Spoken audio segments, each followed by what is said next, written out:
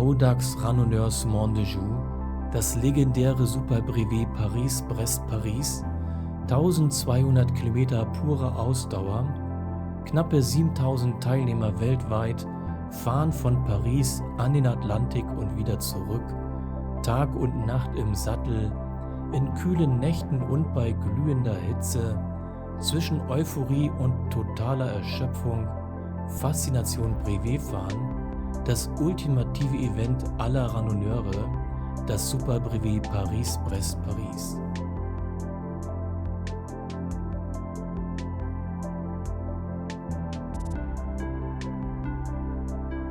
Es geht also jetzt für mich auch bis zur Startlinie als Teilnehmer der Gruppe O.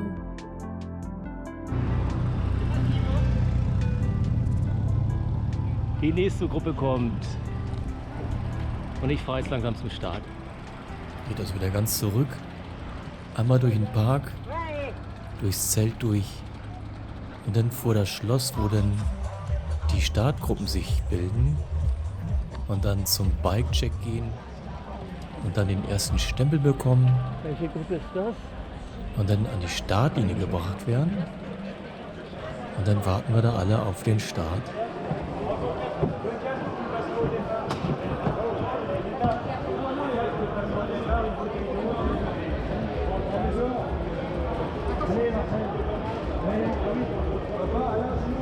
Alle suchen irgendwie Schatten. Die sind noch genug in der Sonne. Hier die Bike-Show ist aufgelöst. Ein paar wenige stehen hier noch.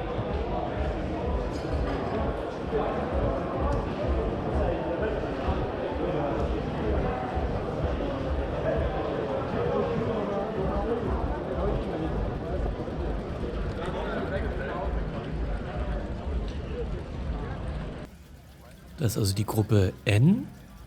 6:30 haben wir. Die bereiten sich jetzt langsam vor. So knapp 40 Minuten vorher werden die Gruppen gebildet. Und die N-Gruppe, die hatte 229 Teilnehmer. Hatte eine relativ hohe Quote derer, die nicht durchgekommen sind. Knapp 30%. 33 Frauen. Da war die Quote besser. 80% kamen an. Bei den Männern von den 200 knapp 60. Ja, nur 70% kamen durch.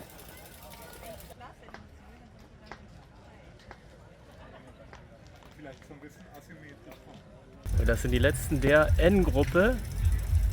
Und da ist schon der mit dem O. Das geht schon los. Also die O-Leute werden jetzt auch, das ist meine Gruppe. Vielmehr fahre ich mit denen mit. Die gehen jetzt, jetzt geht's aber richtig gelaufen, zum Bike-Check. Das heißt, da werde ich mich gleich unter dem Ding hier durchmogeln. Mein Rad steht da, bepackt mit massenweise Schokolade, Eier sind hinten drauf. Ich habe 7 Eier mit, hart gekochte Eier, Bananen und ordentlich Cola-Getränke. Ja, da ist die lange Schlange noch. Da hinten vorm Chateau. Da wird dann geguckt, ob Bremsen gehen, ob Lichtanlage funktioniert, dass man die gelbe Weste vorzeigen kann. Und ich glaube, das war's. Ob man nicht irgendwelche dollen Konstruktionen angebaut hat, die nicht erlaubt sind. Auflieger sind da scheinbar jetzt erlaubt, also auch längere. Es gab wohl mal eine Zeit, da war nur so ein ganz kurzes Stummel erlaubt. Ja, und dann geht's, da kann ich ja mal so drehen, da geht schon die nächste Gruppe los Richtung, die laufen dann alle hier lang, bis da vorne hin. Und dann geht's nach da hinten, da wo Remi Demi ist, wo ordentlich Musik und eingeheizt wird, bis zu diesem zweiten bunten Schlauch, wo man dann durchfährt. Ja, meine Gruppe macht sich auf. Will nicht als letzter Start. Ja, die 20. Paris-Brest-Paris ist das, also ein tolles Jubiläum. Gibt wieder ein schickes Shirt, ich fand, das haben sie schön gemacht. Trage ich auch. Die meisten Deutschen tragen das Deutsche, ist auch sehr schön. Das vom letzten Jahr fand ich so ein bisschen dunkel. Und ich freue mich. Wetter ist ja allerbest. Also vielleicht ein Tick zu warm. Einige meinen vielleicht, dass man so 2, 3, 4 Grad weniger haben könnte. Ja, tagsüber kann das wahrscheinlich der Schweiß in Strömen fließen dann.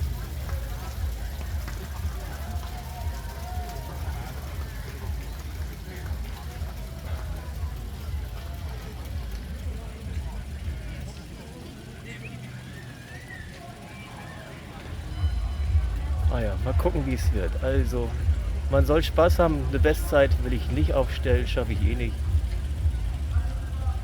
Und dann sicher wird viel Spaß und viel Erlebnis in vielen Hochs und auch ein paar Tiefs, die werden kommen, ins Ziel kommen. Das Treffen der Deutschen in der Halle gestern war auch super schön, muss ich sagen. Ja, hat mich wirklich motiviert.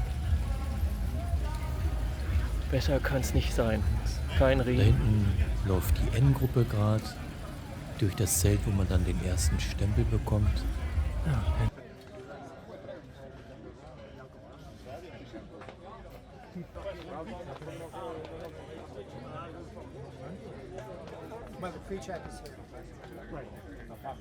Nun geht's auch für uns weiter.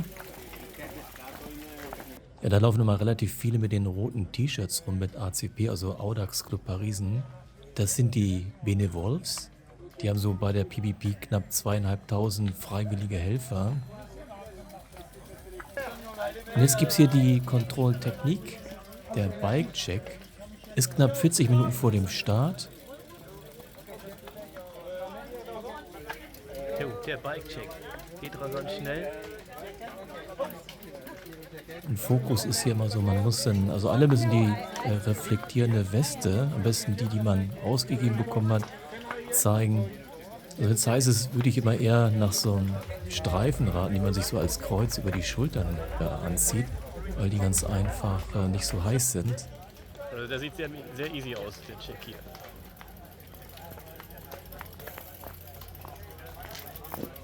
Kurz Licht anmachen. Die Lichtanlage wird dann noch kontrolliert, dass da auch nachts jeder genug Licht hat. Also hauptsächlich Licht. Das gelbe Trikot. Und der Allgemeinzustand des Rades wird dann begutachtet. Stempel gibt's da hinten. Aber also Weste muss jeder zeigen können und Licht muss gehen. Guido, du bist einer der Gründer. Ich werde immer wieder angesprochen. Ey, bist du der Guido? Genau. Ja, Und ich irgendwann. bin auch der Guido und da teilen wir zumindest eine Sache. Ja. Das finde ich total schön hier mit dem Schloss, dass sie hier das machen mit dem Bike-Check. Ja, das ist super schön, das stimmt. Und So, ich wünsche dir alles Gute, ja? ja, ich denke mal, wir sehen uns öfter. Die Welt ist klein. Du düst ab und dann mal gucken, ob ich mit. Nee, ich will keine Rekorde aufstellen. Ja, nun kommt hier der Stempel.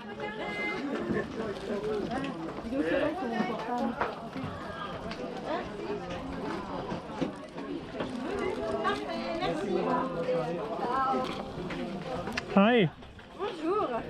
Bonjour. The first stamp. The first. Thank you. Okay.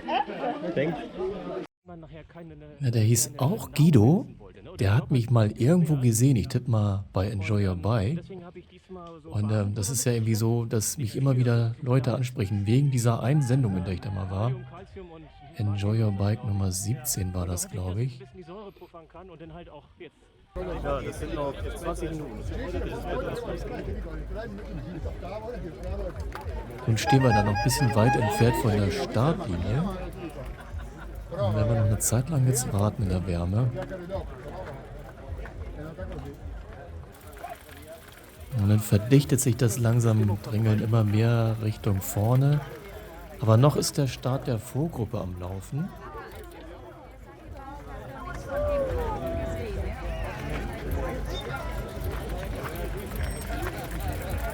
Nice propeller. Like the Raymond. You're from Indonesia? No, Philippines. Philippines. It's a long journey. Yes. 21 hours. I have to finish. It's your first time? Second time. Oh, Ja, viele hatten sich irgendwie was auf den Helm gebaut, wie die beiden hier, so ein Flugentchen mit so einem kleinen Propeller drauf, genauso wie die Dame da von den Philippinen. Ich hatte sie nur angesprochen, weil sie so dick angezogen war. Und sie war letztes Jahr schon da und hat so entsetzlich gefroren, dass sie abbrechen musste. Und sie wird auch dieses Jahr nicht zum Ziel zurückkommen. halt Abstand, liebe Autofahrer. In Italien sieht man das ganz oft. Und da klappt das auch.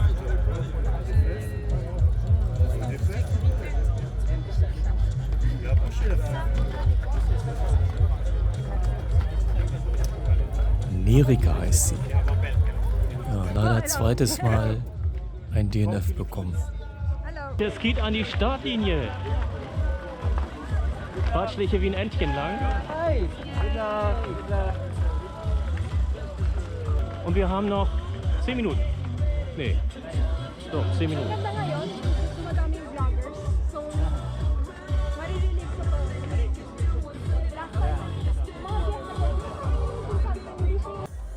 to. Okay, you're alone. My gosh. Okay, maybe some people from Greece, maybe some people of Greece. Yeah, Greece people. Hello. From Ja, Finland. ganz da hinten irgendwo. Also wir sind knapp 300 Leute jetzt, die hier alle auf ihren Start warten. Scotland, Ireland, the ways. Okay, we are so proud. You are so proud to receive you here in Rambouillet for the 20th edition.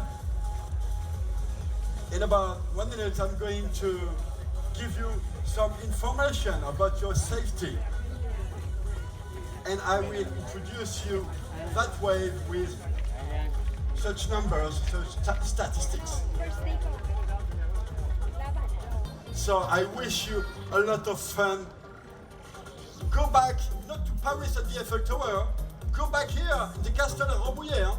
Okay, not at the Eiffel Tower, okay? Okay, it's okay. Werden wir machen. This is a In this wave, 293 hikers, vous êtes exactement 293 randonneurs à prendre part dans cette vague haut. Il y a parmi vous 34 nationalités différentes. 34 Ja, nationalities. unsere Gruppe hat Il y a jetzt die exactement 86 knapp 290 Français, Teilnehmer 86 Frenchies. und die Finisher-Quote ist 73%. 9% of women of Bei den around the world. Frauen ist die 17 sind angekommen, 27 sind an den Start gegangen. Und bei den Männern 262.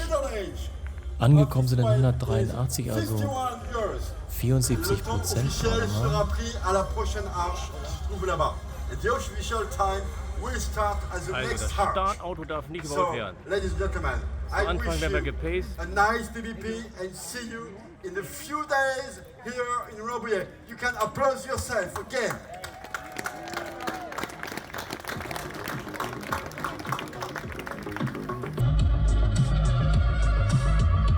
Letzte Sekunde Sekunden bis zum Start.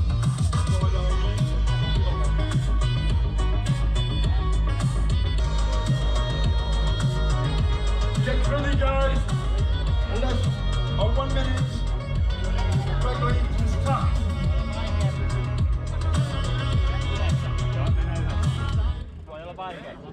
Okay. Jetzt kommt wieder die Startermusik und die Athletikgruppe dort. Get ready, guys. From all over the world. Hey, hey, hey, hey, hey. Es geht von Rambouillet nach Moutier-Perche, knappe 120 Kilometer, über 1000 Höhenmeter.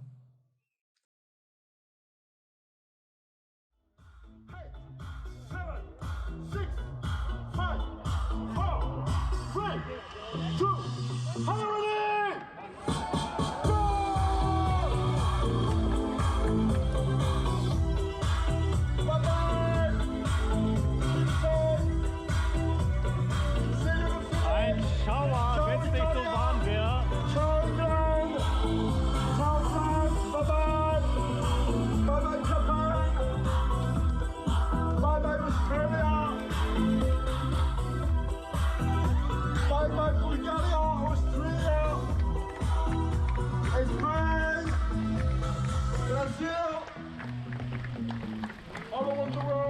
Oh, der erste hat schon defekt oder was? Also das ist jetzt die O-Gruppe, in der fahre ich mit. Start war da um 7:30. Also von A bis N sind schon alle gestartet. So langsam wird nachher kein Meter mehr gefahren. Bis auf nachher bei den Checkpoints reinfahren vielleicht.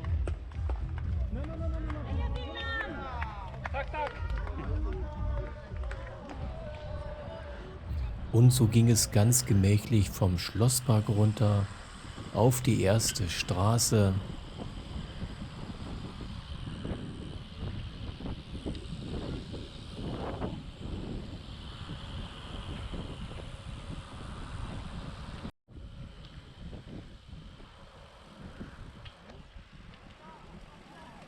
So, einmal Kopfsteinpflaster. Und dann geht's den Berg hoch. Hier stand ich vorhin. So, und wie ist der Plan? Der Plan ist viel Spaß haben. Also an die schnellste Gruppe ranhängen und gucken, ob man mitkommt. Und immer schön essen. Also ich habe über den Tag schon viel gegessen, dass ich gar nicht so ausgehungert herkomme. Und dann werde ich nichts groß hier aufschieben mit Essen, wenn was reinpasst, gibt was rein. Noch ist vorne der Bremswagen. Noch drehen die Leute nicht auf. Aber ich tippe mal, so wie der weg ist, wird es ein paar Leute geben, die hier anziehen. Und der Plan war, mich denn da ranzuhängen, wenn also die ersten hier richtig Gas geben. Aber so richtig hat sich das nicht entwickelt.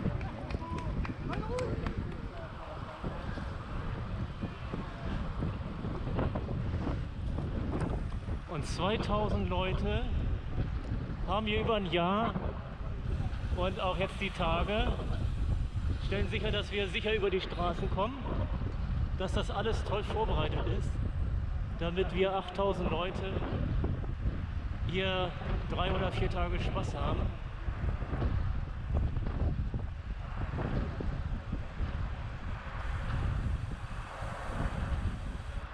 Und dann wollen wir beschenken mit so einem Wetter. Die von den Philippinen sagte, das ist ihr Wetter. Die war letztes Jahr auch hier, sagte sie mir gerade. Also letztes Mal, 2019. Und da hat die so gefroren, da hat die nicht finishen können. Und sie sagte jetzt, so ein Wetter sind sie gewohnt und die war ja jetzt schon dick angezogen. Ne, dass selbst diese 30 Grad, die wir haben, oder weißt du, 26, was wir jetzt so haben, noch am Abend, das ist denen kühl, sagt sie. Kühl. Und wenn 40 Grad sind, sagte sie mir, dann kann sie so richtig Gas geben.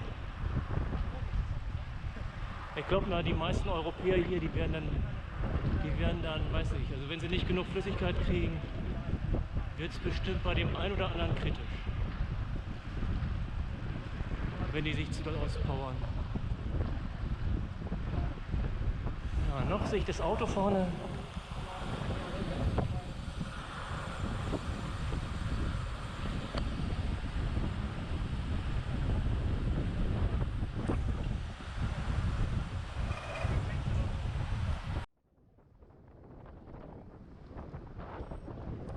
Hätte ich fast die erste Gruppe hier wegfahren lassen, weil ich mich so nett unterhalten hatte. Ich musste eben ganz schön Druck machen, um hier anzuschließen.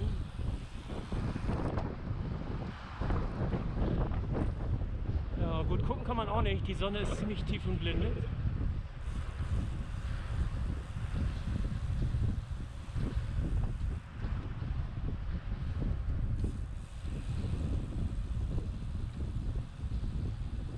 Und noch haben wir vorne Motorräder.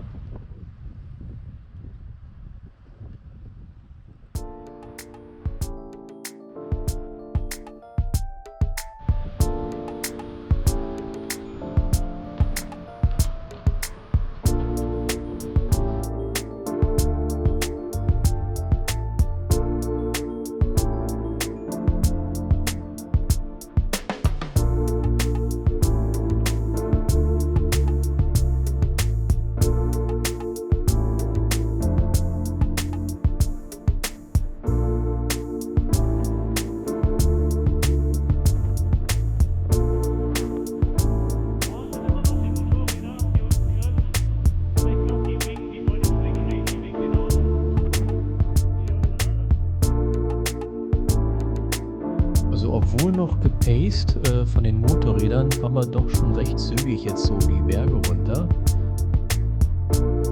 45 trotz Pacing.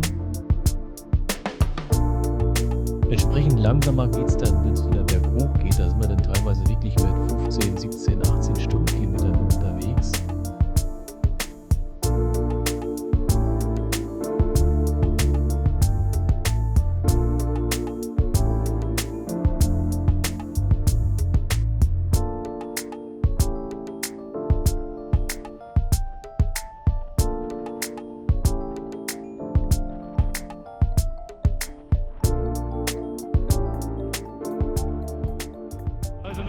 1,20 geht's hier lang.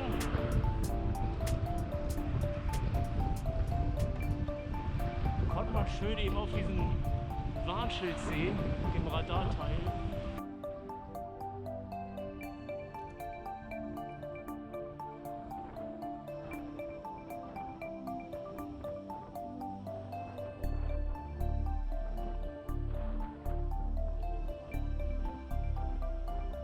Da ist nochmal so ein Ding am Blinken. Und es fahren auch immer wieder Motorräder vorbei. Immer mit so 4 Buchstaben hinten auf dem Rücken auf einer Weste, aber ich konnte nicht rauskriegen, wofür diese Buchstaben stehen. Aber die waren eigentlich die ganze Zeit zu sehen, immer wieder Motorradfahrer.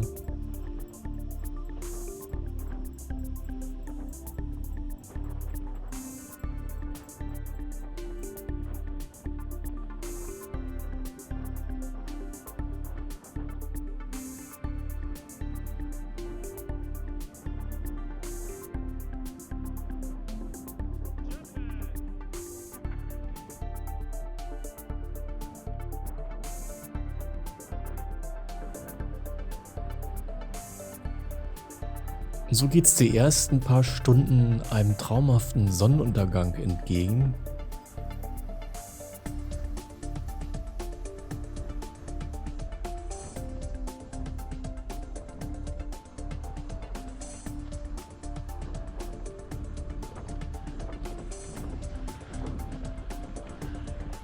Man kann immer schön gucken, N-Gruppe, also die Gruppe vorab. Boah, was ist das denn?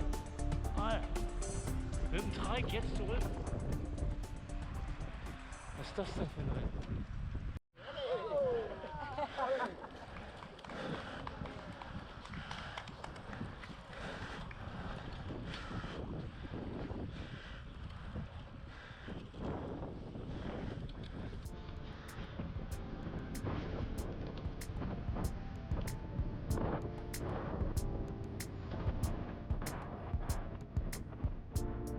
Den nächsten sanften Hügel wieder runter. Also ohne Treten damit knapp über 50 fahren. Das ist das, was so richtig Spaß macht. Steil ist es ja selten, das ist leicht hügelig. Also man kommt nachher auch gut hoch.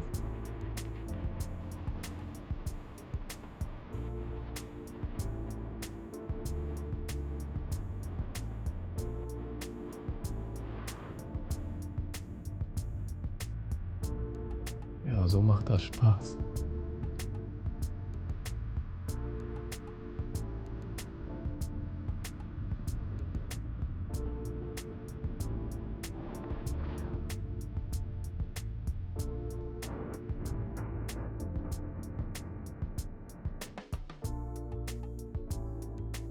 Und der Fahrer jetzt vor mir, der fiel mir so auf, weil der so ein sehr schickes Trikot mitgebracht hat.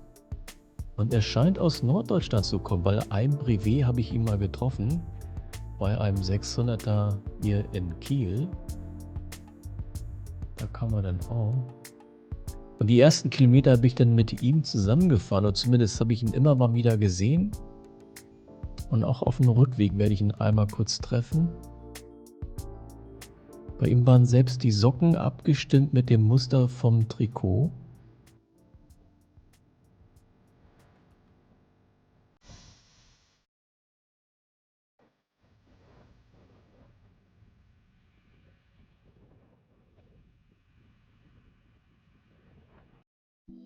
Ja, einfach über die geschlossene Linie rüber ist nicht gut, aber ich wollte den Anschluss hier an die Vordergruppe wieder finden. Und die Autos waren mir da zu langsam. Und das Mikro ist fürchterlich jetzt verrauscht. Deswegen habe ich das jetzt weggedreht.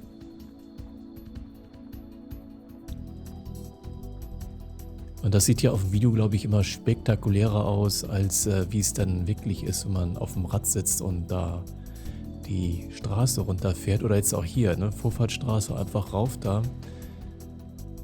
Aber das war schon recht sicher, man konnte da gut gucken.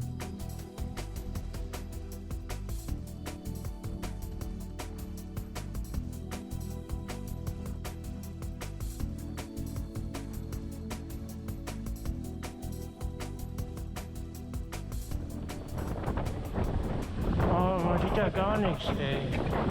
Ja, da hat die Sonne wirklich fürchterlich Was ist das denn hier? geblendet. Ach, rot. Das sieht man gar nicht. Hätte mich gleich so anstrengen müssen.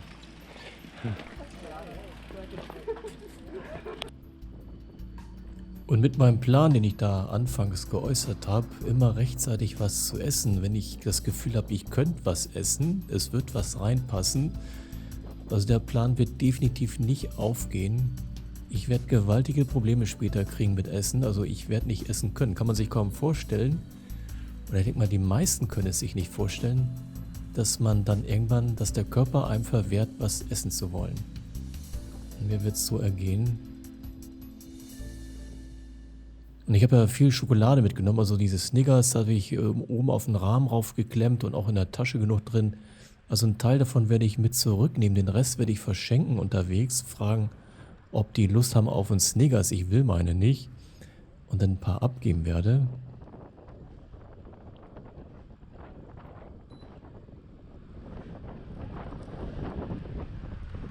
Das ist alles die Gruppe vor uns mit der N. Und wo die O-Leute abgeblieben sind, hier ist ein O. Oder ich fahre schon ganz vorn. Aber ich glaube, da waren noch ein paar vor uns.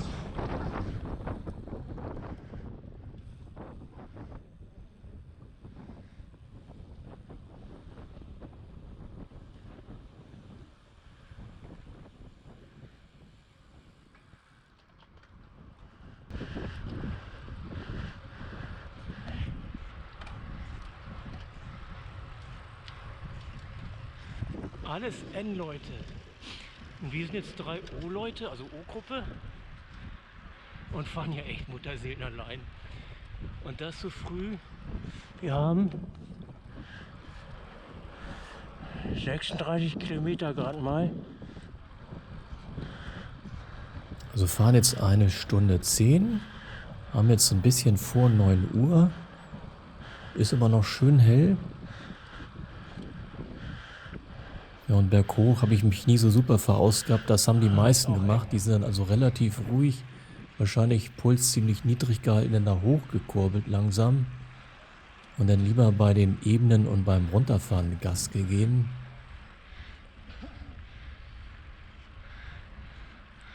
Da wird schon die erste Banane verdrückt.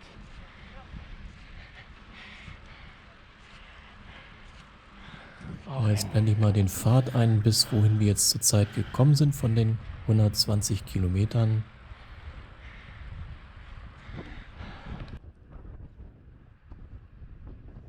Und die Sonne geht immer tiefer und tiefer. Jetzt sind wir gerade in so einem Tal drin. Auch so schön, die machen hier Picknick. Bringen Tisch, Wein, Glas. Hi. Was ist hier? Ein Klo.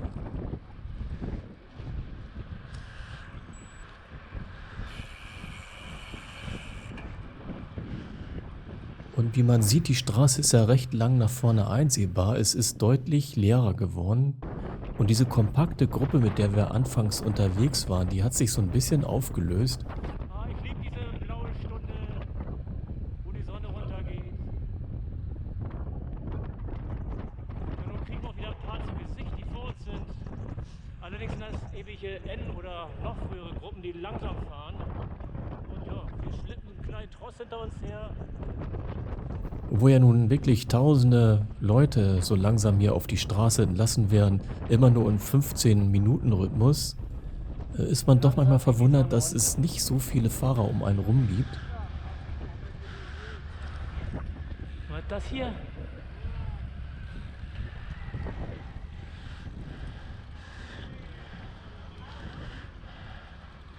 Hier gibt es Wasser scheinbar.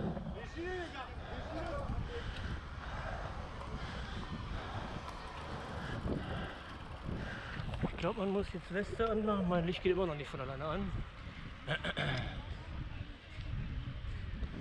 Ich glaube, ich muss Licht anmachen.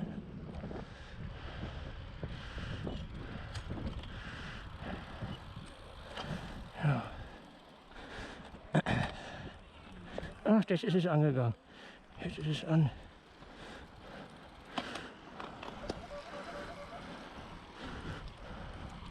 Und die Weste.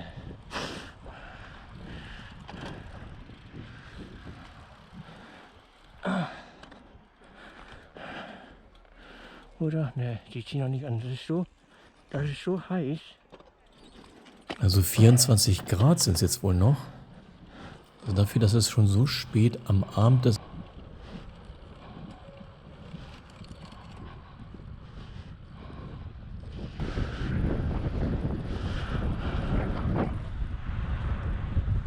Aber ich glaube, wir sind noch Zweier-Team.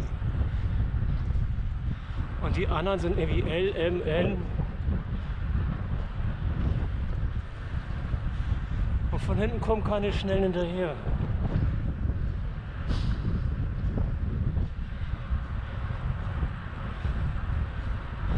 Und es ist herrlich warm. Vor allen Dingen jetzt mit der Weste. War das wieder N? Also für die nächsten Touren, die ich mache, die so lang sind und die dann eventuell heiß werden können, die Tage, da werde ich definitiv dann so ein Kreuz mitnehmen, was dann ja auch zugelassen ist und was erstmal kleiner, leichter und ja, halt nicht den Körper so aufheizt.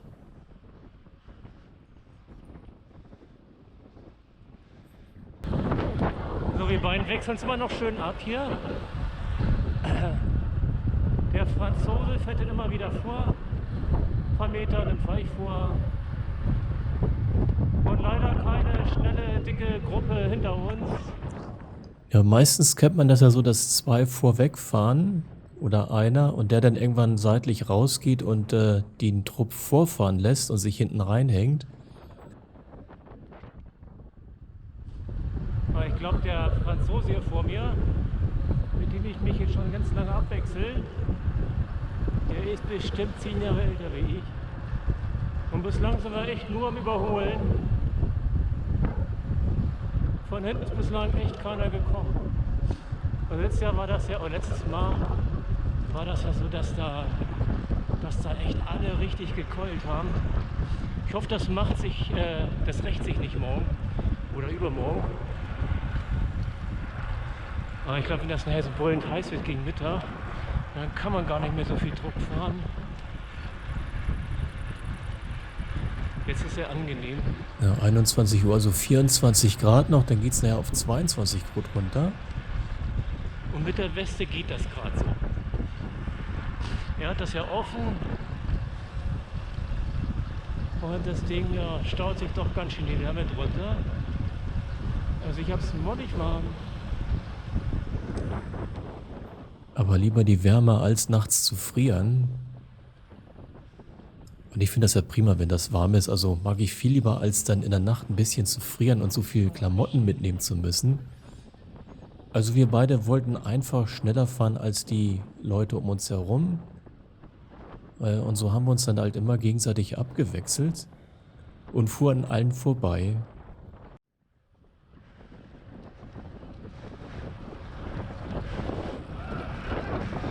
Kann ich das Radio an. Aber wer mag.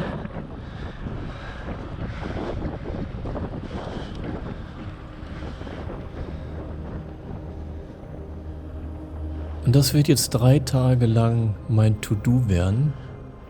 Abgezogen von den Pausen bei den Checkpoints und abgezogen von 2 kurzen Schlafpausen, die so 5 und 4 Stunden werden. Und bei Tag wird es sehr heiß werden. Es wird da regelrechte Wasserschlachten geben. Und immer wenn ich irgendwie mal an einen kalten Wasserhahn komme, dann halte ich meinen Kopf drunter.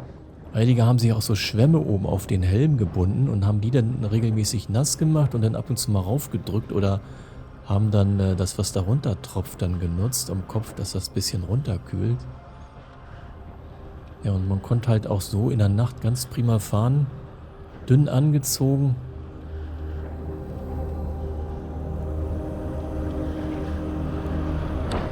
So, nun kommt der Franzose wieder, glaube ich. Oder auch nicht. Vielleicht auch nicht.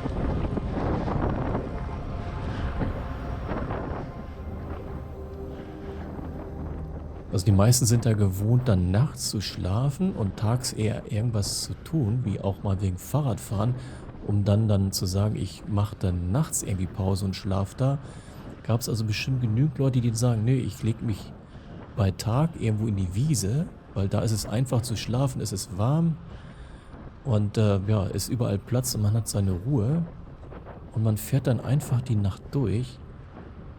Es haben bestimmt viele gemacht.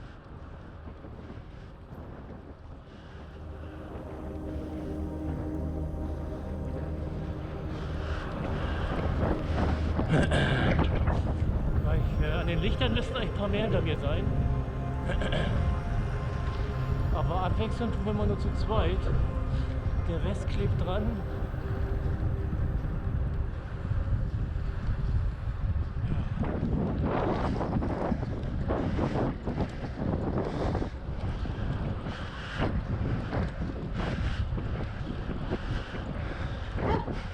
Ja, und was fahren wir eigentlich, ey? Ich kann das nicht lesen. Ich kann das auch nicht lesen. Mit der Tasche vor mir hier, das ist wie so ein Lämmerschwanz. Bommelt das hin und her? Meistens ist es ruhig, aber wenn der tritt... Ja, dass das den nicht gestört hat, wundert mich echt. Das ist doch wirklich eine Unwucht. Und dann, wenn das also 3 Tage lang pendelt da hinten so ein Ding hin und her. Also ich weiß nicht, ich hätte das abgestellt. Ihn scheint es nicht gejuckt zu haben. Und ich dann wieder mit meinem Franzosen im Doppelgespann. Wechseln wir uns ab und fahren an den Gruppen vorbei. Aber es wollte auch kein anderer aufschließen und dass wir als Gruppe dann wachsen und man dann nicht ganz so lang vorne fahren muss. Und so haben wir dann doch oft über 40 Stundenkilometer drauf gehabt hier. Ist jetzt also, ich weiß nicht, ob das jetzt leicht bergab ging hier.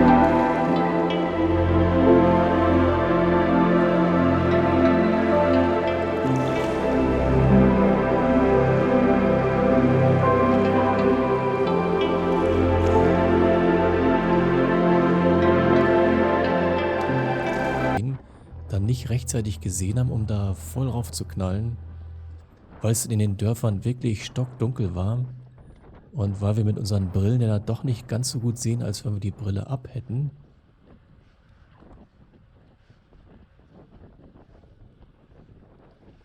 Ja, das weiße Ding, da haben wir noch alles vor uns vom Pfad oben eingeblendet und da, wo der rote Teil ist, das haben wir dann schon geschafft. Also ist das Secret Control hier, oder? Und jetzt gibt es hier so einen Versorgungspunkt durch Anwohner.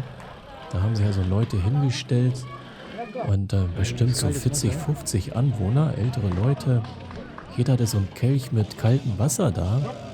Also konnte man richtig schönes, kaltes Wasser genießen.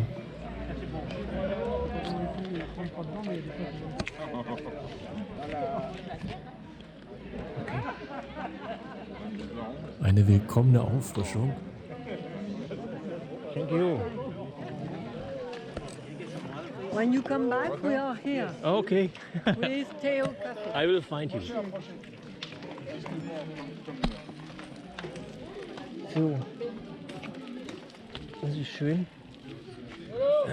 Thank you very much. Und wie viel haben wir noch? 78 haben wir jetzt. Ich glaube unter 50 ist es noch. Nee, also 42 noch. Bisschen über eine Stunde.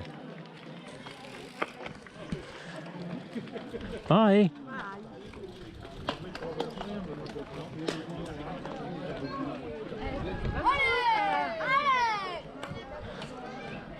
Also der Versorgungspunkt wird jetzt die gesamte Fahrt den Leuten Unterstützung bieten. Und wer vorbeikommt, da irgendwie Wasser oder sonst was für Hilfeleistung anbieten.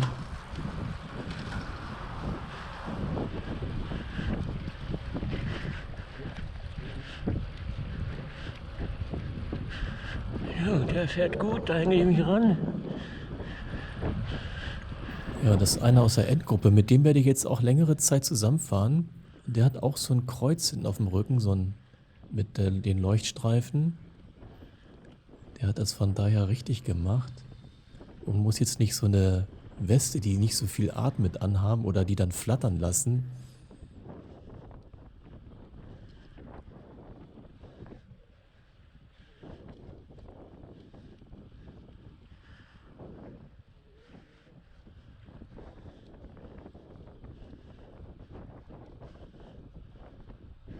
Ah, sehr geil. Ja, die Probleme, die habe ich zum Glück nicht. Also in den Armen, Handgelenken, da irgendwie den Nerv klemme ich mir nie ab. Und bei einigen merkt man ja, die schütteln dann die Hände oder so wie er, dass er dann so ein paar Gymnastikübungen macht, dass das ein bisschen ausgleicht, diese Haltung, die wir da so viele Stunden jetzt auf dem Rad haben. Und wieder nachts Leute, die da sitzen, einen anfeuern. Sind oben jetzt auf so einem Plateau. Ja, den Franzosen habe ich dann verloren bei dieser Wasserversorgungsstelle.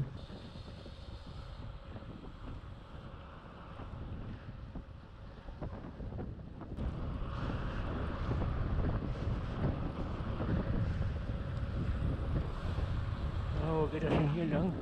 Und. Oh, was ist da denn? Da ist ein Unfall. Oder was ist das da?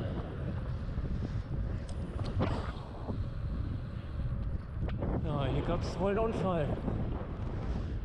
Das sieht man leider immer wieder, irgendwelche Blaulichter in der Ferne. Und da muss man ja von ausgehen, dass das irgendwie ein gestürzter Radfahrer war. Und da wird es also einige geben. Ich werde auch einige unterwegs nachher sehen, die dann eine zerrissene Hose haben oder blutige Oberschenkel, blutige Ellenbogen. Also Stürze wird es definitiv geben. Na, fährt er vorbei? Fährt man nicht. Okay.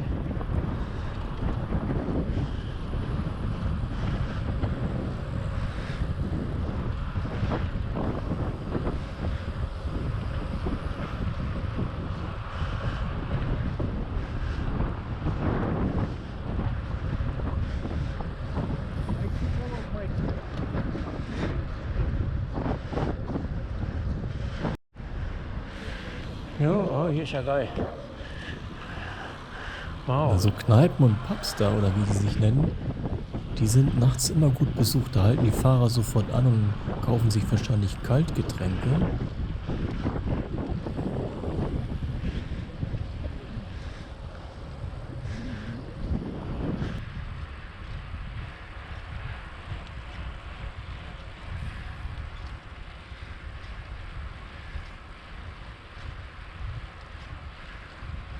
Es geht mal wieder einen Berg hoch.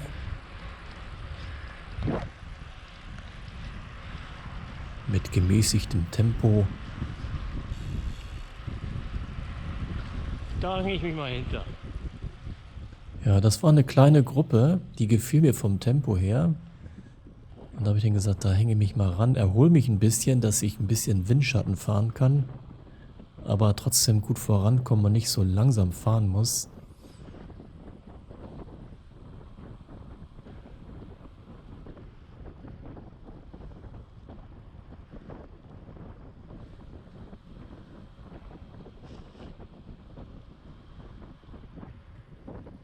Und wieder bergab. Und das ist wirklich, das macht so viel Spaß, da in einer dunklen Nacht mit so vielen anderen Fahrern diese Hügel da runter zu rauschen auf einer schönen Straße. Alles schön glatt. Und man vergisst einfach, was eigentlich noch vor einem steht. Das interessiert dann eigentlich nicht. Man hat einfach Spaß, mit den anderen da lang zu knallen. Und das habe ich auch lang genug gemacht.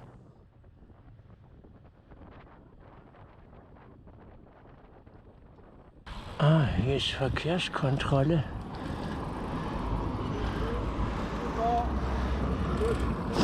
P, die sind schnell. P, Leute. Oh, Also Leute sorry. aus der Startgruppe nach mir haben also auf die Distanz eine Viertelstunde aufgeholt.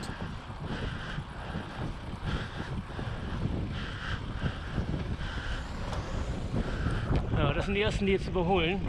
Aus der Gruppe P. Und die sind mir auch zu schnell. Da komme ich nicht ran.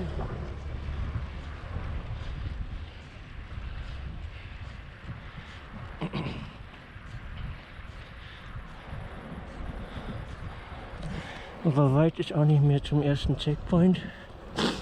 Wir haben nur noch 22 Kilometer noch. Haben also kurz vor 11, sind 3 Stunden 20 unterwegs und bei Kilometer 97. Ich glaube, da haben sie wieder kaltes Wasser ausgegeben. Aber so weit war ja nicht mehr bis zum Ziel.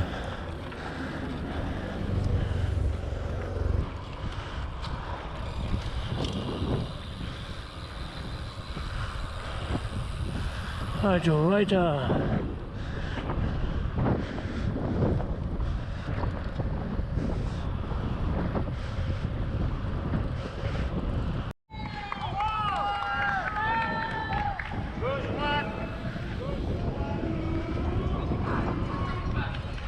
Man sieht ja nicht viel hier, ja, ist so dunkel.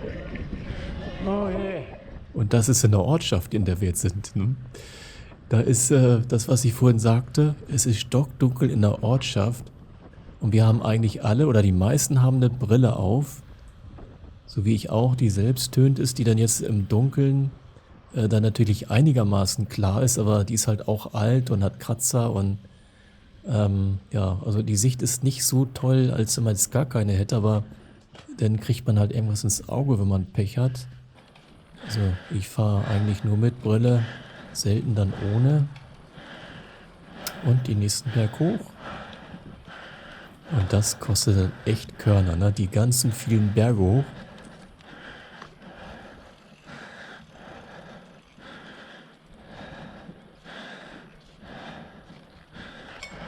Die nächste nette Begrüßung mitten in der Nacht. Aber eine schöne, warme Nacht. Wo auch die Anwohner da scheinbar gerne bis Mitternacht da stehen.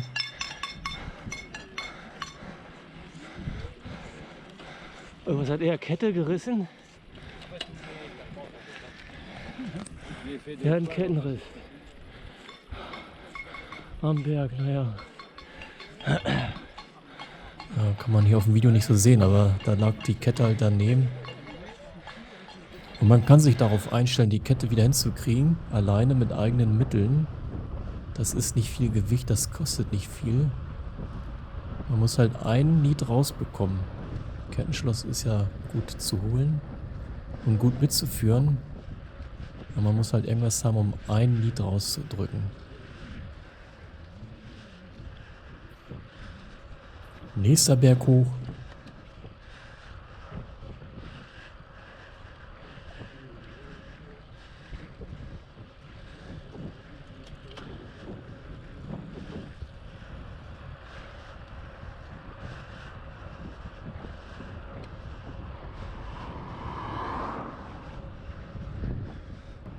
Und wieder runter. Wieder ordentlich Speed aufnehmen.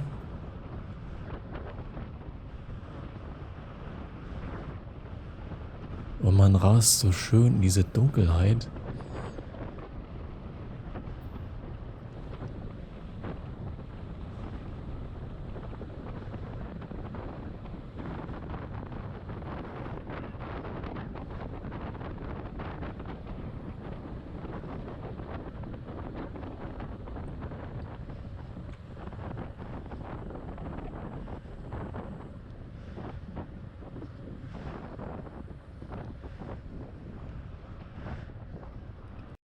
Wieder eine kleine Verpflegungsstelle von ein paar Anwohnern.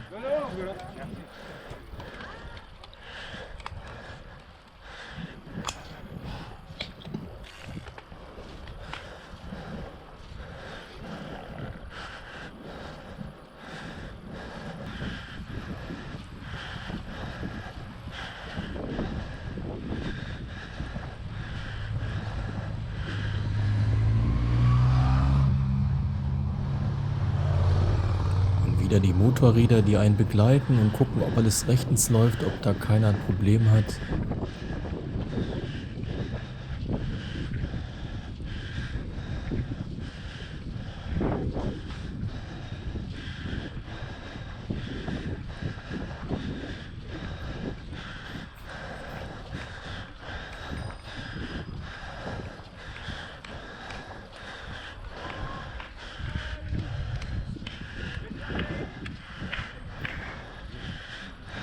Das ist jetzt auch schon Montiano-l'Auberge, also die Stadt, wo wir hinwollen, wo denn die Kontrolle Nummer 1 ist.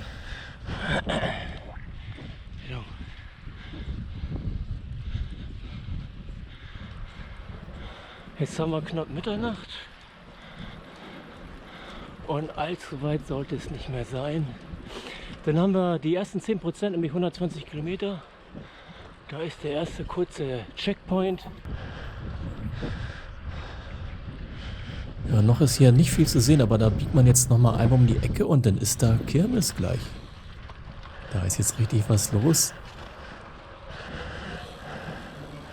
So, erster Checkpoint. 120. Also Checkpoint oder Kontrolle ist sicherlich nicht der passendste Begriff hier in Montagne-l'Auberge. Es handelt sich hier um einen Verpflegungspunkt. Bin also jetzt um 23:50 Uhr angekommen, nach 4 Stunden 20 Minuten Fahrzeit. Die ersten 10% der PvP sind damit durch. Und hier ja, ist richtig was los. Mitten in der Nacht gibt Musik, draußen ist ein Grill aufgebaut.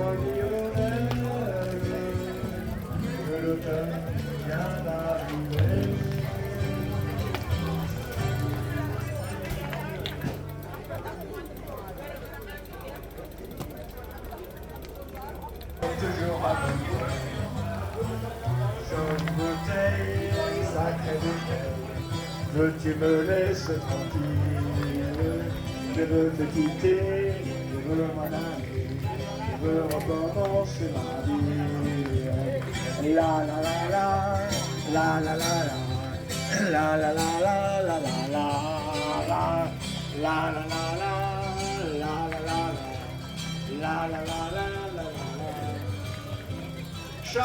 Es ist hier so ein ständiges Kommen und Gehen an massenweise Rennradfahrern. Ich tippe mal Stempel drin.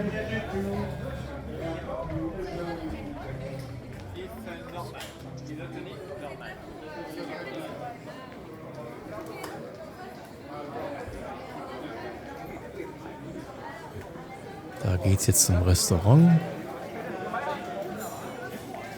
Riesengroße Halle.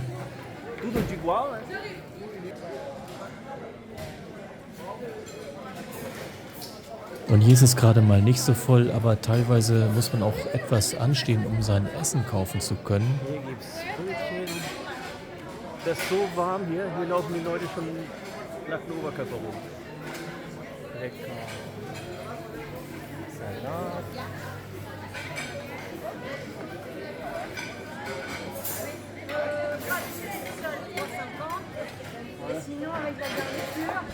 Also man kann sich da was aus der Kühlung nehmen. Oder hier gibt es dann auch Fotos, dass man gar nicht reingucken muss, denn ist immer ein Bild davor, was man da dann jetzt essen kann.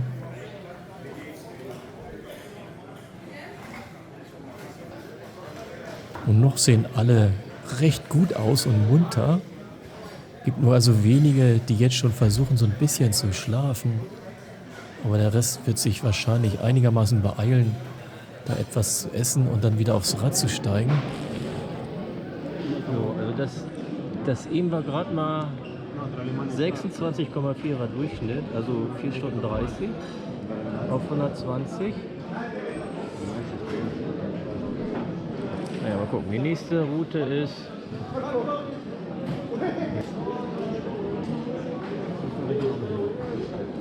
Nummer 2.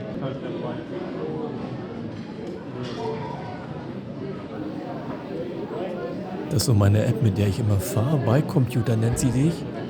Dann habe ich so ein altes Handy. Das drehe ich mir dann vorne auf den Lenker rauf. Jetzt gibt es bei mir Banane.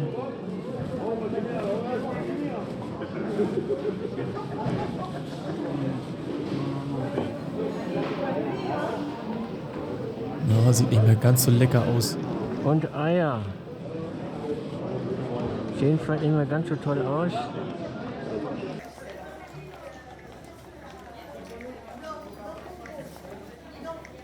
Da gibt es dann Gels zu kaufen.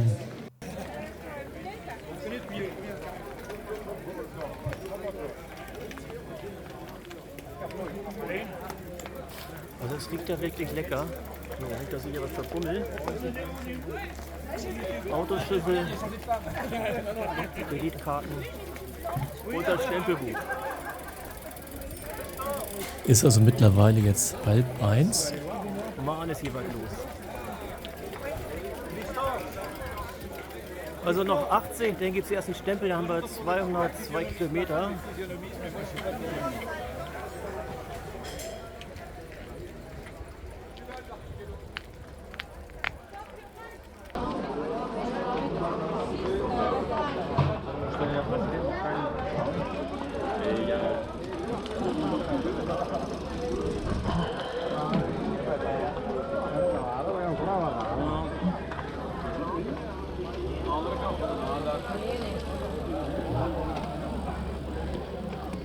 Also wieder die Zeitmessung starten. Ihr habt dann so eine Sportuhr, die dann auch den Puls misst und den Track aufnimmt. Die starte ich dann bei jeder Etappe neu. Es geht also von Mortian-au-Perche nach Vilaine-la-Juelle. Wir haben 84 Kilometer vor uns und am Ziel haben wir dann 203 Kilometer insgesamt. Einmal der Track mit Höhenprofil.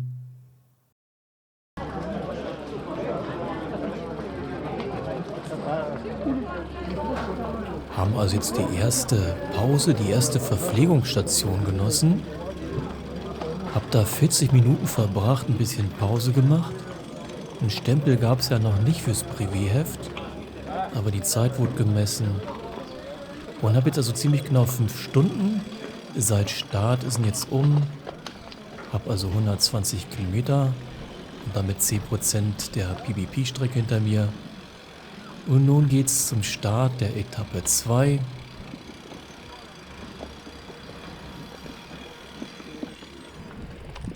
Jetzt hat aber schon nicht gepiept hier. So, ein bisschen kühl ist jetzt. Das heißt Gas geben, dass einem warm wird. Haben wir so knapp nach Mitternacht.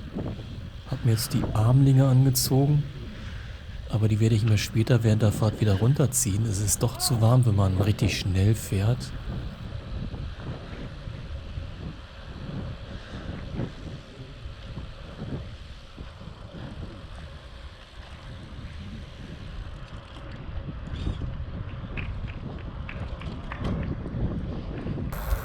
Und nun geht es also langsam aus Mortian-au-Perche raus.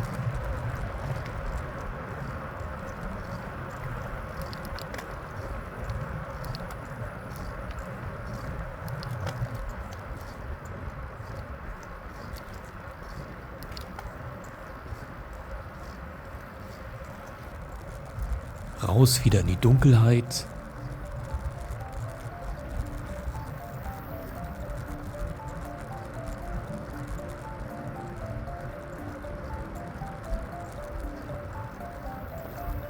Aber ich werde jetzt viele, viele Fahrer auf der Strecke finden. Wir fahren anfangs doch gemäßigtes Tempo. Aber für mich wird es in der zweiten Hälfte dann doch schneller werden.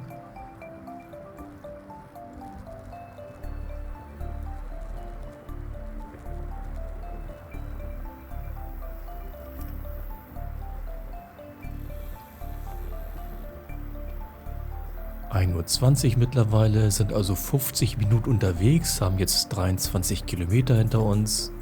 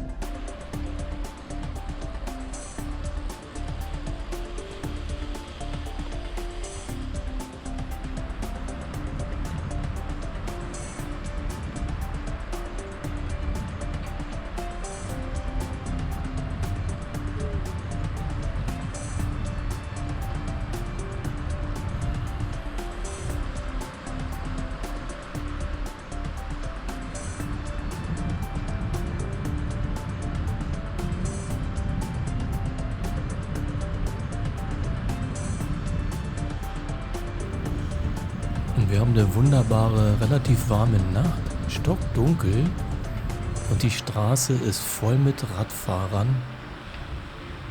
Jetzt kurbeln wir so einen Berg hoch in Zweierreihe.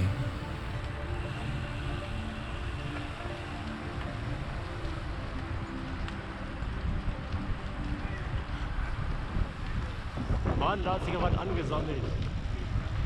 War eine kleine Gruppe, wird immer mehr.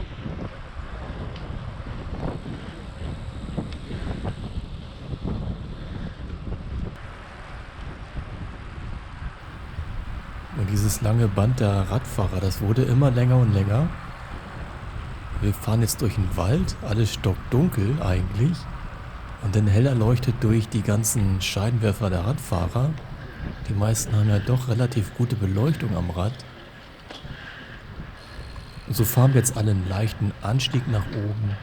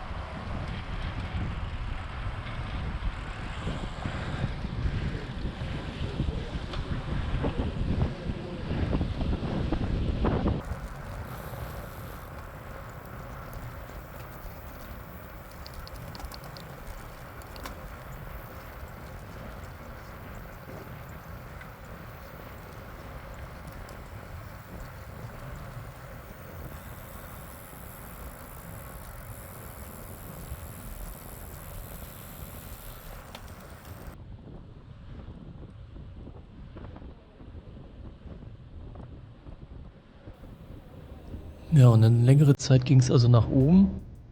Und nun geht es wieder rasant bergab. Mit vielen Hunderten von Fahrern rauschen wir da alle in gutem Tempo jetzt runter. Also es ist traumhaft. Also die ganze lange Schnur von roten Lichtern hinterher. Und dann wirklich die gesamte Straße voll mit Radfahrern.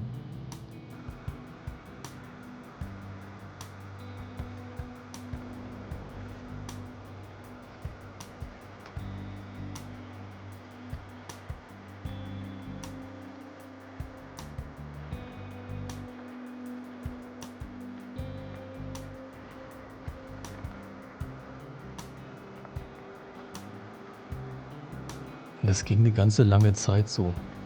Bisschen hoch, dann wieder runter. Und dann, soweit das Auge gucken konnte, waren Rücklichter zu sehen. Und dann fiel mir hier auf der Seite, fiel der mir auf, mit dem grünen Fatbike oder ja, Monsterbike aus der F-Gruppe.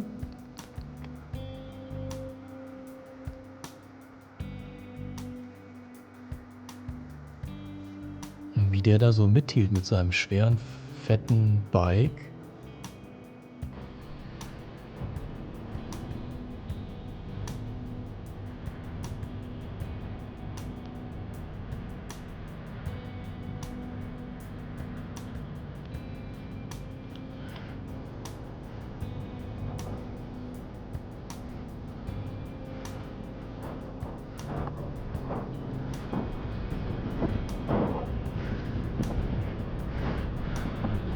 Ich fass das nicht hin. Mit dem Monsterbike. Very nice.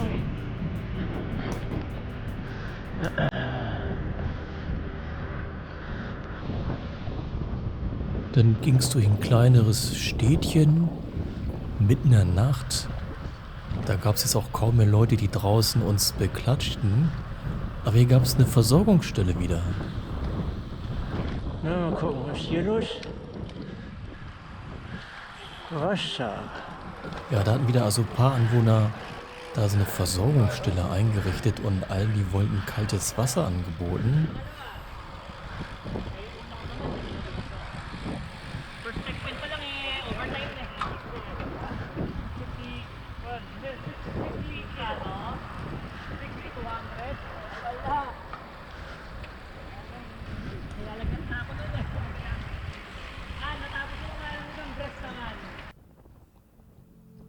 Und weiter ging es durch die dunkle, dunkle Nacht.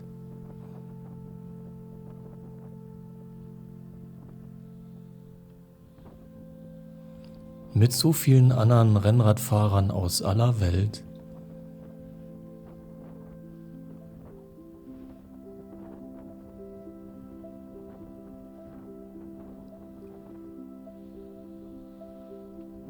Und die meisten fahren jetzt wirklich so ein Tempo.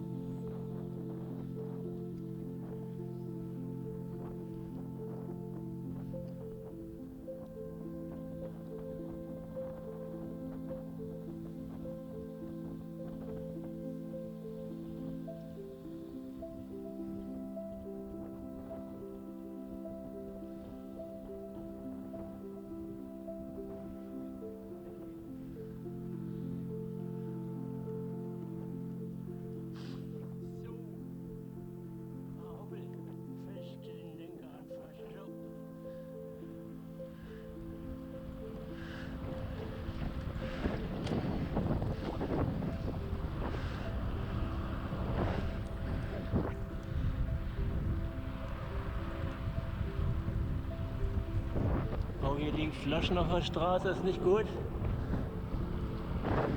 Glasflaschen.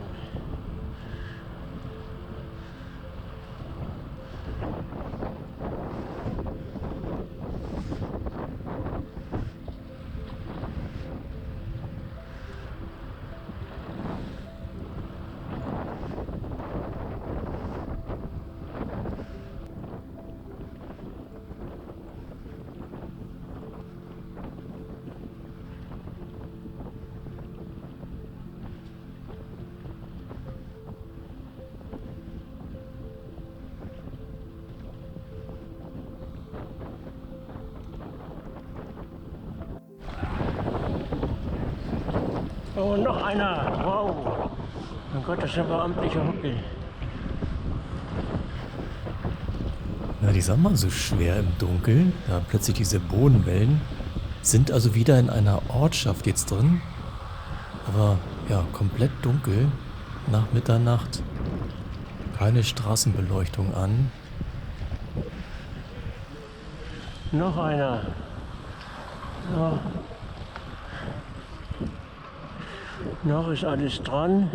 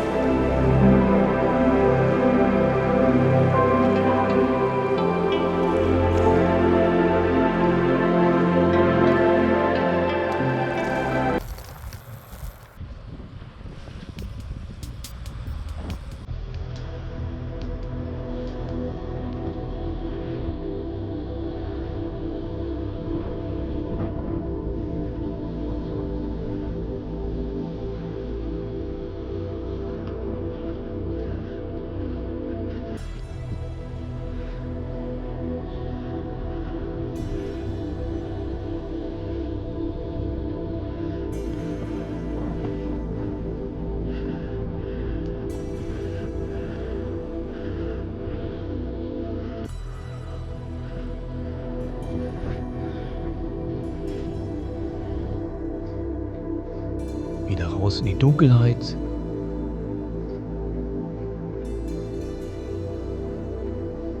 Wieder den Berg hoch. Und selbst um die Uhrzeit, es finden sich doch immer wieder welche, die da dann stehen, so spät in der Nacht. Also wir haben jetzt irgendwie zwischen 2 und 3 Uhr. Und dann stehen noch da echt Einwohner und applaudieren einem. Der Anstieg ist geschafft. Jetzt geht es wieder auf eine Ebene, auf ein Plateau.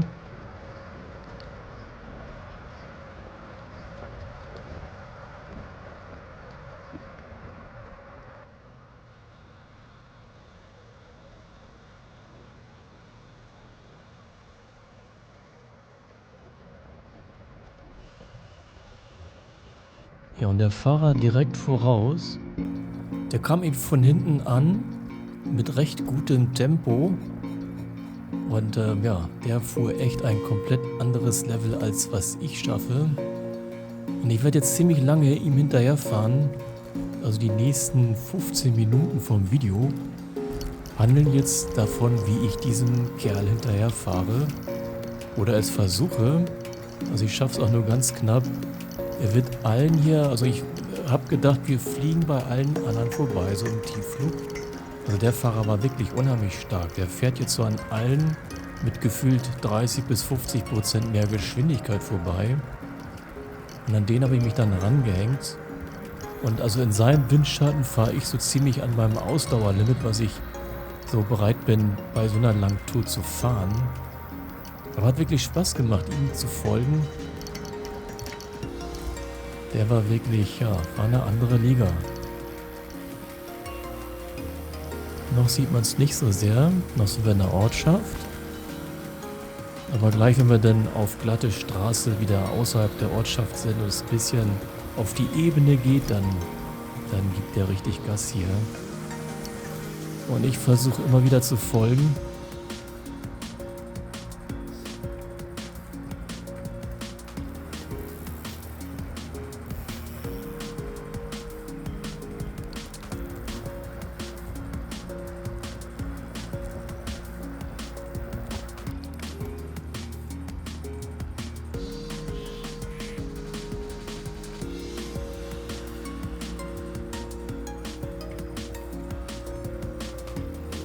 Und ich setze Kapitelmarken in dem Video, also weil es halt jetzt ein und das gleiche bleibt, ihm hinterher zu fahren.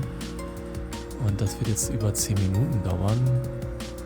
Dann kann jeder vorspringen, wenn er das nicht gucken möchte.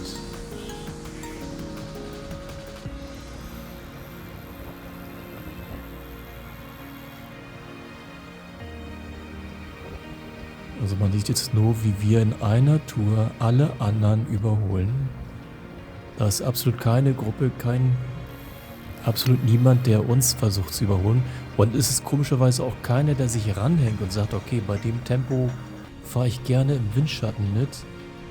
Also das auf der Ebene war der immer so bei 45 Stundenkilometern. Das würde ich alleine nicht lange aushalten. Und das ist scheinbar sein Standardtempo. Ich habe leider nicht seine Fahrernummer sehen können. Hätte mich wirklich interessiert, mit welcher Zeit der gefinisht hat. Also der war bestimmt sehr schnell. Ja, und das war jetzt so Standardtempo, ne, für ihn. 45 und drüber. Und wir fahren nicht bergab. Dann geht der in den Unterlenkergriff und dann fängt er an zu drücken. Und im Windschatten lässt sich das ja relativ gut aushalten, da.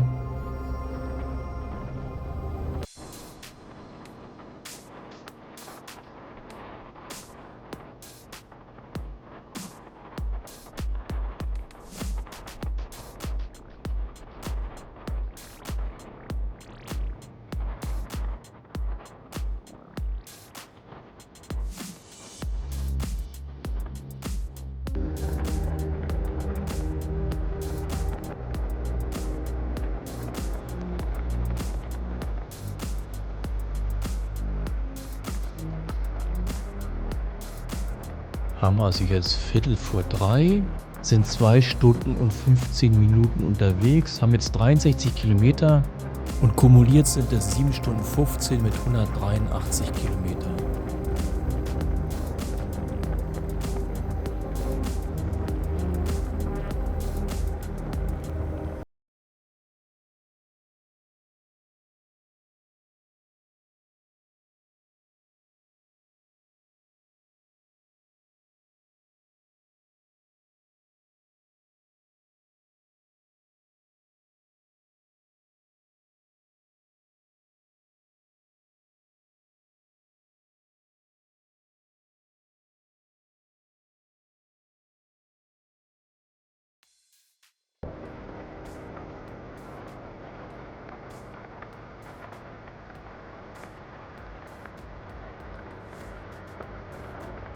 Ja, das ist wirklich beeindruckend. Also man sieht ja hier, ne, wie der andere fährt und wie schnell wir da vorbeirauschen.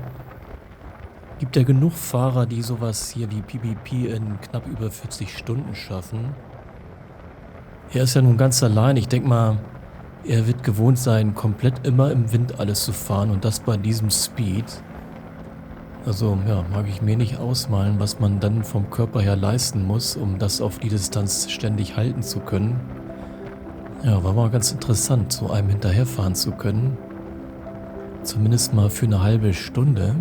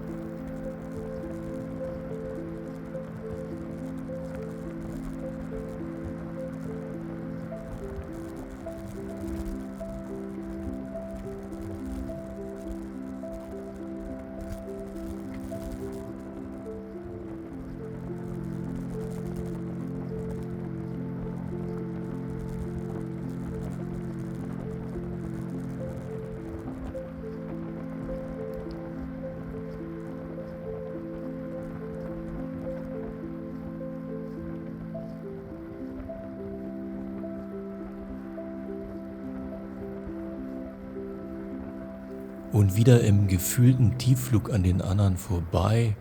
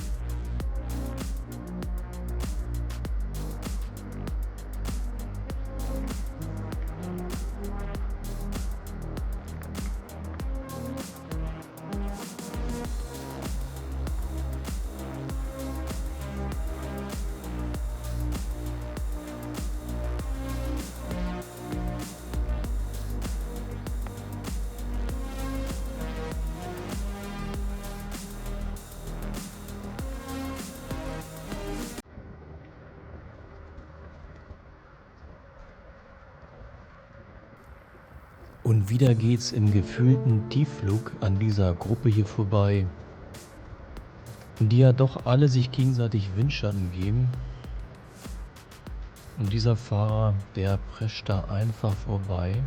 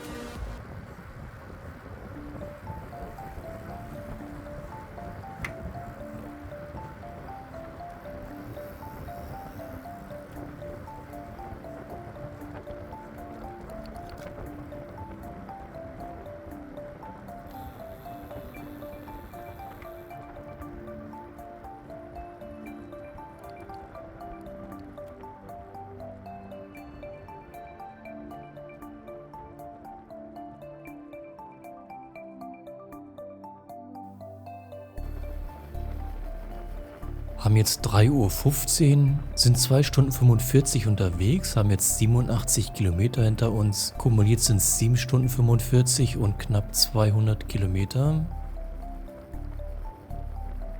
Geht einen Augenblick bergab, bevor es dann zum letzten Anstieg zum Etappenziel geht.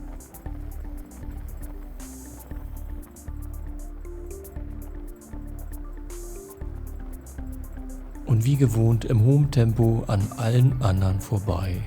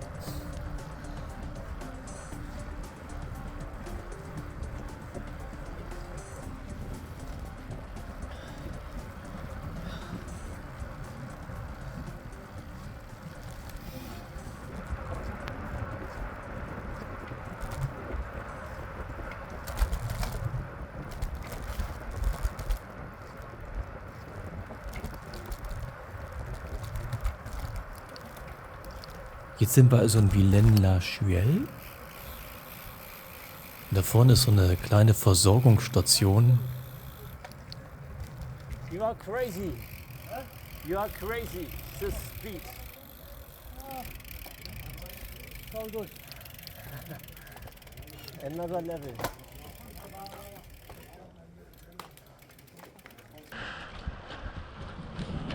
Mann, hat der Kerl eben Druck gemacht. Auf der Ebene ist der über 40 gefahren. Und bergab weiß ich nicht. Gucken habe ich mich nicht mehr getraut.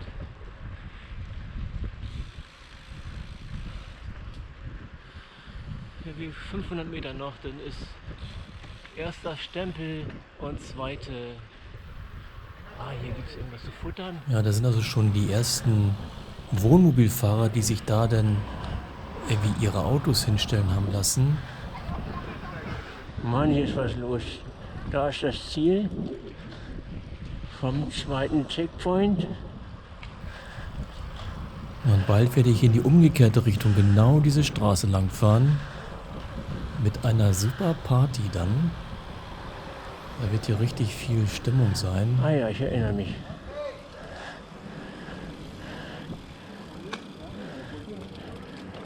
Okay, also Kontrolle 2 ist erreicht. In Vilaine-la-Chuelle. Das ist dann so eine lange Straße, wo man rechts und links die Räder hinstellen kann. Und dann geht man da rechts hoch und da sind dann die Gebäude, wo man Versorgungsstellen findet, wo man Wasser findet Ja, sind schon ein paar da, wa? und wo man dann seine Brevetkarte stempelt. Oh, das ist voll hier. Haben also jetzt 3:30 Uhr. Sind 3 Stunden habe ich gebraucht für die Tour, für die 83 Kilometer. Hier. Ja. Meine ganzen Eierchen.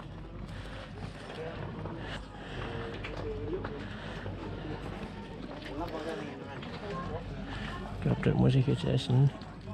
Zumindest die Banane. Das ist schon ein großer Matschkram geworden hier. Oh Mann. Die Banane quillt da schon raus.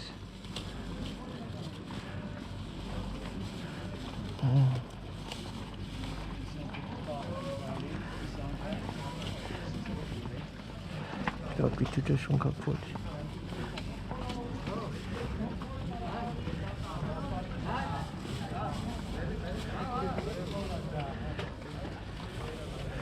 So, das mit, Handy mit.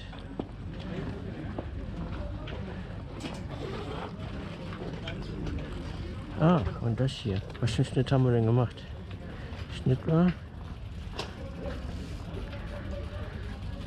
Kann ich das irgendwie sehen? Aha. Distanz, Geschwindigkeit durch 3. 27 Durchschnitt, naja. Ja, der Durchschnittspuls war 131. Maximalgeschwindigkeit in fast 55.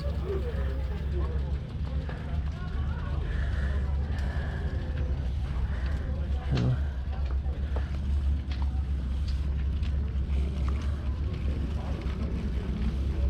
Bei jeder Kontrolle hänge ich dann meine Pulsuhr hier an die Powerbank, dass die wieder voll ist für die nächste Etappe. Naja. Nun hat er ihn aufgeregt. Und dann geht es erstmal den Stempel abholen und ein bisschen was essen.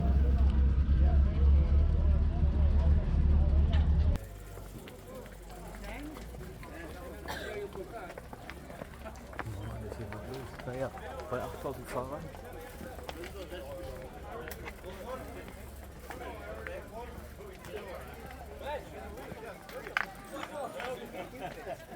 Weiß nicht, wir haben glaube ich 3 Uhr oder so. 3:30 Uhr haben wir und habe jetzt 203 Kilometer hinter mir.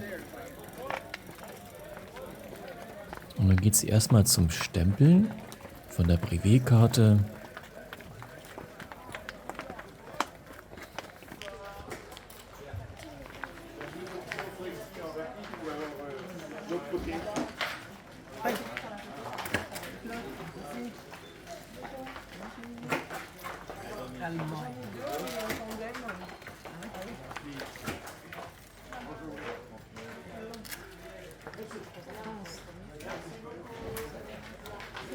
Und dann gibt es einen Stempel. Die Uhrzeit wird eingetragen. Parallel zur Einfahrt bei den Kontrollstellen, wenn man über diese Matten fährt.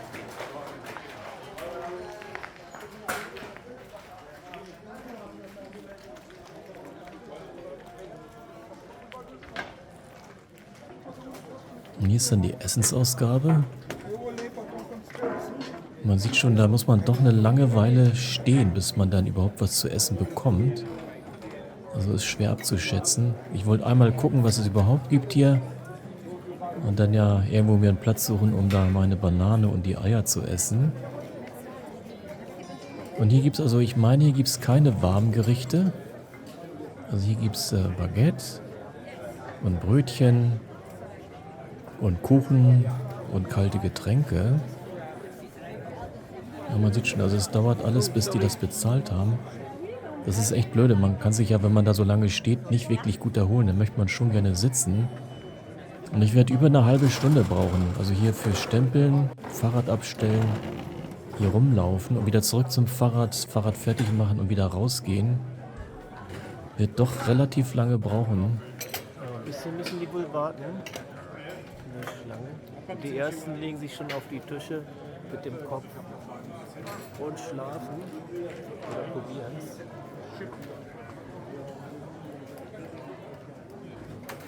Ja, hier auch.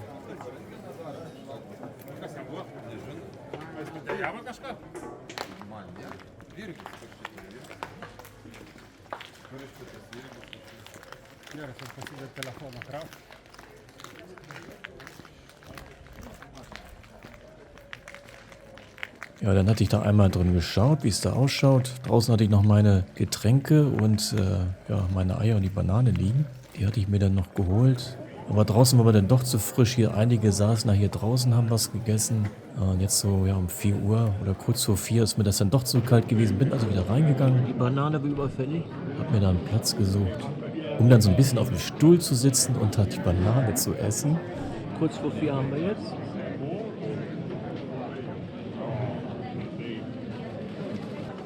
Man merkt schon, 200 Kilometer sind im Körper drin. Und es ist die fiese Zeit, spät nach Mitternacht, wo der Körper dann ja doch runterfährt und so die Müdigkeit kommt. Und dann haben wir ja alle einen langen Tag in Rambouillet gehabt, bis es zum Start losging. Na, und dann haben wir jetzt die 200 Kilometer hinter uns.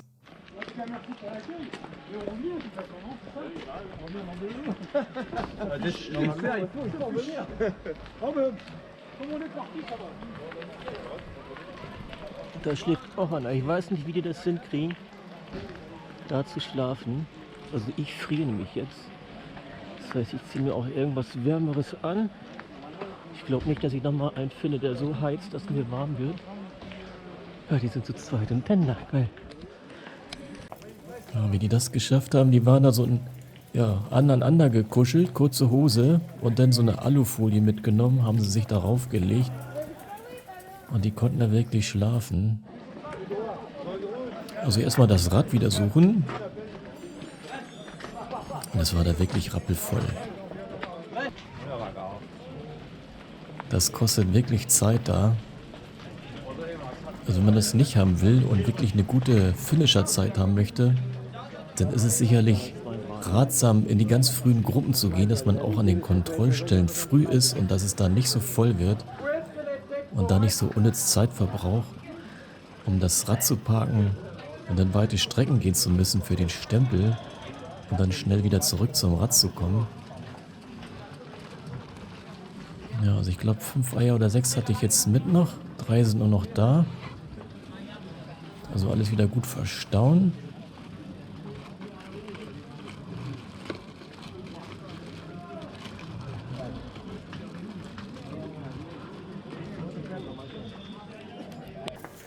Dann zurück auf die Straße.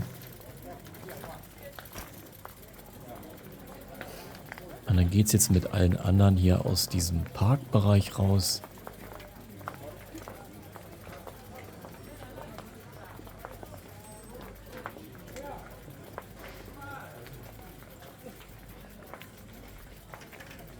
Der fährt in die falsche Richtung.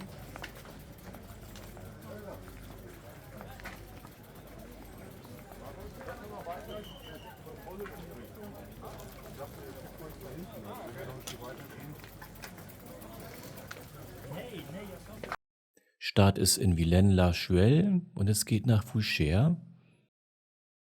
Der Track nochmal. Haben knappe 90 Kilometer vor uns, 700 Höhenmeter. Hab also jetzt die zweite Kontrolle mit insgesamt 35 Minuten Pause gemacht. Haben jetzt 4:07 Uhr knapp und insgesamt bin ich 7,5 Stunden unterwegs. Erstmal Und jetzt bei Kilometer raus aus dem 203. Gewusel. Und dann. Die anderen sind alle noch kurze Hose. Ich weiß nicht, ich glaube, ich fahre erst mal gucken, vielleicht wird einem dann ja doch wieder warm. Und wenn es kalt bleibt. Meistens ist ja 4 bis 6, 7 Uhr so die fiese Zeit.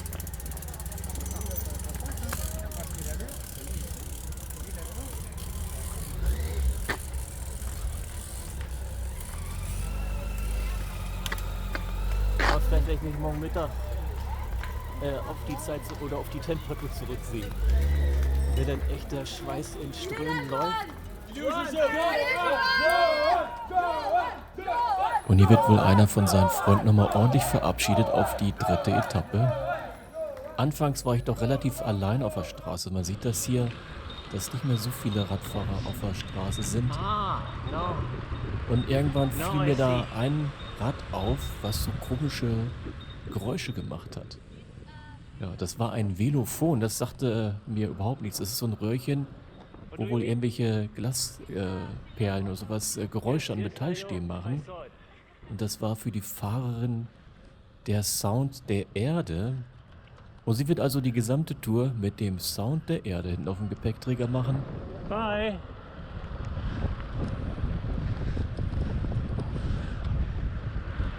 So wie man sieht, sieht man nichts außer einen roten Punkt und dann den nächsten. Es ist absolut stockdunkel hier. Für mich ging es dann weiter. Haben wir es jetzt schon kurz vor 5. Man kann die Sterne alle sehen. Habe also zu Anfang nicht ganz so viel Wolkenfrei. gefilmt, weil man, wie jetzt hier zu sehen, immer nur schwarze Nacht mit einem roten Punkt in der Ferne sah. Irgendwie 1, 2 Rücklichter der Leute, die dann vor einem waren.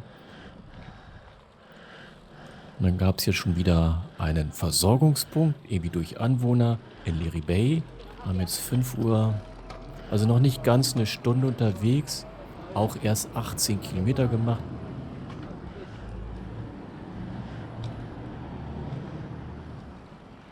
Und hier sieht man, wie schön das dann nachts abgesperrt wird und gesichert wird durch Leute, die dann, wenn man da eine Hauptstraße überquert, aufpassen, dass man nicht irgendwie unter das Auto kommt. So kann man dann, wenn die winken, einfach ohne zu gucken über so eine Hauptstraße fahren. Das wird sich auch durch die gesamte Tour so ziehen. Ja, einmal in Celle und da hinten ist wieder rabenschwarze Nacht. Alles aus. Bis auf die roten Lämpchen. Ja, es macht Spaß. Dann hat man seine Lampe und rauscht dann wieder mit den anderen durch die dunkle Nacht, etwas die Hügel hoch und ein bisschen später die Hügel dann wieder ein bisschen schneller runter, wie jetzt hier. Aber jetzt ist wohl die Zeit, wo viele irgendwie sich hingelegt haben und ein bisschen ausruhen wollen. Also es macht sich auch auf der Straße bemerkbar. Also wie in der zweiten Etappe, wo ja noch wirklich alles voll war, ist es jetzt nicht mehr und wird es auch bis zum Etappenziel in Voucher so bleiben, dass da nicht mehr so viele Radfahrer auf der Straße sind. Also mittlerweile haben wir jetzt 5:30. 1,5 Stunden bin ich knapp unterwegs mit 32 Kilometern. Insgesamt 10 Stunden auf den Beinen seit Start mit jetzt 235 Kilometer.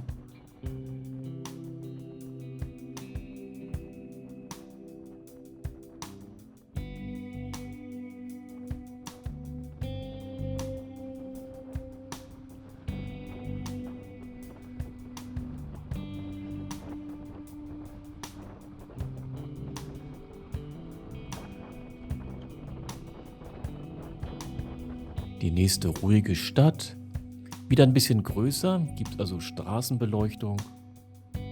Kurz vor 6 haben wir mittlerweile. Und so fahren wir doch alle relativ vereinzelt, nicht im kompakten Verband und mit moderatem Tempo fahren wir dann unsere Strecke ab.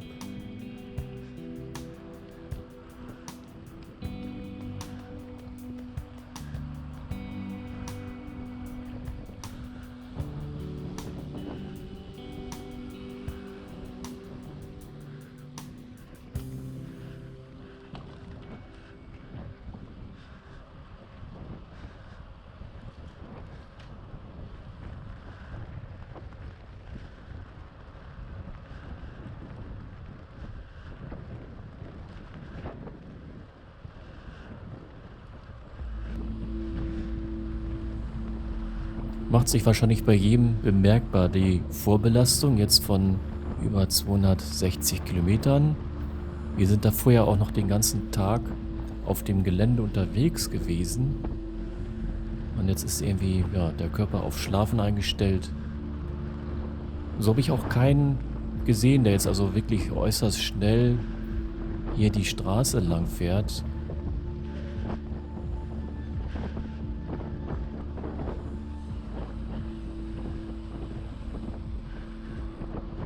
So fahren wir also alle moderat weiter. Ist auch ein bisschen kühler jetzt hier, also man sieht, einige haben Armlinge an. Ein bisschen rasanter wird es dann, wenn man so ein bisschen den Abhang runterrauscht. Aber dann geht es auch danach gleich wieder berghoch. Und das Tempo geht deutlich nach unten.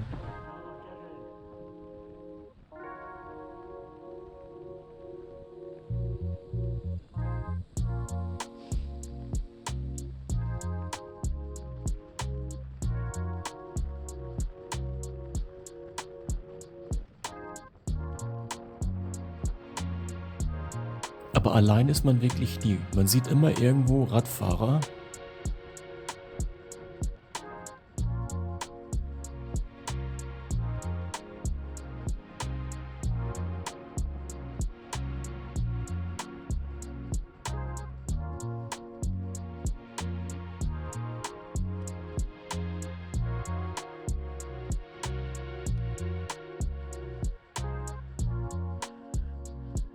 Ja, man sieht oft, dass die Leute dann auch gern aus dem Sattel kommen, wenn es dann auch nur moderat nach oben geht.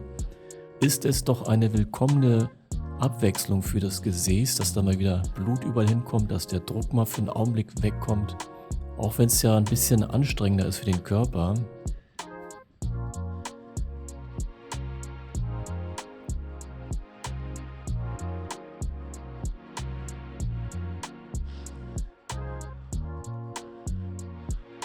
Mal wieder so ein Versorgungspunkt.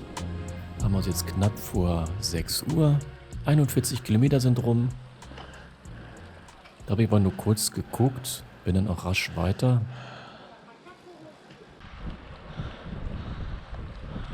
Es wird wieder heller. Die Sonne geht bald auf.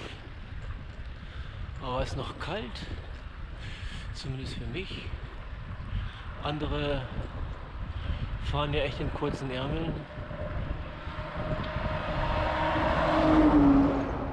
Haben wir also jetzt kurz vor 7. 2,5 Stunden bin ich unterwegs. 60 Kilometer sind rum. Und ein bisschen über 11 Stunden seit Start bei nun Kilometer 263. Und nun fahren wir schon eine Weile hier immer einen Berg hoch. Sind also nicht rasend schnell.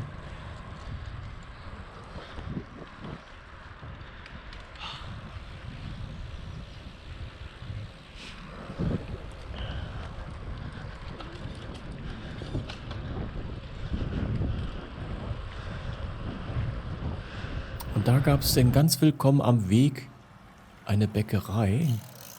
Und da haben noch viele Stopp gemacht. Und ich hatte jetzt auch irgendwie Hunger bekommen. Und da war dann so ein Baguette eine willkommene Abwechslung zu den Bananen und den Eiern, die ich bislang nur gegessen habe. Mit so ein bisschen Weingummi. Und man sieht auch hier die Fahrer, die fahren alle relativ langsam. Also bis wir hier oben ankommen, waren doch alle lange den Berg hochgefahren.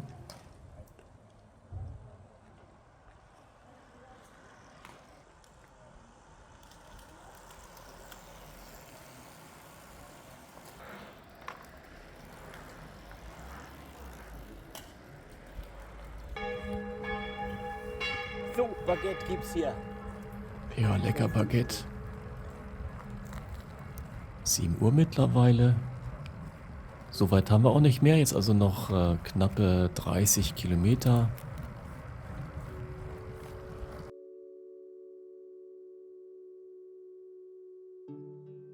Und so langsam wecken einen wieder die Geister. Die Sonne und das Licht sind da. Es ist noch nicht so richtig warm. Aber es ist auch nicht mehr weit bis nach Voucher.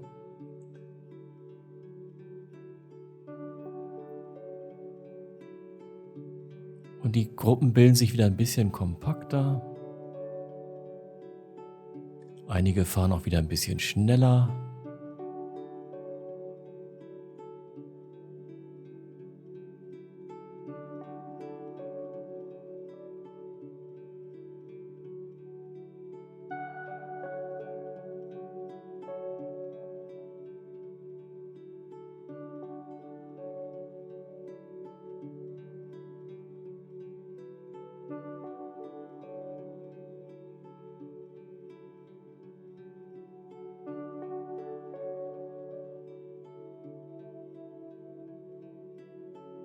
Das ist jetzt schon Boucher.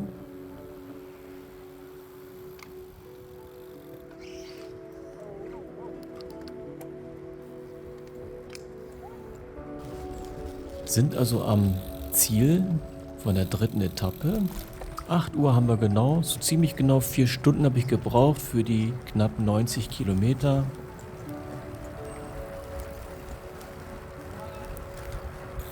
Also knapp unter 4 Stunden. Mittlerer Puls waren 127, die Durchschnittsgeschwindigkeit 22,7. Da zählte auch mit rein diese Pause, die ich bei der Bäckerei gemacht habe. Das waren bestimmt 15 oder 20 Minuten.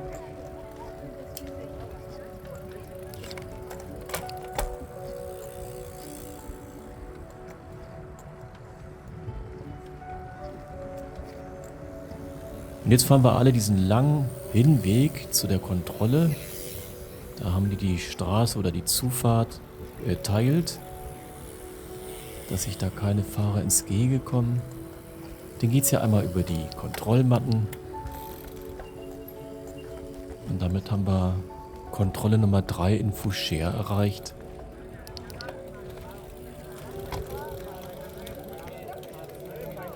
Und das ist dieser markante Kontrollpunkt, wo wir gleich in der Halle diese vielen großen Flaggen sehen.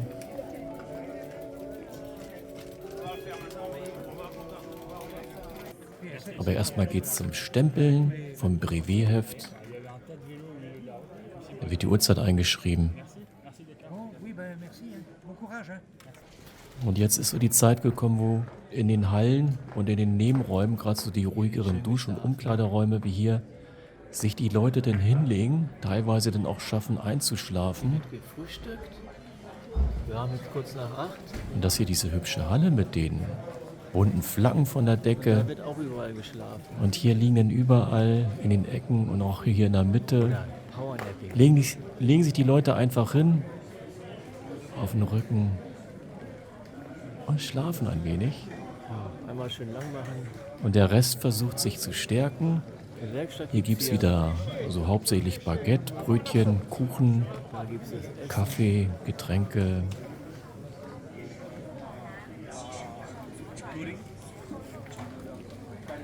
Ja, man muss doch ein bisschen anstehen, also es dauert wohl, verliert dann Zeit im Stehen, bis man dann so ein Essen bekommt. Dann nehme ich dann lieber so eine Bäckerei, da ist man schneller an seinem Essen, als hier so lang zu stehen. Hier haben sich Schlafsäcke mitgebracht. Und hier sieht man, haben sich einige so leichte Schlafsäcke mitgenommen. Oder man sieht das auch an den Taschen hier in der Ecke. Da gibt es einen Service, dass man sich ähnliches Zeug da ablegen lassen kann, was man dann selbst nicht mitnehmen muss. Und so kann man dann zum Beispiel die Wäsche wechseln.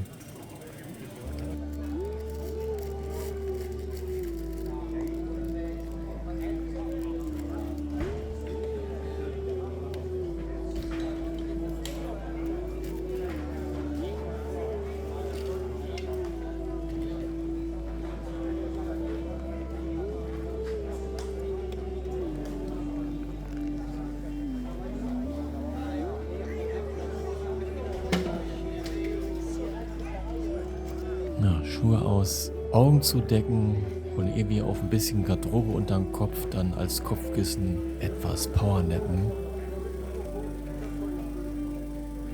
Ich bin dann wieder raus, habe so ein bisschen noch geguckt, wie die Fahrer hier reinkommen und wie die Fahrer dann wieder weiterfahren. Ein permanentes Kommen und Gehen. Werden dann die Räder abgestellt, die Stempel geholt, vielleicht etwas gegessen, sich hingelegt oder nur auf dem Stuhl ein bisschen ausruhen. Und dann geht es wahrscheinlich für die meisten relativ schnell weiter. Aber es braucht doch Zeit. Also ankommen, Rad abstellen, stempeln, anstehen, bisschen sitzen. Das ist enorm viel Zeit, die da immer weggeht.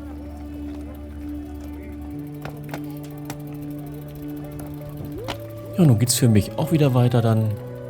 Gegessen habe ich dann nichts. Und hier schreibe ich mal meine Aufenthaltsdauern bei den Kontrollen auf. Also bei der ersten waren es 40, dann 35, jetzt sogar ein bisschen mehr mit 45. Plus diese Zeit bei der Bäckerei kurz davor. Genauso, was ich bislang gegessen habe. Also Bananen ein paar von den Eiern waren es bislang. Plus ein Teil vom Baguette. Den Rest habe ich jetzt hier mit und werde es unterwegs essen. Es geht von Foucher nach Tintignac. Am frühen Vormittag bis mittags wird die Tour dauern. 61 Kilometer. 400 Höhenmeter gerade mal misst die Tour. Und so verlasse ich den Kontrollpunkt in Foucher am frühen Vormittag. Und man sieht schon der Himmel ganz blau, keine Wolken, es wird ein wunderschöner Tag. Kurz vor 9 Uhr haben wir. Insgesamt bin ich jetzt 13 Stunden und 20 Minuten unterwegs bei Kilometer 292. 45 Minuten Pause habe ich jetzt gemacht bei der Kontrolle 3. Habe da ja auch wieder nur eine Kleinigkeit gegessen, so ein bisschen am Baguette gegessen. Und ja, ich finde es doch recht lang, wie man da jetzt an den Kontrollpunkten die Zeit vertrödeln kann. Und so geht es also zum Start von Etappe 4.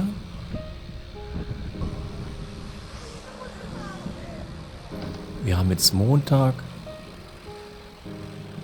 können also auch wieder in Geschäften einkaufen. Und so geht es erstmal ganz ruhig aus Foucher raus, einer schönen alten Stadt, bei allerbestem Wetter.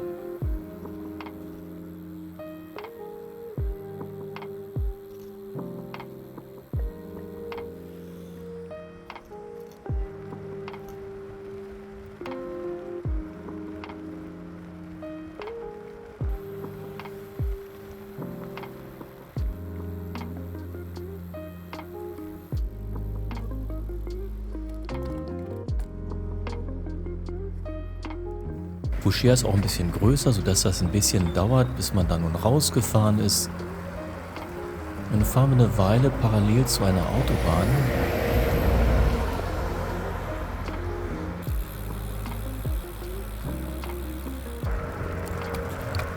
Wieder in dem üblichen, leicht welligen Profil, also regelmäßig ein bisschen berghoch und bergunter. Haben mittlerweile jetzt 9:20 Uhr, also eine knappe halbe Stunde. Wieder ein kleiner Ort, wo wir durchfahren. Ja, und wo Anwohner dann gucken und einem applaudieren, wenn man vorbeifährt. Und es bilden sich wieder kleinere Gruppen. Einige sieht man noch, haben noch lange Ärmel, also Armlinge oder ein langes Trikot an. So richtig warm ist es noch nicht. Aber es wird sich ändern. Und so sind wir erstmal eine Zeit lang irgendwie einen Berg hoch oder so einen Hügel hochgefahren und genießen jetzt eine wunderschöne Abfahrt. Man kann sehen, das ist so ein kleines Plateau und da rauschen wir jetzt, ohne groß treten zu müssen, lange, lange runter, ohne groß zu treten.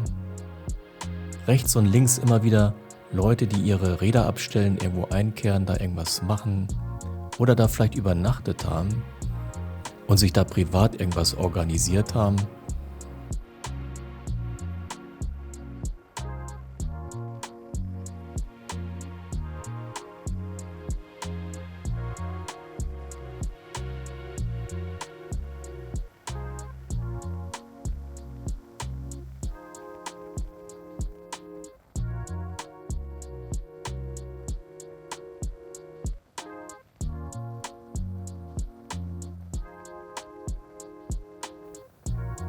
Ja, und der hat da irgendwas wie so einen Umhang gehabt oder einen Schal.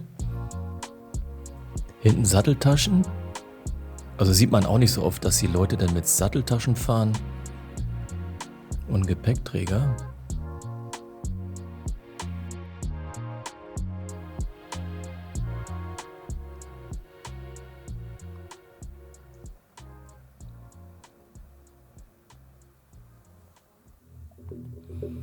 Und dann kam irgendwann der Fahrer hier, der gehörte gar nicht zur PBP. Der hat dann eine Trainingsrunde am Montagmorgen gemacht. Und er fuhr natürlich, weil er frisch war, keine Vorbelastung hatte, fuhr der einfach sehr sportlich und zügig. Und da habe ich mich dann an den rangehangen.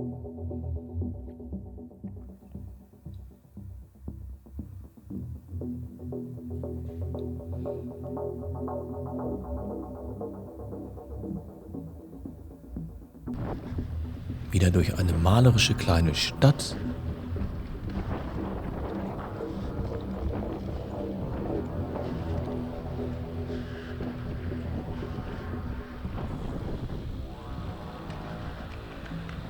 Haben mittlerweile 10 Uhr, 1 Stunde 10 Minuten unterwegs, 30 Kilometer bin ich jetzt gefahren. Insgesamt sind es 14 Stunden 30 für 322 Kilometer.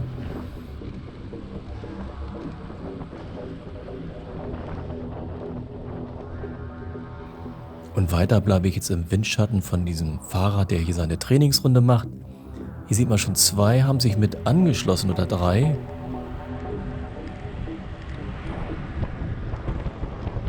So ist auch nicht Drachen.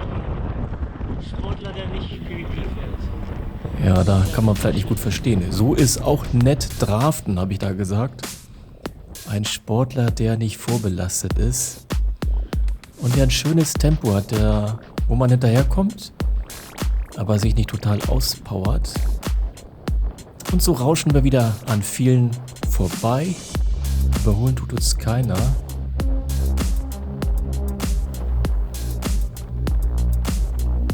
So machen wir doch gut Kilometer. Rest ist weg. Wer will das Tempo nicht mitmachen? Komm auch gerade so hinterher. Soll sich ja auch nicht rächen. Ja. Genau, soll sich nicht rächen das Ganze. Zu viel auspowern darf man sich nicht. Man muss die Körner sparsam einsetzen, die man hat. Aber wenn man mal ein bisschen draften kann, dann nutze ich das auch gerne. Wenn es innerhalb eines gewissen Rahmens für mich bleibt. Aber das dürfte hier der Fall sein.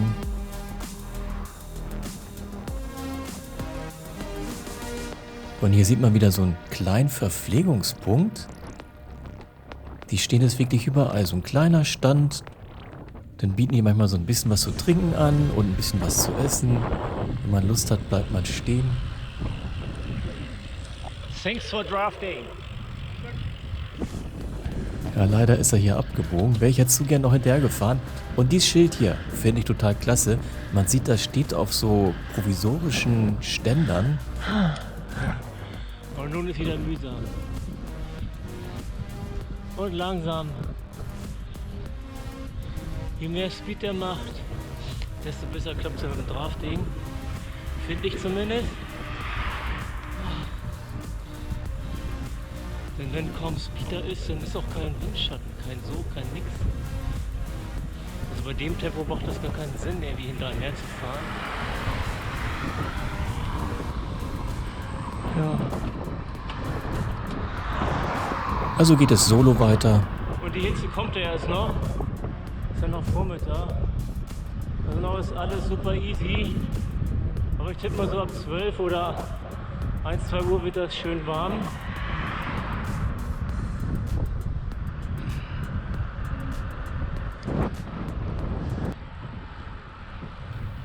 Ein Tandem.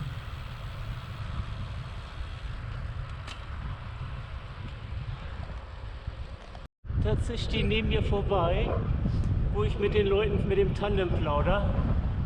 Mit gutem Speed. Das heißt, die hole ich und hänge mich dahinter.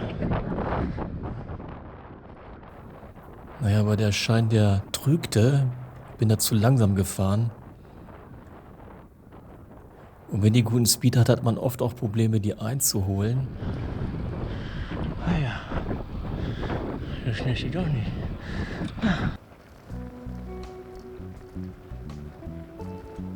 Und so ging es dann weiter, wieder einzeln fahren. Mittlerweile 10:30. Durch ein malerisches Nordfrankreich.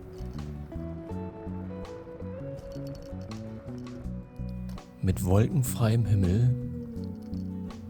Hier auch wieder so eine Strecke, wo es doch ein bisschen berghoch und bergab ging. Ja, irgendwie bin ich hier echt hochgekrochen, den Berg. Wieder so ein mini kleiner Verpflegungspunkt, wo die Anwohner den Leuten Wasser anbieten.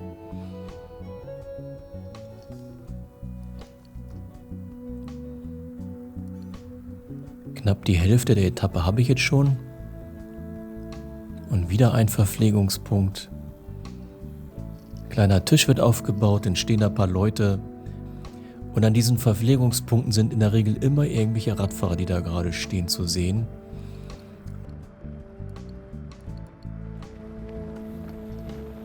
Der zieht sich schon aus, dem ist zu warm. Hier wieder so ein Schild mit: Bitte haltet Abstand, liebe Autofahrer, von den Radfahrern.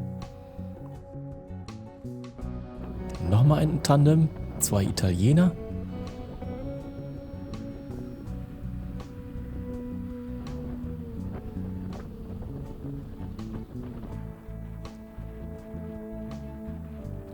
Uhr mittlerweile und wieder eine schöne Bergabfahrt, wo man nur rollen lässt, ein bisschen Kraft spart und den Puls ein bisschen runterkommen lässt.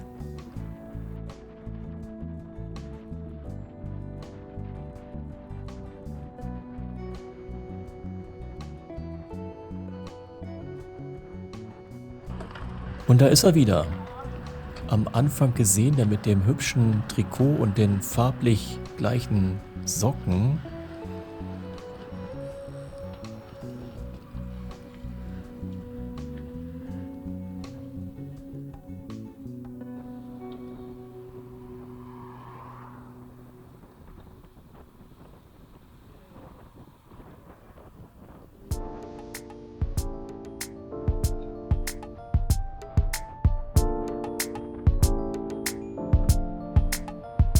Jetzt sind wir schon recht nah am Ziel der Etappe in Tintanjak.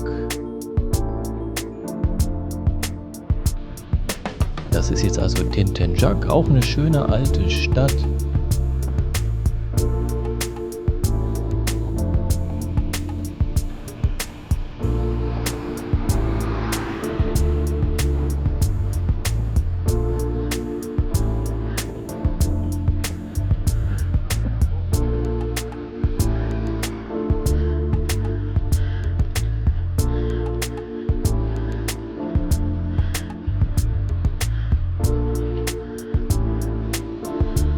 Zu schön. Die Leute stehen da, kaufen ein und die wissen, dass PvP ist und applaudieren, wenn da welche vorbeifahren. Sind jetzt also in Tintanjak. 11:10 Uhr haben wir. 2 Stunden 22 habe ich gebraucht für die 61 Kilometer. Herzfrequenz im Mittel wieder 130. Maximalgeschwindigkeit waren da kurz unter 60 irgendwo mal. Kann ich mich kaum dran erinnern. Und die Durchschnittsgeschwindigkeit waren jetzt 25,7. Und hier wird man auch sehr freudig empfangen. Viele Gesichter guckt man an. Dann geht es wieder über die Kontrollmatten zur Zeitmessung.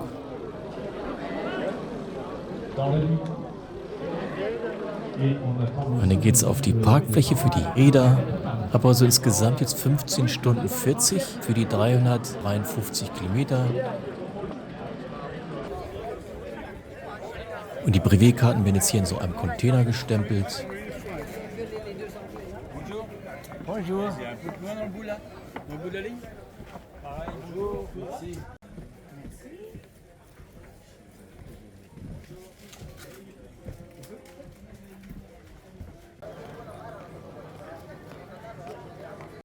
Und hier haben sie draußen viel aufgebaut, so Partyzelte, es wird gegrillt. Man kann drin essen und draußen essen. Hier gibt es auch schon große Schlafsäle. Und hier haben Fotografen viele Fotos von Fahrern in den Vorjahren gemacht und ja, zeigen die hier. Glückliche Gesichter von ausgeschlafenen Leuten. Ja, so ist das auch. Die schlafen einfach nachher irgendwo ein. Ja, das lieben die Fotografen wohl. Wenn der müde Fahrradfahrer sich irgendwo hinlegen und dann, ja, irgendwie schlafen. Im Sitzen, im Halbsitzen, im Liegen auf einer Bank oder auf einer Mauer.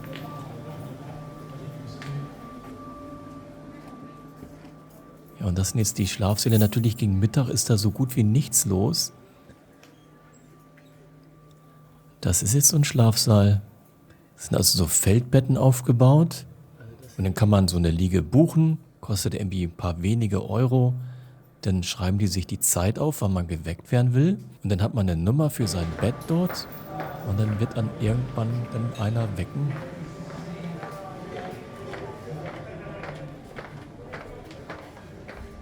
Also das ist mal auch. Hier ist, was es gibt. Ja, diese Suppe. Ja. Ich werde also viel Suppen essen nachher. Also so kleine Teller voll Suppe. Das wird nachher immer gehen. 2 Euro. Ich glaube, das werde ich nehmen. Die Suppe ist nämlich total gut, finde ich. Oh, und hier kostet es auch noch die Hälfte.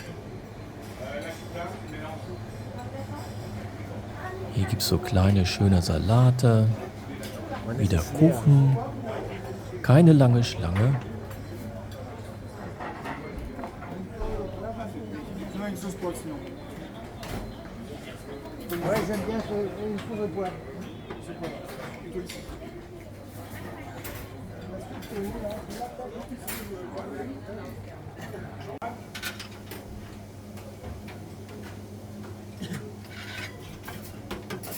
Ich habe mir jetzt so Quinoa-Salat genommen.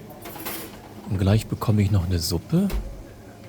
Und dann hatte ich ja noch das halbe Baguette von morgen bei mir. Das esse ich dann auch gleich dazu. Und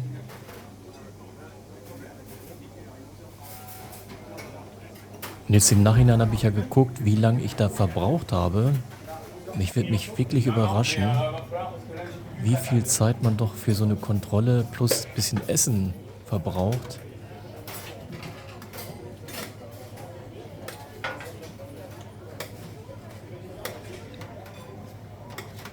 Und die Zeit, die rennt. Also man steht in der Schlange, bis dann wirklich alle das bekommen haben, was sie wollen.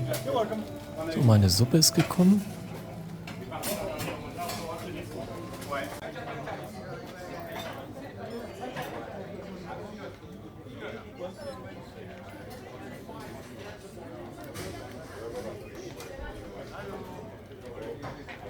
Und so genieße ich in Ruhe meine Suppe, den Salat und das Baguette.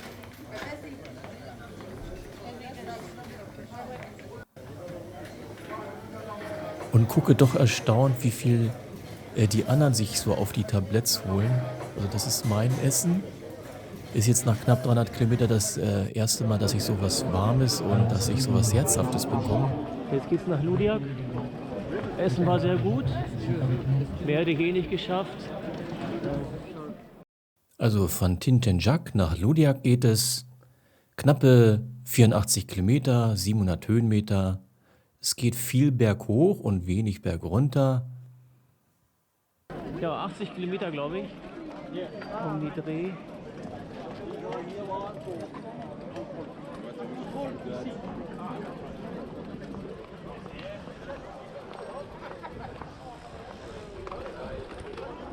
So, ist alles da? Ja. Also Start zur Etappe 5. Sind also noch in Tintenjak. Ach schon, ich muss. Habe hier jetzt 75 Minuten gebraucht in der Kontrolle. Ja, und das hat auch so lang gedauert, weil ich mich doch an diesem kleinen Teller Suppe und diesem kleinen Salat doch recht lang aufhalten musste, weil ich das Ding einfach nicht so richtig reinbekommen habe. Hat zwar gut getan, aber ist einfach in Summe zu wenig gewesen. Haben jetzt also 12:30. Knappe 17 Stunden bin ich jetzt seit Start unterwegs. Habe jetzt 350 Kilometer grob. Und hier blende ich nochmal die Karte ein. Fahren jetzt also die Strecke bei 30 Grad.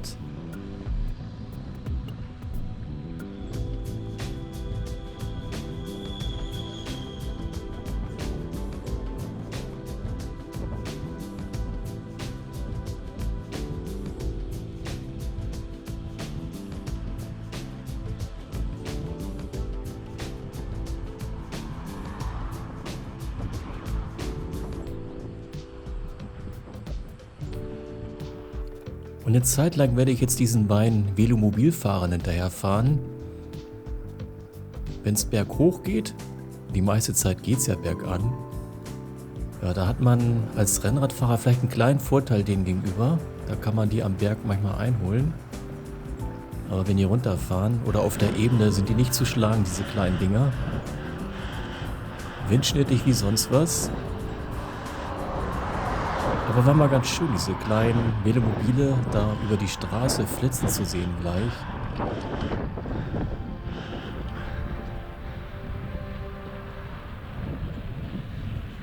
Wir haben da so ein ganz kleines Lenker da drin nur. Zumindest diese Typen, irgendwie in Niederlanden gefertigt, diese Mobile hier. Dann sieht man schon, die Steigung ist schon ganz gut, der vorne ist schon im Wiegetritt. Und er sitzt hier relativ ruhig in seinem Velomobil. Die Frau eben, die wippt denn die ganze Zeit. Ich tippe mal, da fehlt einfach die Körpermasse. Berghoch schaffe ich sie, aber gleich jetzt runter, der werden die vorbeizwischen. Da werde ich nicht rankommen.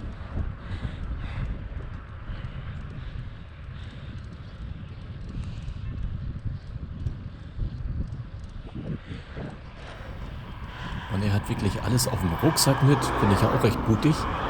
Gibt da mehr Druck auf dem Sattel dann. Also wir sind im Anflug, müssen gleich hier sein. Der fährt mit Brompton. Ja, ein Brompton ist das nicht. Das war so ein selbstgebautes Rad. Den hatte ich ja hier auf dem Rasen gesehen. Habe mich auch gefragt, mag der das denn schaffen? Aber er schafft es. 45 Minuten unterm Limit, also richtig klasse.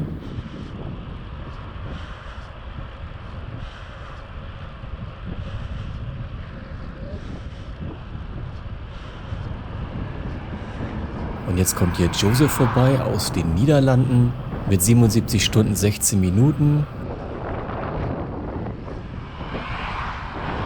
Was der nächste? Und das hier ist Eva aus Czech Republic. Die fahren beide minutengenau ins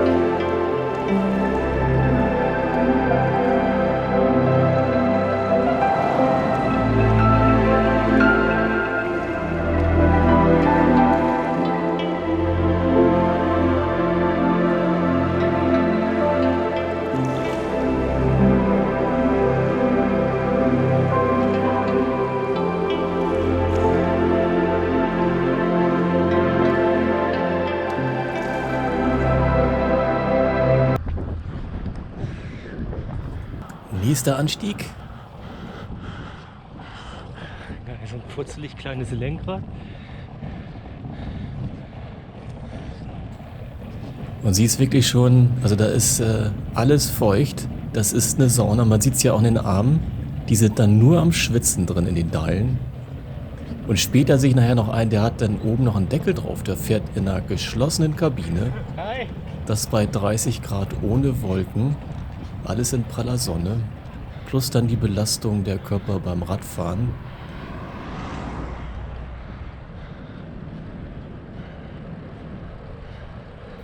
Ja, er sitzt ein bisschen ruhiger in seinem Teil. How many kilos? 40? The bike, Yes? 25. Oh, not so heavy. But I've got plenty of luggage. So Okay. if you want to have a Snickers or Coke or... Oh, I have whatever everything. for you. I have everything. Ja, fand ich ja ganz amüsant, dass er da so viel mitschleppt und das die ganzen Berge hochschleppt. Also ich glaube, schlau ist das nicht. Ich habe es ja auch so gemacht, dass ich relativ viel mit habe, dass ich nicht darauf angewiesen bin, an langen Schlangen anzustehen. Und wenn dann wirklich ein Einbruch kommt, dass man was hat, aber diesmal merke ich ja, ich habe was mit, aber der Körper verwehrt es mir, das essen zu wollen oder vielmehr das essen zu können. Und so schleppe ich doch ziemlich viel Zeug mit, ohne es zu essen. Und das strengt nachher über die ganzen Höhenmeter doch ganz schön an. Er fährt ganz ruhig und sie wippt der Kopf hoch und runter.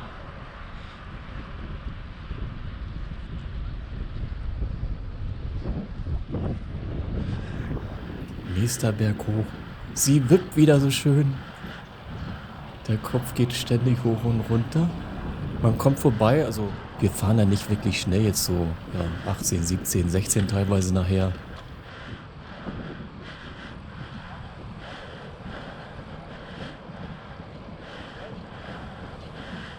Und er kühlt sich ein bisschen runter, indem er seinen Arm raushält. Ich tippe mal, das fühlt sich ein bisschen an wie Minisauna. Ja, ziemlich feucht die Leute. Ja, die schwitzen wohl. Aber der Sound ist klasse. Da kriegt nur der Kopf ein bisschen Wind.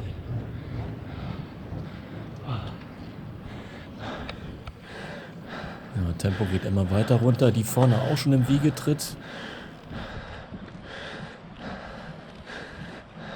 Und ich habe einfach zu wenig gegessen jetzt in letzter Zeit. Also am Morgen des Vortages hatte ich ein bisschen Frühstück gehabt, denn kurz vorm Start der Tour habe ich so ein Müsli gegessen und dann das, was ich jetzt aufgeschrieben habe. Im letzten Punkt ja gar nichts mehr gegessen. Durch die nächste Stadt.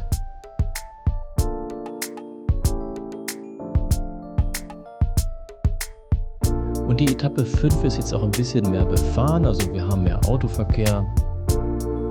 Aber es ist ein super herrlicher Hochsommertag.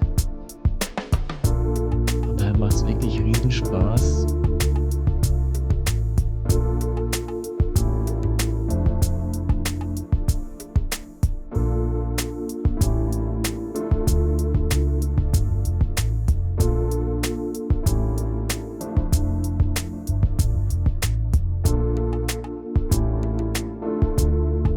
Ein Blick auf den Track, den wir jetzt haben.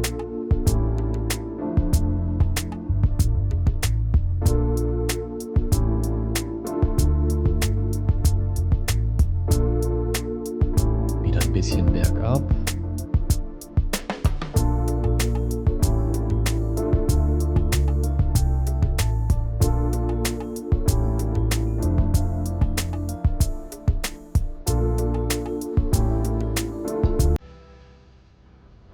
Und wir werden nachher auch sehen, es gibt viele Leute, die da jetzt wohnen, die nehmen sich ihr Auto, Kühlboxen, packen da Wasser rein und bieten unterwegs kaltes Wasser an. Das ist Hochgenuss für mich gewesen. Ich habe dann wirklich mal angefragt, Mensch, habt ihr hier kaltes Wasser? Weil der Körper also, ja, doch ziemlich aufheizt und man lechzt dann nach kaltem Wasser.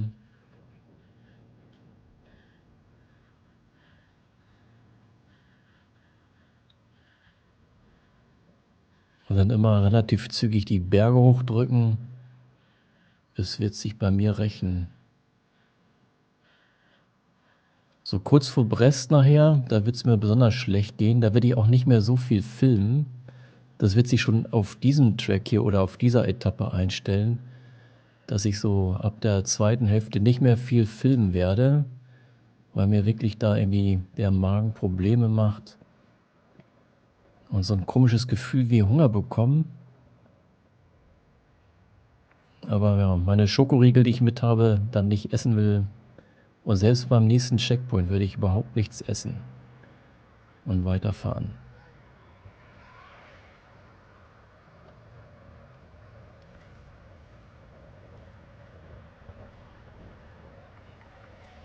Wieder ein paar Leute, die Applaus spenden. Und da vorne, glaube ich, da steht gleich wieder so ein Auto, was einen Tisch aufgebaut hat und gekühltes Wasser anbietet.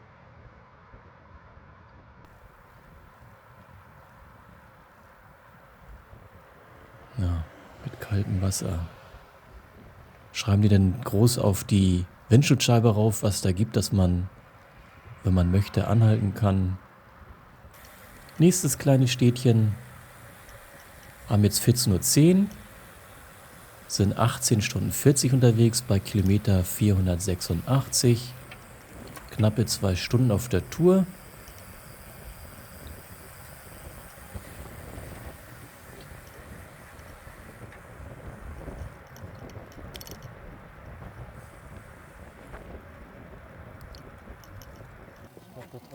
Ja, hier habe ich mal angehalten.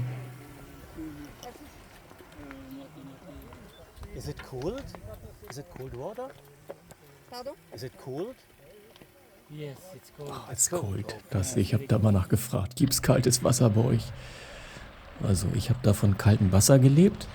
Jetzt haben wir mittlerweile 15 Uhr, 2 Stunden 40 sind rum bei Kilometer 70, also nicht mehr viel bis zum Checkpoint in Ludiak. Ja, da hat die Kamera die Stabilität nicht mehr hinbekommen. Mit ein paar Leuten von den Philippinen waren das, glaube ich. Ja. Den nächsten Berg langsam hoch. Alles in der prallen Hitze. Und da ist schon das Ziel in Ludiak. Auch mit so einer längeren Auffahrt, wieder gesperrt durch Gitter. Dass sich die zurückkommen hier vom Checkpoint, dann nicht ins Gehege kommen mit den anderen.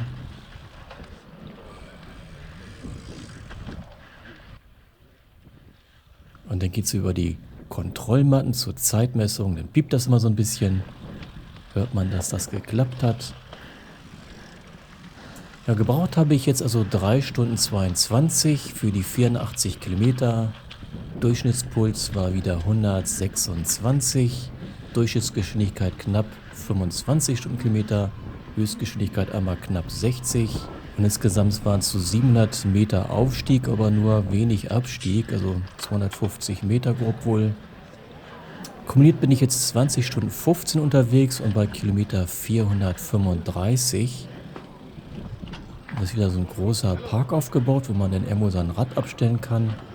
Und da vorne sind die Wasserhähne, da wird man nachher sehen, dass sie alle da schön ihre Köpfe drunter halten, die ein bisschen Abkühlung brauchen und ihre Flaschen mit kaltem Wasser auffüllen. Duschen konnte man hier auch, sind einige auch in die Dusche gegangen, um sich einmal runterzukühlen. Einige sind auch dann nachher wirklich nass, also gekühlt durch die Dusche, raus aufs Rad und dann wieder los. Also die Hitze kann man hier nicht so sehen. Einige haben auch wirklich die Westen an. Also wie die das ausgehalten haben, weiß ich nicht. Die Dinger, die atmen nicht so gut. Ja, einige schon T-Shirts und Trikots ausgezogen. Und dann geht es erstmal für mich zum Stempeln, bevor man das nachher noch vergisst.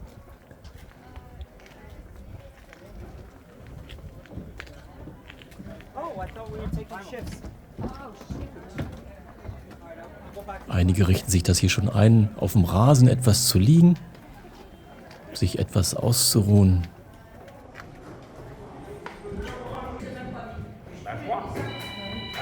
Dann gibt es wieder den Stempel, die Uhrzeit wird eingetragen.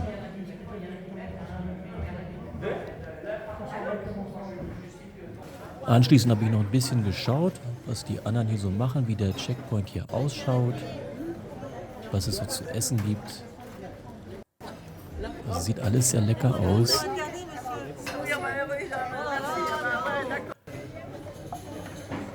Und man sieht schon an den Gesichtszügen, die Leute sind schon ein bisschen ermatteter, ein bisschen geschlauchter durch die Kilometer plus die Temperaturen, die wir haben.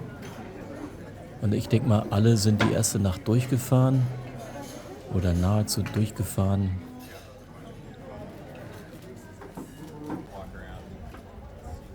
Aber bei den nächsten Kontrollpunkten wird das dann zusehends interessanter, so wie hier, wo die dann wirklich erledigt sind, die Leute, auf den Tischen einschlafen, noch nicht mal aufessen konnten. Genau, den hatte ich beim letzten Checkpunkt auch getroffen, den hier, den Japaner, den sehe ich gleich nochmal, wie er auch, wie ich, sein Essen fotografiert. Da ist er. Und dann so ein Halstuch hat, also weiß auch nicht. Und hier gab es auch wieder eine Fotowand, wo also Fotografen hier aus der Gegend dann von dem letzten Mal in 2019 Fotos von ein paar Fahrern gemacht haben. Und hier war wieder der Kollege auf seinem Trike aus UK. Dann eine Dame aus China, die da besondere Garderobe anhatte, die war recht auffällig. Und der Kollege aus Neuseeland, der auch sehr auffällig gekleidet war, ein Fixie fuhr im letzten Mal, also 2019. Den hatte ich auch unterwegs getroffen und ja, war dieses Mal auch wieder dabei. Oder vielmehr alle drei, die jetzt hier auf den Fotos zu sehen sind dieses Mal wieder dabei gewesen. Und hier der Helmut von der ARA Ostfalen mit der F100 fährt die Tour in 7745 und das in diesem zugedeckten Velomobil. Mag mir nicht vorstellen, wie der da jetzt sich da drin kühlen konnte. Aber prima, jetzt also in der Klasse Zeit geschafft. Ja, für mich geht's gleich wieder weiter. Also ausruhen wollte ich noch nicht, hätte ich vielleicht besser machen sollen. Also es geht von Loudiac nach Carhaix-Plouguer. Knappe 80 Kilometer und 1000 Höhenmeter.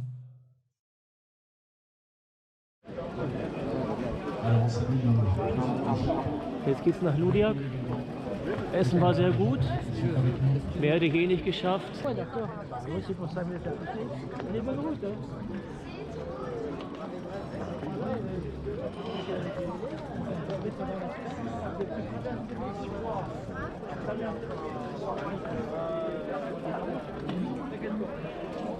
Und es ist richtig schön warm.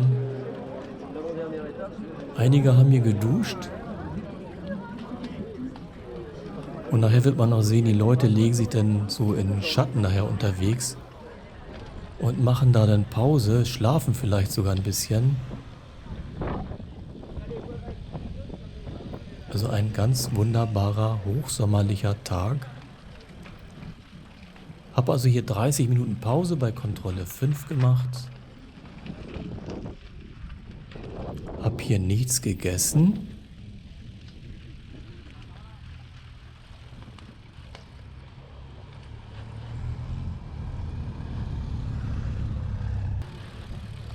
Und es geht hier wieder raus, an den Zuschauern vorbei, über die Startermatte, dass die Zeit abgenommen wird.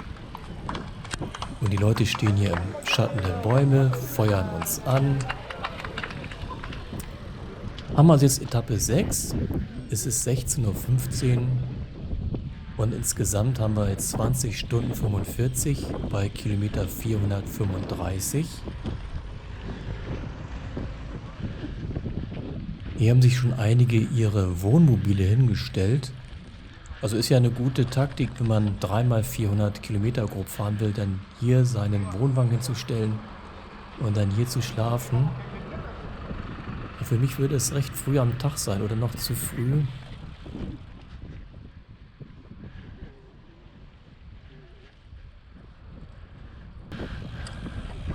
Ich weiß nicht genau, wie heiß das ist, aber es ist, die Leute halten ihre Köpfe unter die Wasserhähne. Je kälter, desto länger. Und der hat lang an und hat noch einen Schlauchschal um den Hals. Es ist echt die Härte. Und es ist kein Asiate. Bei den Asiaten sage ich, ja, aber nein. Also mittlerweile haben wir über 30 Grad. Und ich gehe echt kaputt. So ein bisschen zumindest. Zumindest kann man hier echt nicht rasen. Und das ohne groß Schatten. Das tut auch keiner. Aber mir gefällt es. Also richtig Vollgas geben hier. Hau raus, was geht. Bislang keiner vorbeigefahren so. Und ich mag kaum glauben, in der Nacht darauf werde ich lange Handschuhe tragen und werde froh sein, dass ich sie mit habe. Da wird es fürchterlich kalt werden wieder. Wir sind da jetzt schon längere Zeit hier in der Bretagne und die ist halt irgendwie bekannt dafür, dass es dann nachts wirklich kalt werden kann. Na, der erste hat schon geschoben. Mal 20 Kilometer, da sieht man auch, wie steil das hochging. Hinter mir Velomobil und der erste Spaziergänger. Da haben wir echt ewig gebraucht, diesen Berg hoch zu kriechen. Und man guckt dann irgendwann auf die Uhr und denkt sich, warum hat man nicht mehr Kilometer geschafft?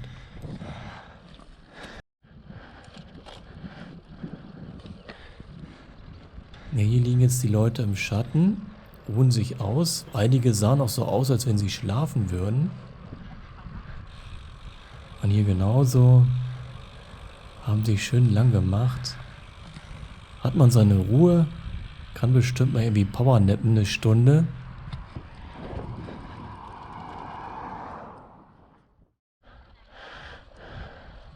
Und dann wieder so ein Verpflegungspunkt. Da haben die Anwohner dann wohl ein Fest gefeiert und die Radfahrer eingeladen.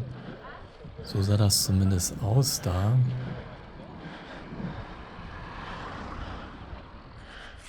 Und hier wieder so Zelte mit Bänken, dass die Einwohner der Stadt da sich hinsetzen konnten, feiern konnten und alle Leute, die vorbeifahren, anfeuern.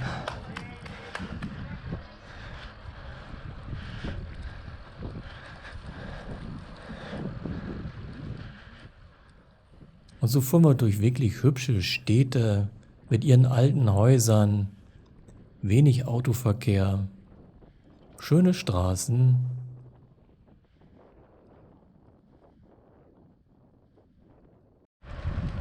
Ja, sieht wirklich lustig aus, diese Liegeräder. Vor allen Dingen, wenn die immer die Beine da unter dem Lenker haben oder teilweise hat man die ja so zwischen den Lenker, wenn die so ganz weit gebogene Lenker haben, dass sie da die Knie gut zwischenbekommen. Ja, nun kämpfen wir uns den nächsten Berg hoch, auch wieder ein längerer Anstieg, relativ steil. Ich habe dann unterwegs immer auf die Uhr geguckt. Man kennt ja so seine Zeit, wie lang man ungefähr für 10, 20, 30 Kilometer braucht. Und war da echt verwundert. Ich sag, man kommt da überhaupt nicht vorwärts hier. Und hier wieder so ein Velomobil. Die rasend schnell sind auf der Ebene oder beim Berg runterfahren. Das Ganze dann mit Vollverkleidung, also oben ist ein Deckel drauf. Also ich weiß nicht, ob die da irgendwelche dollen Belüftungssysteme drin haben, dass die da nicht so schwitzen müssen. Nun haut er ab. Nun geht's den Berg runter. Und dann ist er weg. Ja, und kaum hat man dann das Top des Hügels erreicht, dann preschen die ab. Da werden die richtig schnell und dann sieht man die so schnell nicht wieder. Bis zum nächsten Anstieg. Da kann man, wenn man Glück hat, die einholen. Und hier schreiben sie sogar auf den Zettel, was man da bekommen kann. Wasser, Kaffee, Tee und so weiter.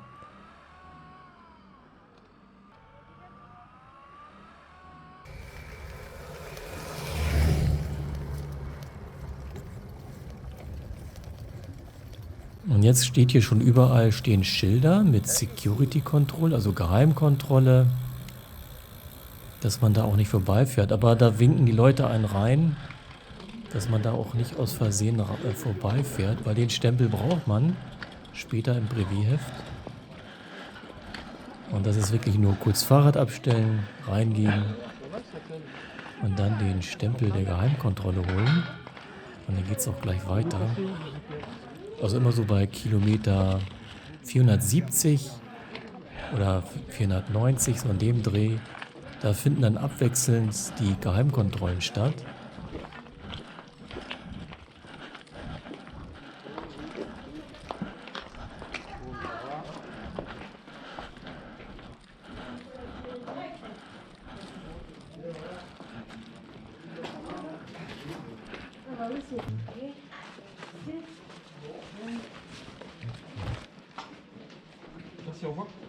Au revoir.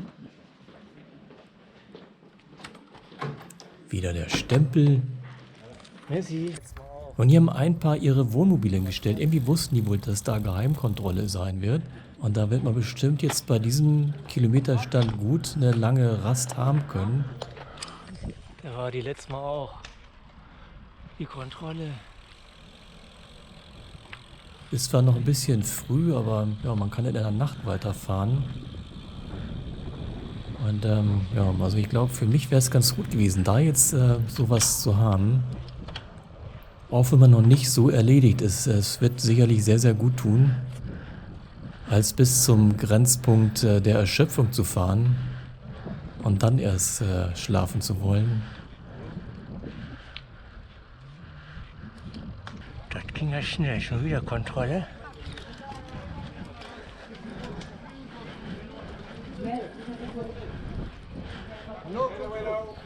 No Kontrolle?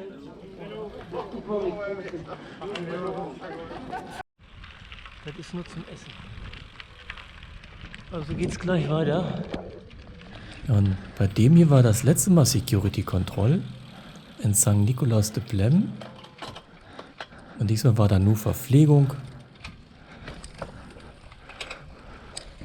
Und das Ding hier nämlich, das war die Secret Control 2019. Gleicher Ort. Fast zumindest. Da habe ich also noch nicht mal richtig angehalten. Da bin ich dann gleich durchgerauscht. Da riefen sie immer hier no Control. Jetzt haben wir knapp 19 Uhr, 2 Stunden 45 für die 54 Kilometer. Das geht hier überall so.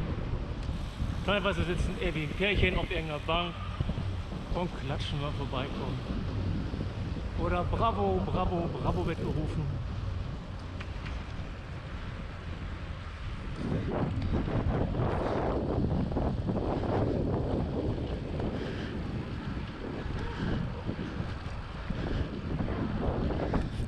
Ein weiterer Verpflegungspunkt, wieder privat. Und die werden jetzt immer mehr, dass da überall so kleine Stände stehen und die Anwohner und die Bevölkerung da den Radfahrern helfen mag. Nächster Anstieg hoch.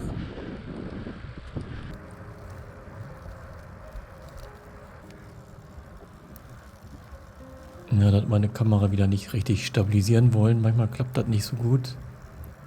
Und nun haben wir knapp die Hälfte der Etappe.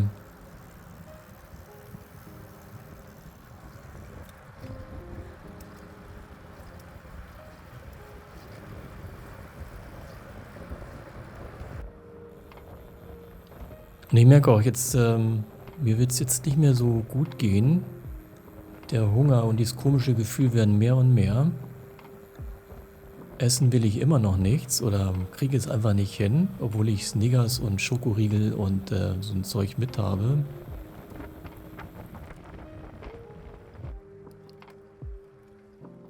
Und jetzt filme ich auch nicht mehr ganz so viel, mache nur ab und zu meine Kamera vorn am Lenker an, die jetzt so ein bisschen verwackelt ist.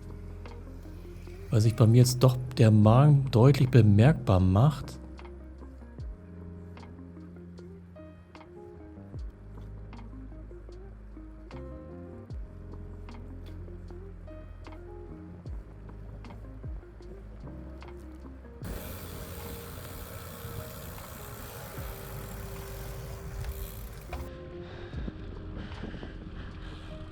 Jetzt haben wir 20 Uhr, 3 Stunden 45 habe ich gebraucht für die 80 Kilometer. Haben jetzt seit Start 24,5 Stunden und sind bei Kilometer 514.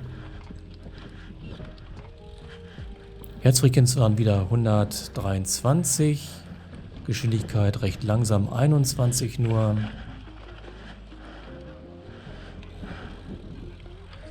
Jo, ich bin echt platt. Das wird also der letzte Checkpoint sein für heute. Sind jetzt also in Cae Plouguer. Nach Brest werde ich nicht mehr fahren. Ja, sonst wäre für mich wahrscheinlich hier besser gewesen, hier Station zu machen, hier zu übernachten. Also mein Körper hat mir gesagt, das reicht jetzt, mach besser Pause. Und die Zeit ist ja auch ganz angenehm, ist so um 19 Uhr sich hinzulegen, für ein paar Stunden zu schlafen. Und die haben das einige auch gemacht, ohne dass sie da jetzt ein Bett mieten oder so eine Pritsche mieten. Haben sich einfach mit dem, was sie hatten, irgendwo hingelegt, Augen verdunkelt, teilweise eine Alufolie mitgehabt. Die Klamotten, die verschwitzt waren, dann da getrocknet. Und dann, ja, haben sie da geschlafen. Haben wir jetzt die Teilstrecke von Cae Plouguer nach Brest. 90 Kilometer mit 1200 Höhenmetern. Ich unterteile die Strecke, werde in der Mitte dann einmal übernachten, eine lange Schlafpause einlegen.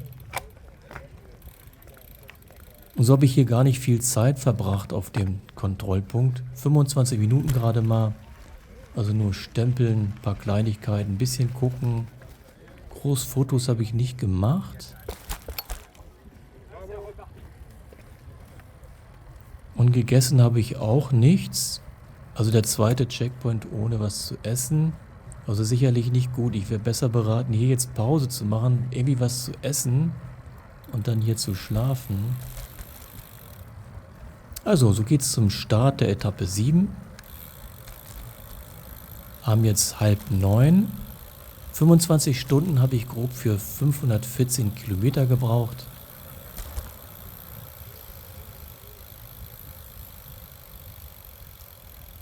Hier mit den beiden Schildern für den Hinweg und den Rückweg. die begehrten Schilder. Wachzeit ist jetzt 37,5 Stunden für mich, die ich auf bin seit Sonntagmorgen. Und die Erschöpfung wird jetzt doch zunehmend schnell einsetzen bei mir. So das Fahren bei der Hitze des Tages, das zu wenige Essen, das wird jetzt bald Wirkung zeigen bei mir. Und so geht es aber für uns erstmal raus aus Carhaix-Plouguer. Jetzt auch nicht mehr so viele Fahrer, also jetzt Gruppen zu finden wird zunehmend schwieriger, die ein schönes Tempo fahren, was man fahren mag.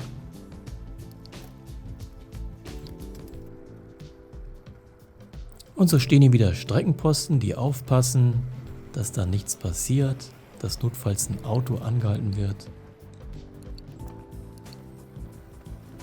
Und auf geht's zur letzten Teilstrecke. Recht einsam diesmal.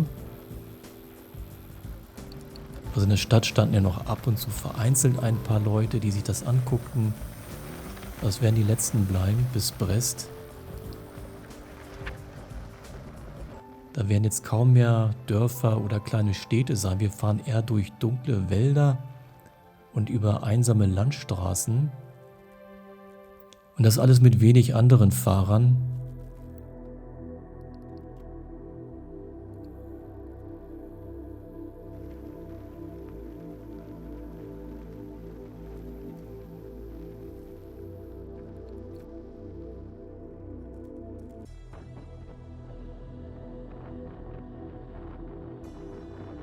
Und so geht es anfangs einen Berg hinunter, wo man nochmal schön rollen kann, schnell ein paar Kilometer hinbekommt. Haben mittlerweile etwas nach 21 Uhr. 45 Minuten habe ich gebraucht für 19 Kilometer grob. Mir hatte ein Franzose angeboten, in seinem Wohnmobil zu übernachten. Hat mir sogar auf Bitte da Stromkabel reingelegt, dass ich meine Handys und meine Akkubank und die Kamera aufladen kann. Und das wollte ich ganz gern wahrnehmen. Ich hatte gedacht, ich kann das bis Mitternacht schaffen. Das war in Sizun, das ist so 30 Kilometer vor Brest. Und so war ich ganz froh, dass ich hier ein paar Fahrer gefunden habe, die einen ordentlichen Speed hatten, wo ich mich in die Gruppe reingehangen habe, die mich dann schön mitgezogen haben. Alleine hätte ich das Tempo nicht halten können. Da war einfach zu viel Energie weg bei mir. Und so habe ich versucht, mit denen hier mitzuhalten. Nachher auch den ganzen Anstieg an. Erst beim Runterfahren lasse ich abbrechen, weil ich einfach nicht mehr mitkomme. Und weil mir dann auch fürchterlich kalt werden wird. Ich werde dann alles, was ich mit habe, anziehen, inklusive Beinlinge und lange Handschuhe.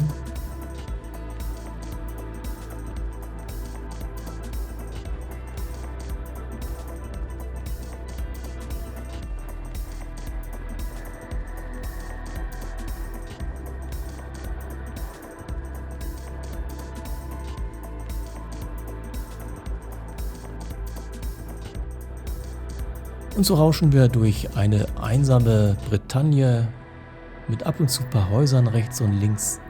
Sonst ist da nichts los. Und gleich geht's den Berg hoch. Und der Anstieg ist kilometerlang. Und die Jungs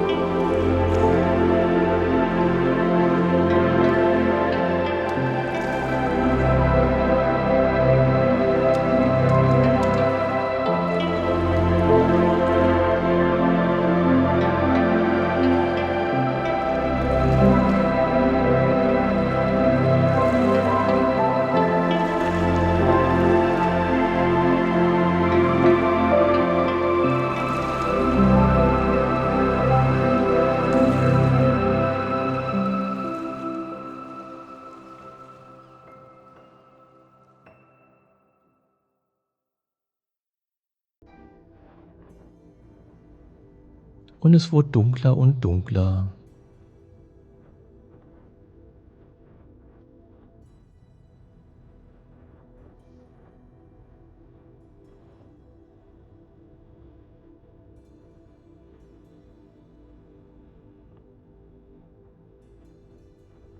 Und wieder jemand, der so eine Satteltasche, die so hin und her baumelte.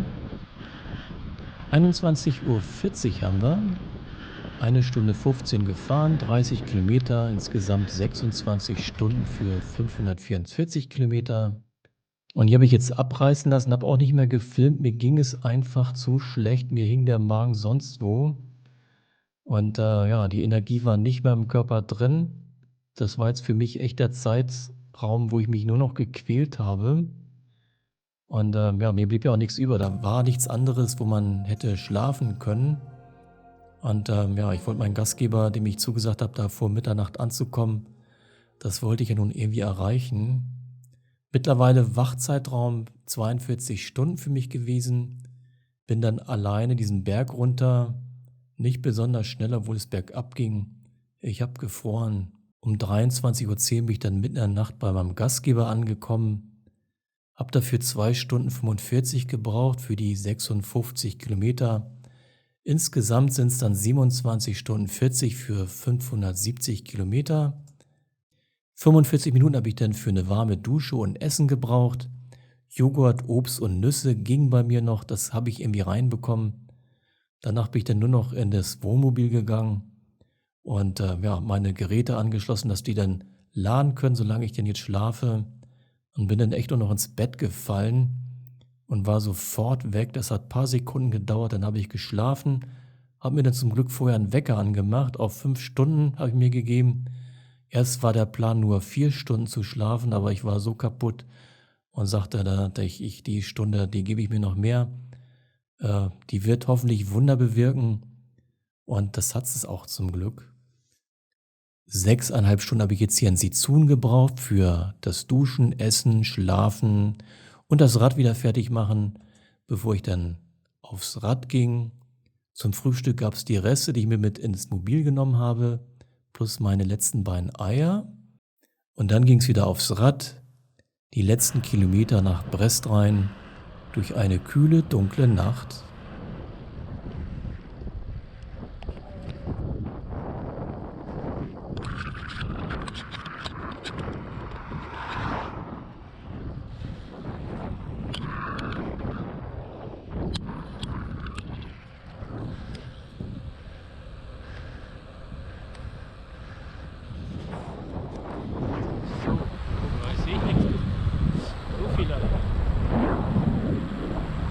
Ich sehe nichts mehr hier, aber das ist eine Suppe.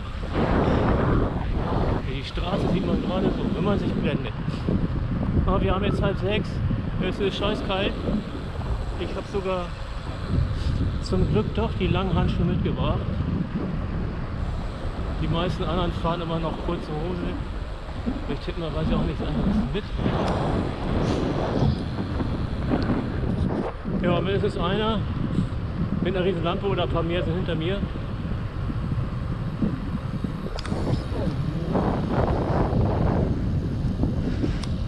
Habe jetzt also die ersten 10 Kilometer hinter mir und fahre so früh durch die Nacht.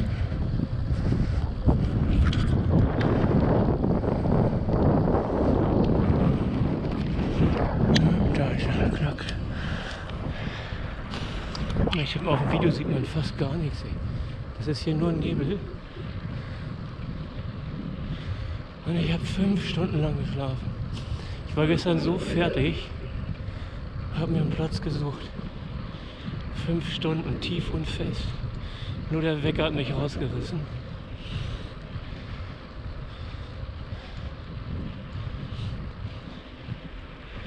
Ja.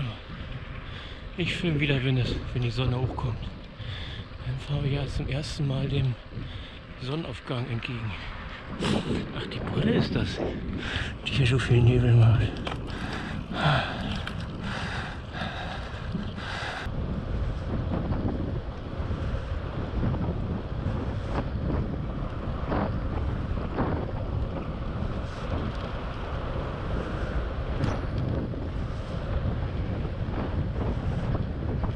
ging es wieder einen Berg runter und die Fahrerdichte wurde wieder deutlich höher.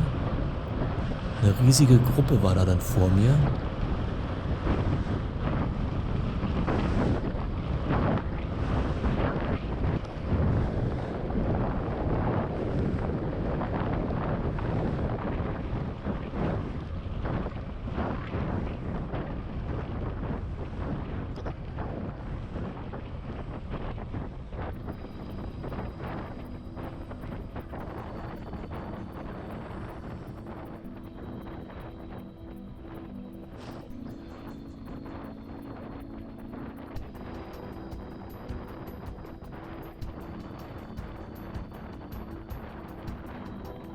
Und so konnten wir wieder mit gutem Speed den Berg runterrauschen.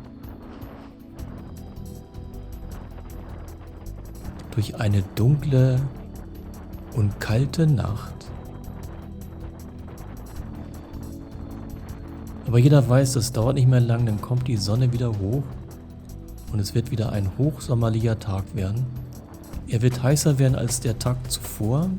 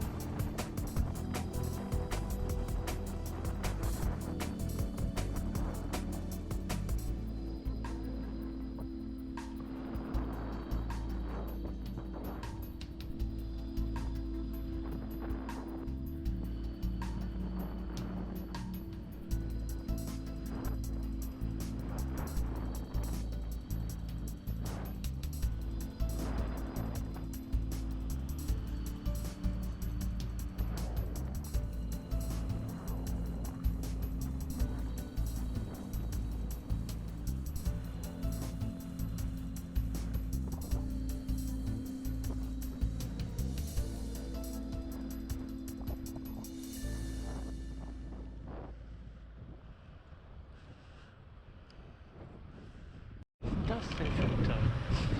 Sehr kompakt. Sehr geil. Wie so ein Velo-Home, bloß ohne Anhänger, ne? Da sieht man ja nichts. Und jetzt sieht man auch nichts. Ja, wie so ein Velomobil, bloß ohne Verkleidung. Bestimmt trotzdem sauwindschnittig. Aber ich hätte Angst, dass das Ding übersehen wird und dann rollt da einer rüber.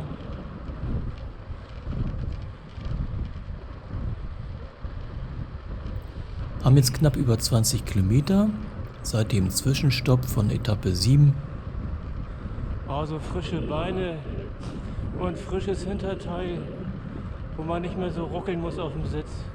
Also gestern auch zum Schluss, die letzten 100 Kilometer, alle haben mir wieder ständig die Hände vom Lenkrad genommen und geschüttelt, weil ihnen einschlief oder der taub wurde.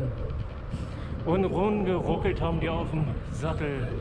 Also ich kaum einer ganz ruhig gesessen. Jedenfalls die ganze Zeit.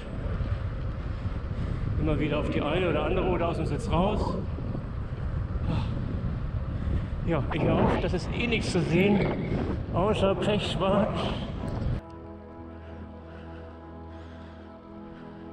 6:30 haben wir mittlerweile. Knappe Stunde bin ich unterwegs. Hab nun 35 Stunden für knappe 590 Kilometer hinter mir.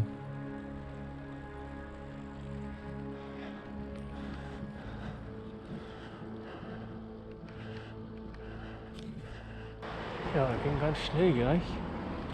Denn ich dachte, da kommt noch die Brücke. Ja, ging die ganze Zeit durch die Stadt, aber ohne Brücke. Oder ich habe sie nicht gesehen, aber das ist nun Halbzeit für mich.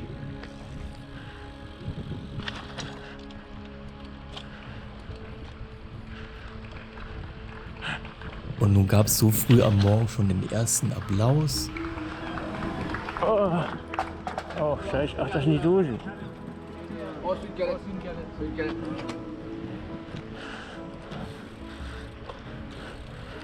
Ja, das waren die leeren Dosen. Aber ich tippe mal, die haben gerufen, da, wir machen das Und als wir durch Brest gefahren sind, war ja noch sehr früh, da war es noch sehr schummerig. Aber ein paar Anwohner standen da schon und haben dann applaudiert und Bravo, Bravo gerufen. Und so geht's wieder über die Kontrollmatten nach Brest zum Checkpoint rein. Ja, für das zweite Teilstück der 7. Etappe habe ich dann knappe 2 Stunden gebraucht. 34 Kilometer waren das. Herzfrequenz wieder ein bisschen tiefer, bei knapp unter 120.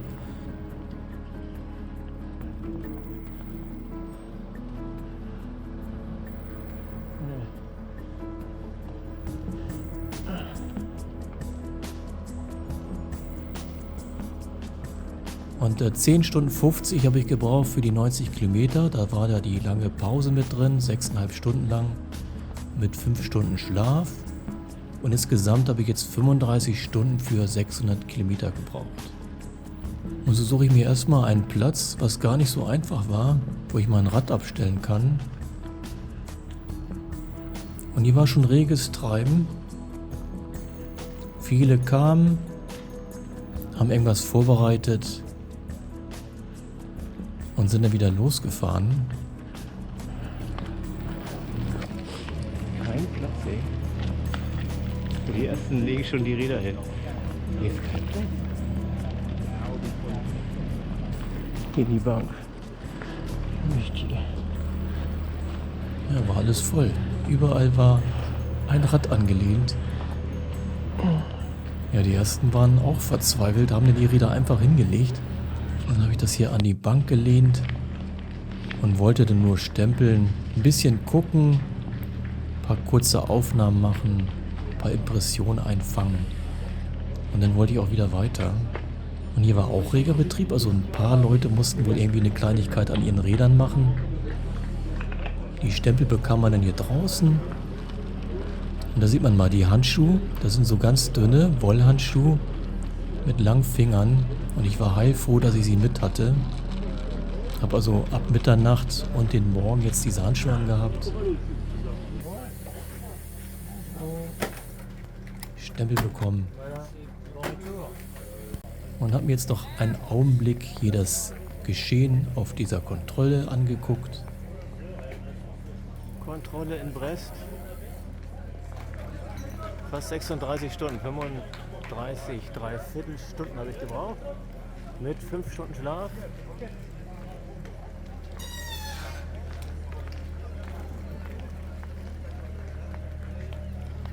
Ja, erstmal raus aus den Klamotten, es wird langsam warm. Kommt man hier irgendwo rein? Nee, ich glaube, das ist hier echt nur Stempeln und weiter. So. Hier gibt es keine Innenlebensscheibe.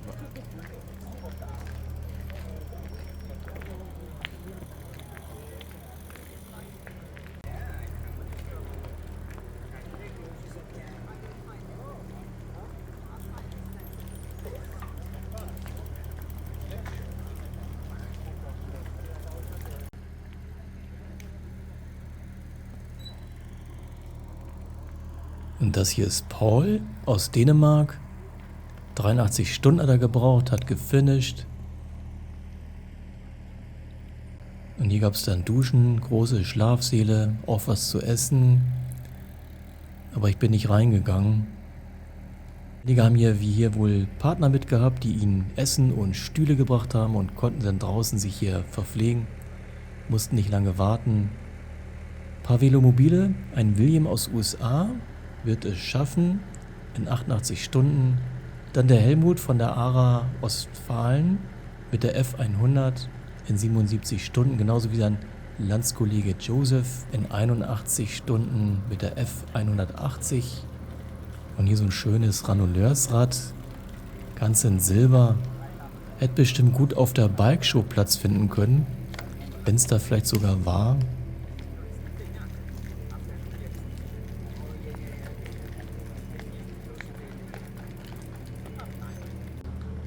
Und so haben einige ihre Flaschen mit Wasser aufgefüllt.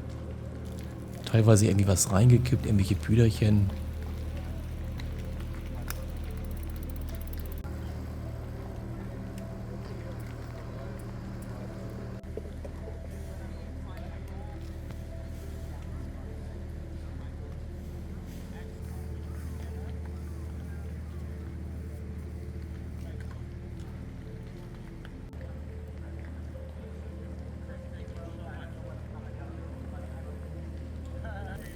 Gab es ein bisschen Energiepulver ins Wasser.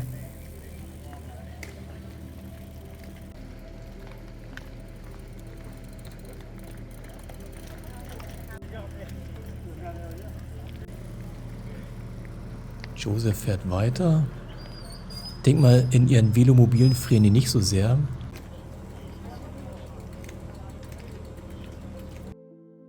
Und jetzt geht es also nach Caillé-Plougué, 90 Kilometer mit ordentlich Höhenmetern. 1200 Höhenmeter haben wir. Hier sieht man schon, es gibt 8a und 8b. Dieser Teil ist dann nur 8a betreffend. Da ist nämlich die erste Geheimkontrolle, die ich jetzt ja noch nicht kenne. Wir haben also Dienstag.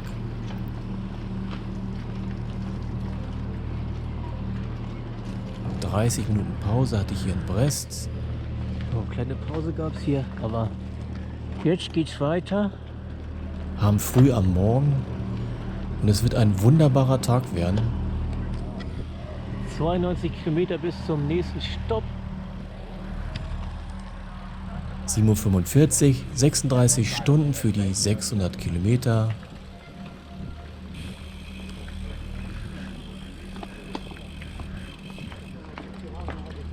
Gegessen habe ich hier wieder nichts. Ich hatte am Morgen etwas gefrühstückt, da die Reste, die ich bei der Ankunft von meiner Übernachtung da hatte.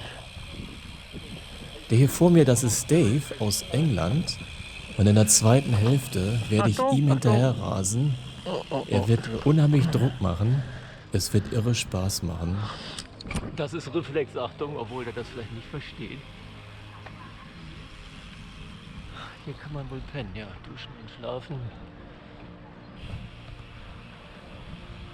Mir sagt aber unterwegs einer, dass einige Plätze davor viel schöner zum Schlafen sind.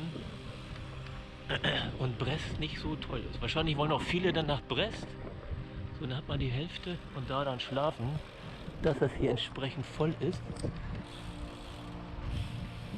Ja, also ein schönes Höhenprofil für uns, aber damit auch viele klasse Abfahrten. Ich werde sie genießen. Ja, irgendwie hatte ich probiert, einen Supermarkt zu bekommen, aber der war dann doch nicht offen, da war nur Licht an. Da war ich ein paar Minuten zu früh. Ging also weiter. Die ersten guckten schon bei Bäckern. Aber Brot wollte ich ja noch nicht. Das passte irgendwie nicht rein bei mir. So ging es also erstmal zur Brücke. Aus Brest langsam raus. Nix da.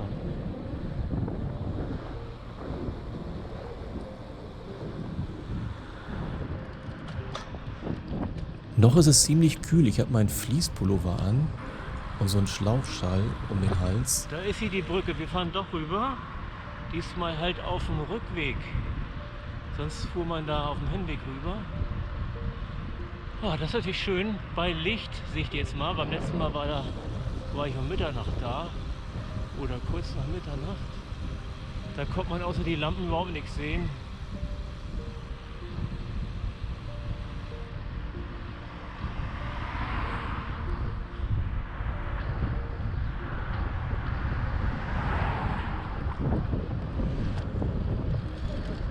Zeit für Fotos. Ja, reg dich nicht auf, ey. So.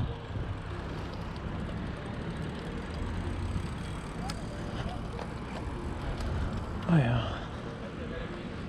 Die Bucht von Brest. Foto mache ich auf der Brücke.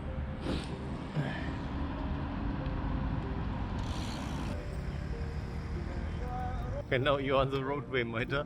Der hat wohl den Treckfahrer verwechselt. Ja, 2019 war es genau umgekehrt, diese Schleife. Die kommen sich ja nicht entgegen, die Fahrer, die zum Schluss am Ende der 600 Kilometer Die fahren. Bucht von Brest zum ersten Mal. Und die Brücke kann man nicht sehen hinter der Insel. Und da war es halt genau umgekehrt. Da fuhren wir dann halt auf dem Hinweg hier über die Brücke. Und da war dann einer, der fuhr dann den alten Track sozusagen. Aber Hauptsache, er kommt dann bei dem Checkpoint an.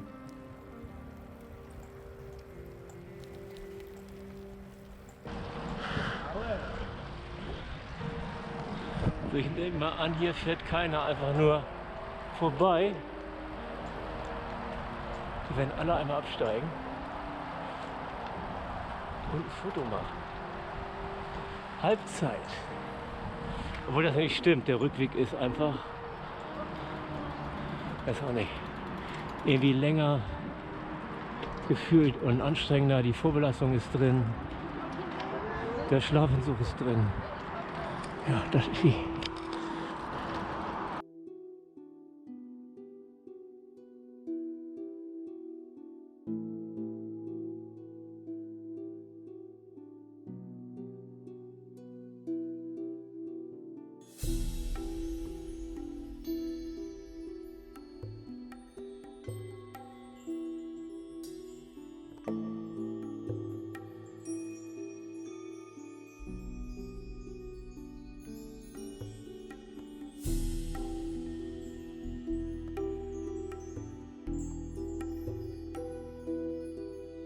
Da sind die beiden Kanadier mit ihrem Tandem aus Titan.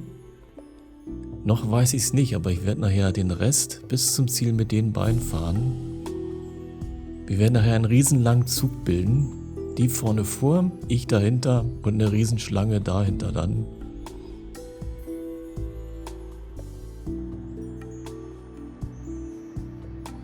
Und so steigt wirklich jeder hier ab, macht irgendein Erinnerungsfoto.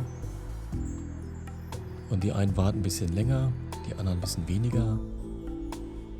Und das ist hier Björn Lennart, ganz bekannter Fahrer, ist hier Standortleiter in Sachsen von der ARA.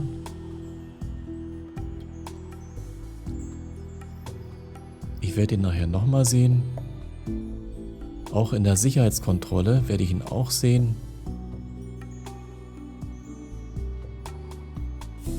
Und so kommen hier alle noch recht müde von der Nacht gezeichnet diesen Anstieg von der Brücke hoch.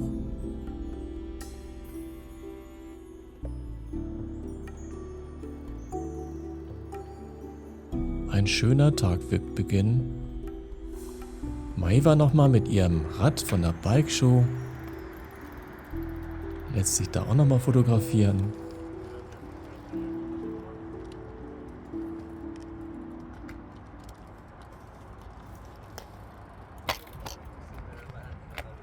Und nach 15 Minuten Fotopause ging es für mich dann auch weiter. Haben jetzt 8:25 Uhr, 40 Minuten seit Start, 7 Kilometer. So sollte man seine Zeit eigentlich nicht verplempern, hier ewig rumstehen und Fotos und Videos vor allen Dingen machen. Und da kann ich ja fast nicht aufhören. Ah, ist das schön, gell? Mit Sonnenaufgang, mit Nebel. Aber es geht weiter.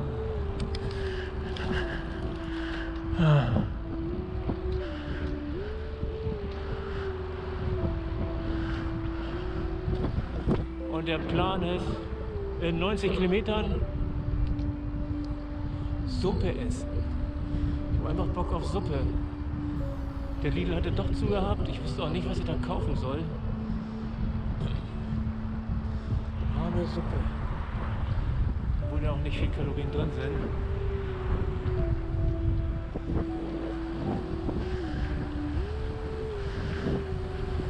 Na, ich wusste, irgendwas muss ich essen. Das wird jetzt zunehmend schwieriger mit meinem Bauch. Also das Gefühl war wirklich übelst. Nochmal Maeva. Danach werde ich sie nicht mehr sehen. Vielleicht male ich mein Rad auch mal so an. Die Knochen sind okay. Also der Bauch ist halt.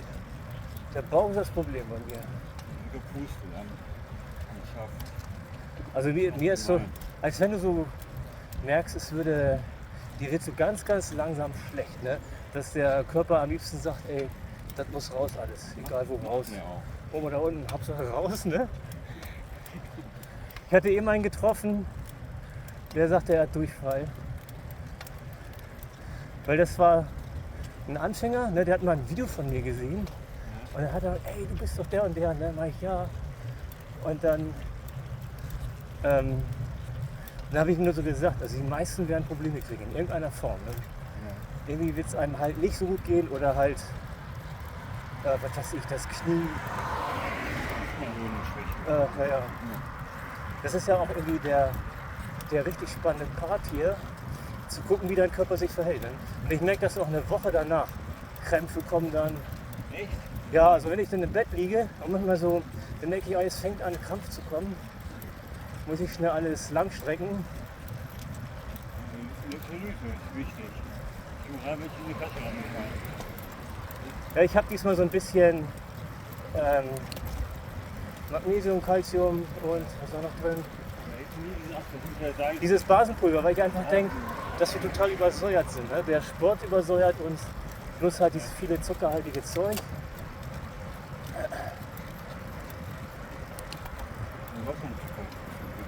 Nee, nur Milch und ja.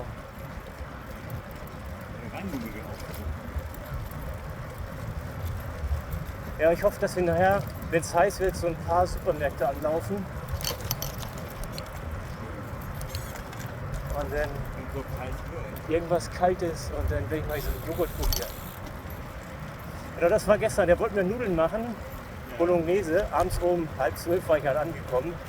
Da dachte ich mir, nee, du machst das alles. Und die Wahrscheinlichkeit, dass ich dann einen kleinen Klecks von esse, die ist recht hoch. Und dann habe ich nur gefragt, darf ich mal in deinen Kühlschrank gucken? Und dann auf Joghurt hatte ich Bock. Da lag da noch so eine kleine Melone rum. Und dann hat er mir das gemacht, während ich duschen war. Und dann habe ich davon aber auch nur ein Drittel essen können. Und habe das dann hingestellt. Und als ich dann wach wurde, dann konnte ich essen. Dann ging das wieder. Da hatte ich auch richtig Hunger. Meistens das, was du in sagst. Ja, genau. Also das Mitnehmen, das höre ich immer wieder. Ne? Pack nicht so viel ein. Du willst nachher was anderes, weil wenn ich zu Hause bin, Trainingsrunden machen, außer 200 Kilometer Trainingsrunde, dann ist Ligas Bombe. Ne? Rein damit, die Dinger sind immer am Rad. Auch wenn die schmelzen, kannst du die weiterhin essen. Ja, da hatte ich mich mit einem unterhalten. Also hier nochmal Jörn Lenhardt und Gabriela auf ihrem Tandem. Und Björn, der war mal der Erste in 2015, also der erste Deutsche, der mit ein bisschen über 44 Stunden dann PBP sozusagen gewann. Ja, nun haben wir 8:45 und da war so ein Verpflegungspunkt, wo ich den mal anhielt. Und der sagte, Milch, probier mal Milch und Ich will Milch mal Salz. probieren, was der mir eben erzählt hat. Milch mal probieren. Salz haben die nicht. Das ist das nächste, was ich probiere. Wenn ich irgendwie an Salz komme, Teelöffel Salz. Ja, ich hatte nachher gefragt, Mensch, habt ihr vielleicht irgendwie Salz? Dann ging da irgendjemand rein ins Haus und dann kam die mit so kleinen Päckchen Salz zurück. Elektrolyt. Elektrolyt. Oh. Non, et puis j'en aurais pas fait. Non, mais c'est vrai. Mais en fait, il y a À Brest, il y avait le marchand. Et à la sortie du pont, il y avait de l'Alliance qui avait mis un... Ouais, non, mais c'était... Also musste mal Salz probiert werden. War jetzt nur so ein Tipp, aber das hätte ja sein können. Es war ja heiß genug die Tage, dass da Elektrolyte verschwunden sind. Und dann mehr davon. Ich werde die ganzen Papiertütchen mitnehmen und unterwegs immer wieder mal was essen. Es wird mir nachher auch helfen. Also ich werde im Laufe des Rückweges wird es besser werden damit. Ouais, très peu. Merci à tous. Merci à vous. Widerlich. Also die meisten Städte haben ja Kaffee und Tee und bieten dann mal ein bisschen Milch dazu an. Dann habe ich da halt 2 Gläser Milch getrunken. Und die haben mir auch geholfen.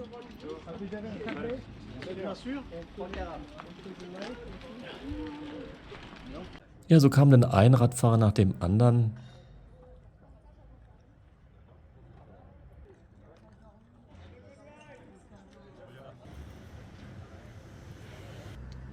Gab da ein paar Tomaten. Ja, das war einer der Supporter da. Ein paar Anwohner, direkt da vor dem Haus. Schön, so an der Strecke. Man sieht die hier vorbeirauschen. Crepe funktioniert auch zu essen.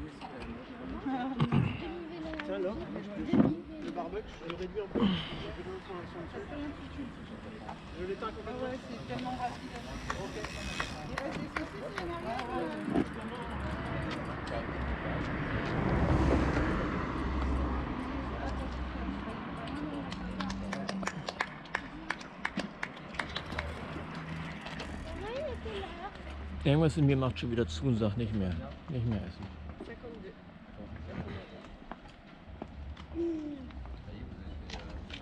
Ich glaube, kann man sich nicht vorstellen, dass der Körper sagt, ess einfach nicht mehr.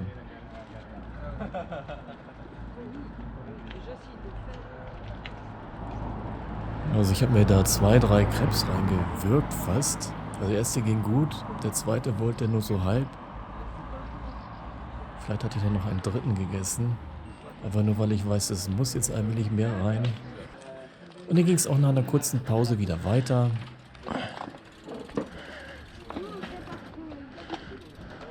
Hier wieder ein Bike von der Bike Show. Ich werde es aber gleich nochmal sehen und mit ihm ein paar Meter zusammenfahren.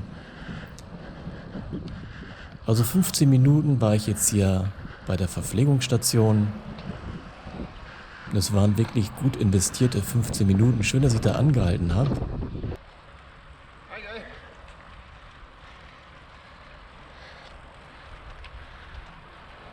So where are you from? Near Hamburg. Kiel. Kiel. At the Kieler Kanal. Okay. Northern Germany. Das ist Vianney aus Thailand Is it at Brompton? und finisht das mit 86 Stunden auf diesem Bike. Also ein Brompton ist es nicht. Ich habe leider nicht verstanden, was es für ein Fahrrad ist. Aber er hat das damit geschafft. Also finde ich wunderbar. Den fand ich ja auch goldig. Man sah gleich, aus welchem Land er kam. Also ohne Helm. Oder auf dem Helm hat er denn so einen Cowboy-Hut aufgehabt. Ah, hier ist der Pfeil jetzt. Eben gab es hier leichte Verwirrung. Der Track ist anders wie die Pfeile. Ah.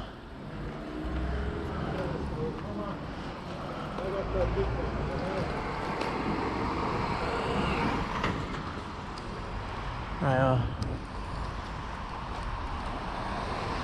Da ist er wieder aus Slowakia, Michal. Er wird es auch schaffen in 82 Stunden. So rollen wir den nächsten Berg runter.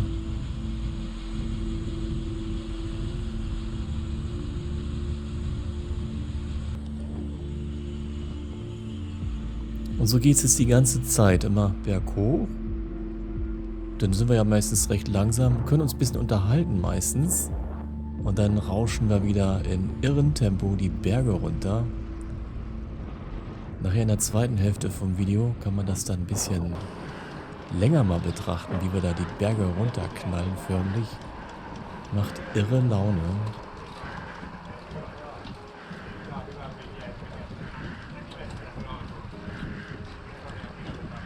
Es gibt auch viele, die dann erkennbar sind als Freunde, die dann PvP zusammenfahren und wohl als Gruppe da durchkommen gemeinsam.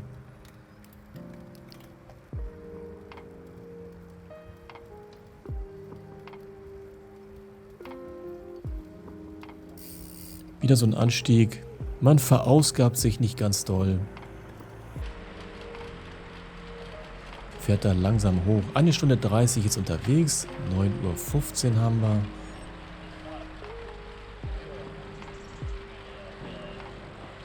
Und das war jetzt eine Gruppe von finnischen Fahrern.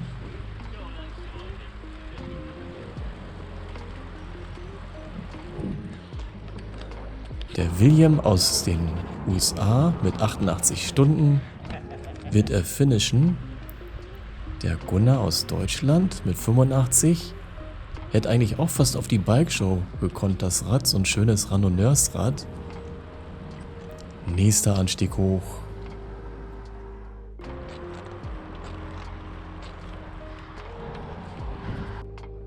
Und das ist jetzt Dave, den ich auch beim Start in Brest getroffen hatte, da als ich losfuhr. Und ich werde halt sehr, sehr lange mit ihm fahren. Aber die meiste Zeit in seinem Windschatten bleiben. Also der hatte wirklich Spaß mit richtig Druck da die Berge runter zu knüppeln. Und ich hatte daran Spaß gefallen, denn ihm zu folgen. Mit bisschen Sicherheitsabstand, denn wir sind wirklich sehr schnell gefahren.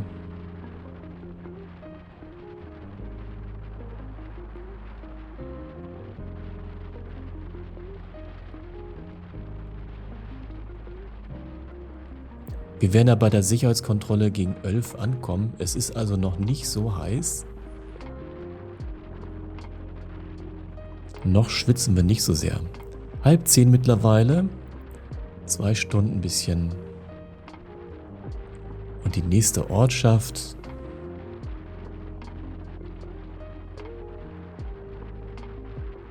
Ja, da darf eigentlich nichts auf die Straße laufen oder irgendwie ein Auto vorfahren.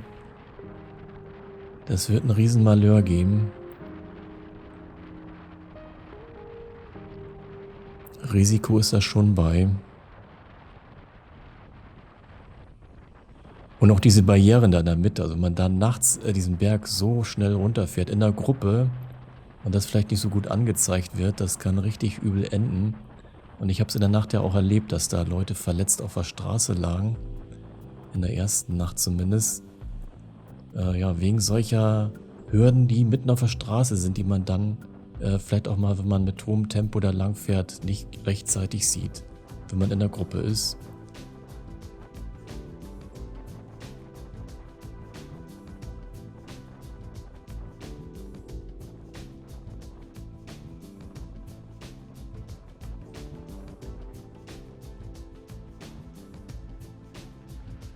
Wieder durch schöne Städte mit schönen alten Häusern.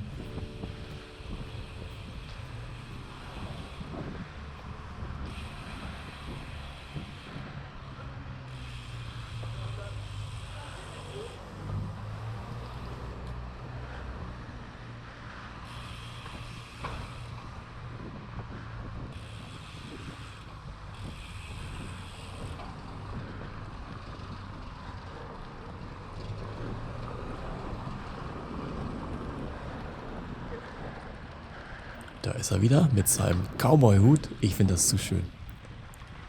Ah nee, genau, er hat nur so einen Ring gehabt. Um den Helm hat er so einen Ring. Und dann sah das Ganze aus der Ferne aus wie so ein Cowboy-Hut. Nächster Berg hoch.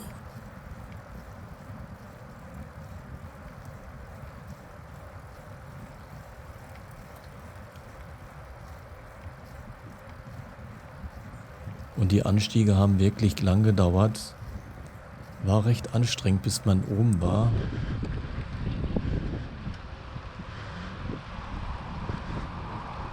Kurz vor 10 Uhr mittlerweile.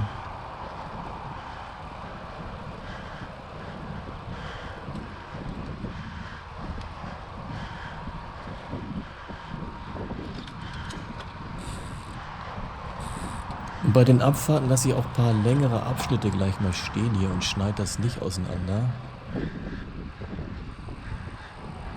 Weil die einfach zu schön waren. Und ich mochte nicht diese schönen langen Sequenzen zerschneiden.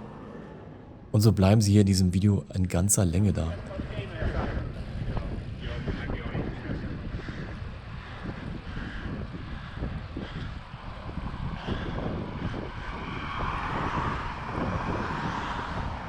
Ernesto aus den Philippinen, er wird es schaffen. Und das Ding sah ja auch lustig aus. Also so habe ich noch nie gesehen. So ein Dreirad, ganz tief liegend, aber er wird es leider nicht schaffen. Er hätte es schaffen können von der Zeit. Also ein Drö hat er aufgehört, aber mit genug Restzeit. Noch einer aus UK, er wird es auch schaffen.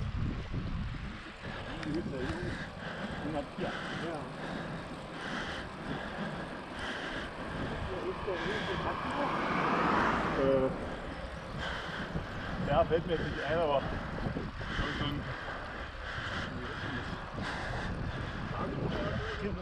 Wieder der Däne. Er wird gleich super schnell den Berg runterknallen. Also wir sind schnell und der ist doppelt so schnell. Aber wir werden ihn immer wieder einholen. Diese Velomobile, die haben halt echt ein Problem am Berg. Die haben da zu viel Gewicht und vielleicht können die auch nicht so viel Leistung treten, als wenn man oben auf dem Bike ist und sein Gewicht einsetzen kann.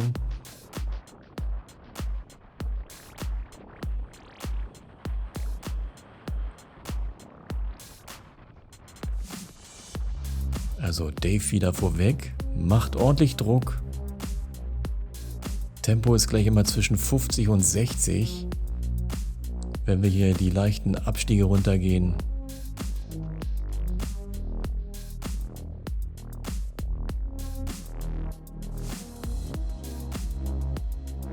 Schön windschnittig machen, Unterlenker oder auf den Auflieger rauf. schmal und klein machen. Ab dem Speed hier bringt das was.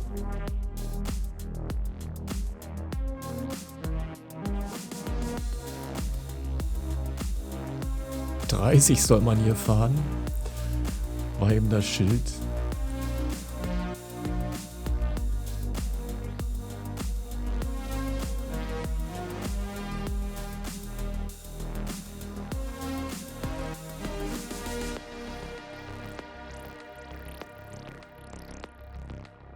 Die kannten sich wohl. Ein Hai. Aber er wollte wohl nicht mit. So blieben wir erstmal allein. Wir werden nachher eine Dreiergruppe werden. So, jetzt darf man wieder Speed fahren.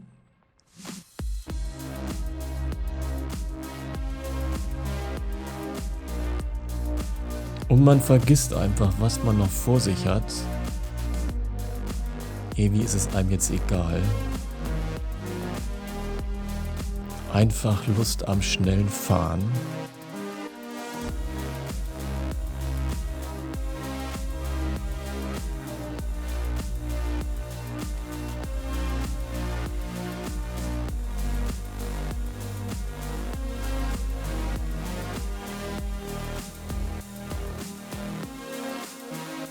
So, jetzt sind wir bei 60 schon angekommen. Topspeed wird nachher 63 werden bei mir. Und die Abfahrten sind schön lang, also nicht so super steil. Man kann also schon schön mittreten. Ja, Dave macht sich hier richtig schön klein. Kopf weit runter. Schmale Schultern und Ellenbogen.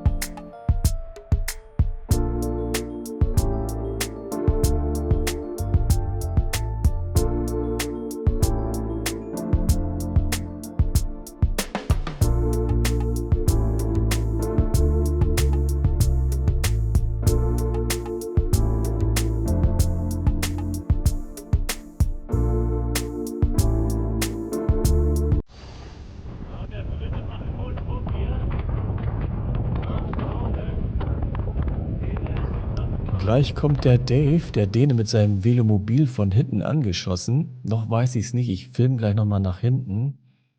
Und dann sieht man, wie er da anzischt. Und jetzt ist es ja auch fast Ebene. Also jetzt haben wir keinen Abstieg mehr. Und ich würde ja gerne mal wissen, was die Velomobile dann, wenn dann richtig bergab geht, was die denn da für einen Speed drauf bekommen können. Also er wird hier gleich vorbeizischen. Da sieht man ihn jetzt hinten ankommen. Also, ja, die müssen wirklich irre schnell sein. Ja, kann man nicht abschätzen. Weiß ich, 70 vielleicht, 80? Keine Ahnung. Aber da ist er wieder. Wenn man berghoch geht, dann holt man ihn wieder ein. Ja. Das, was der bergab gut macht, das muss er dann lassen, wenn es berghoch geht. Da hat er sein Gewicht, was er hochbringen muss, 20 Kilo mehr wie wir.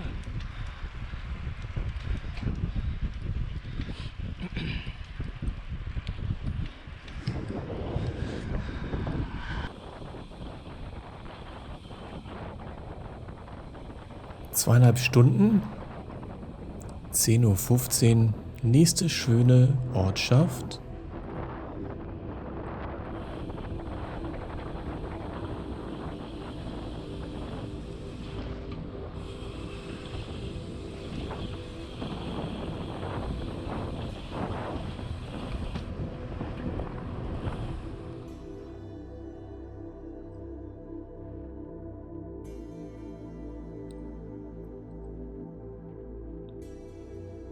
Also einen Abstieg haben wir jetzt noch und dann kommt die Sicherheitskontrolle.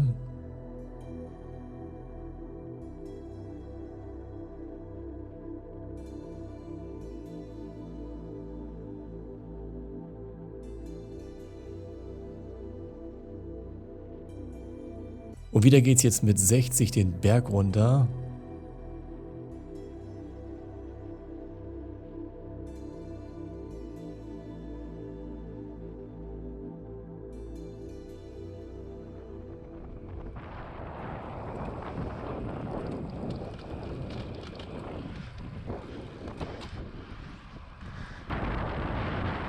Und der nächste Abstieg.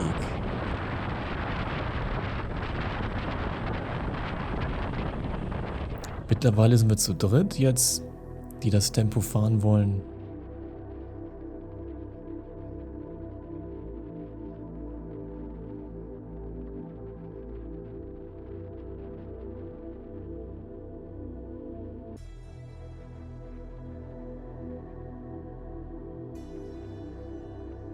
Aber zu nah sind wir dann doch nicht zusammen, dass wir so den ganzen Windschatten vom Vordermann nutzen. Irgendwie fehlt wohl doch ein bisschen der Mut, da zu nah ans Hinterrad dran zu fahren vom Vormann, um da noch mehr Windschatten zu bekommen.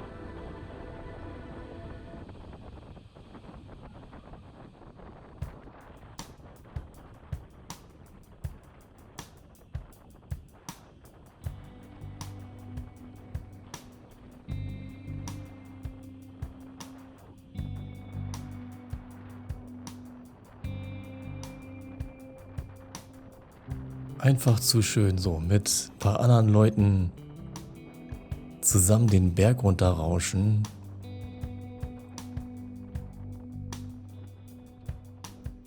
Und so sind wir bei der Sicherheitskontrolle in Plüben, war die dieses Jahr. Das ist eine Geheimkontrolle. 10:40 Uhr haben wir, 2 Stunden 55 habe ich gebraucht dafür.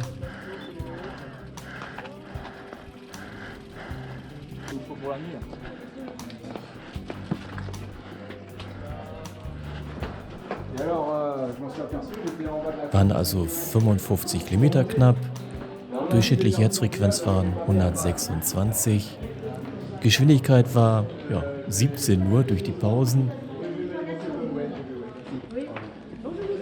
Bonjour. Bonjour. Vous voulez-vous allonger? You want something? Coffee and drink outside. Dann gab es den wichtigen Stempel der Security-Kontrolle.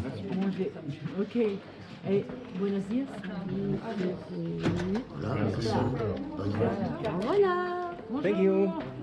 Dann hatte ich noch ein bisschen mich umgeguckt, wie es draußen ausschaut.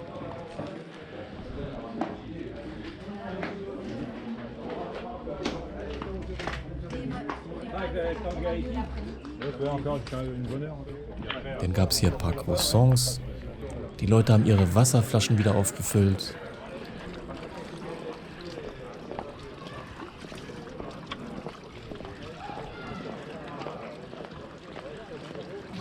Und dann hat er noch ein paar Impressionen eingefangen.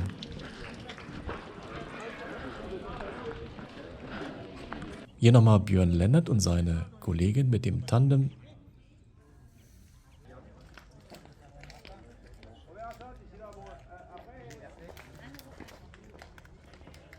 Und hier ist der Philipp aus Frankreich mit der F131, diesem Velomobil mit dem Falken an der Seite und dem Deckel oben drauf, wo ich mich ja am ersten Tag vor der ersten Sicherheitskontrolle so gewundert habe, wie er das da wohl aushalten mag in der Hitze, in diesem geschlossenen Velomobil.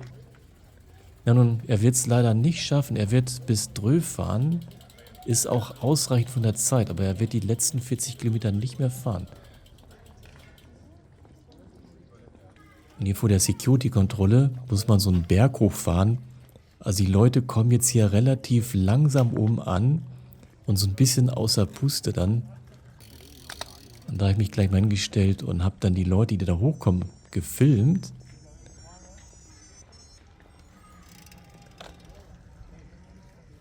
Im kleinen Gang ging es für alle nach oben. Und der da jetzt kommt, der so ein bisschen schräg auf dem Rad sitzt, der sah auch schon so aus, als wenn der das nicht mehr ewig halten wird. Er wird das auch leider nicht schaffen. Schon ein bisschen älterer Fahrradfahrer. Aber man sah ihm schon an, der ist ziemlich am Ende.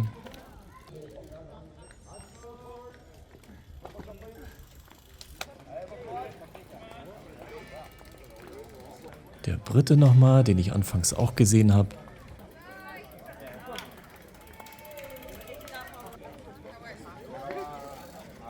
Und die meisten blieben jetzt auch nicht so lang. Haben kurz auf dem Stuhl verschnauft, eine Kleinigkeit gegessen, Wasser aufgefüllt. Und dann sah man auch, ging es wieder weiter. Also Start der Etappe 8b habe ich es mal genannt. Hab hier in Pleibenne bei der Security-Kontrolle 20 Minuten Pause gemacht.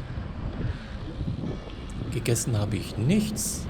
Hinter Brest hatte ich ja einmal gegessen bei so einem Stand Milch, paar Crabs und vor allem Salz. Und das wird mir jetzt während der Fahrt gut tun, glaube ich. Denn später werde ich wieder ein bisschen essen können. Haben also Dienstag, 22. August. 11 Uhr geht es weiter.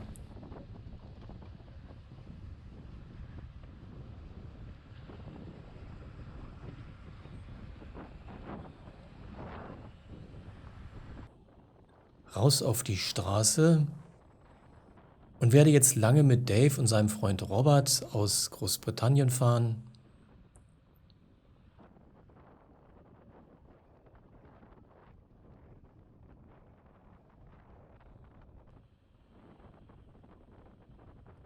Und er hat seine Tasche so besonders gebaut, dass sie nicht so viel wackelt, also so hochgestellt.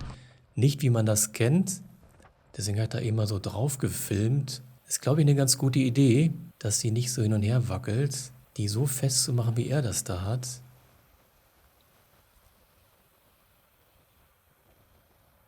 Ging wieder durch kleine Ortschaften. Und dann lange immer Berge hoch, um dann aber ganz viel Spaß beim Bergabfahren zu haben.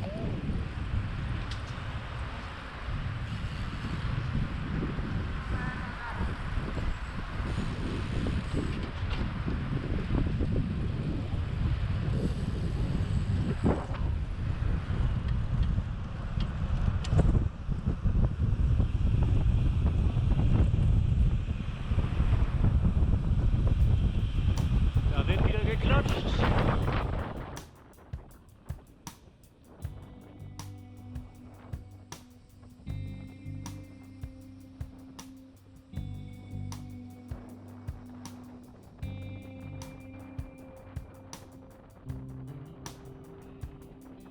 Haben also 11:15, die ersten 9 Kilometer und sind nun 40 Stunden unterwegs, bei Kilometer 670 grob. Und es geht diese schönen langen Hügel runter. Also wirklich traumhaft schön. Guter Straßenbelag. Tolles Wetter. Kaum Autos. Ganz tolles Rennradfahren.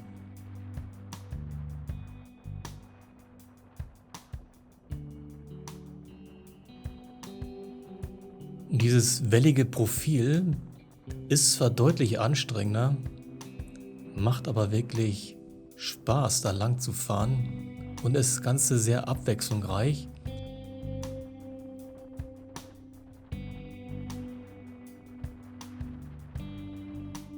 Und hier nochmal Björn Lennart auf seinem Tandem, der ja in 2015 als erster Deutscher mit etwas über 44 Stunden als erster PBP finischte. Das macht einfach nur Laune. Muss man zwar hoch, aber runter ist so schön.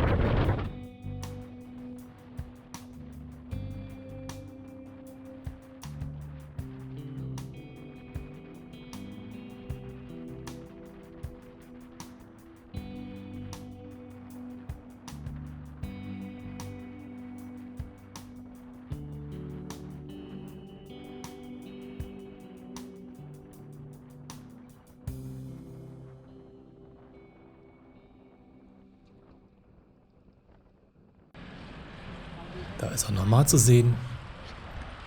Björn und Gabriele. Nächster Berg hoch. Und der war der längste und steilste hier auf diesem Abschnitt. Da kommt man schon ordentlich ins Keuchen. Gerade mal 130 Puls. Ich finde das echt wenig. Ich glaube, wenn so lange Anstrengung ist, der Puls geht einfach irgendwann runter. Trotz der Anstrengung. Und es funktioniert auch. Das mit dem Salz war richtig gut. Das hilft. Das flaue Gefühl ist weg.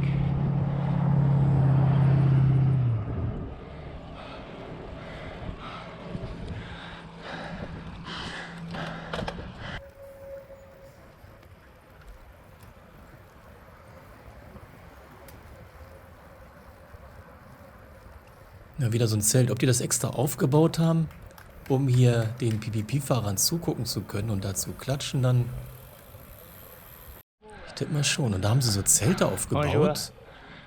Wind auf dem Rasen. Hier haben die sogar Zelte aufgebaut, wenn sich einer mal hinlegen will. Das hier am Berg, fast oben. Schöne Idee. Und das Zelt war voller Flaschen. Jetzt noch gleich an der Quelle. Das müsste man vorher wissen, wo denn da nachts die Standorte sind, wo man so denn so einfach so einen Schlafplatz bekommt, da dann auch noch Wasser bekommt, noch ein Verpflegungsstand.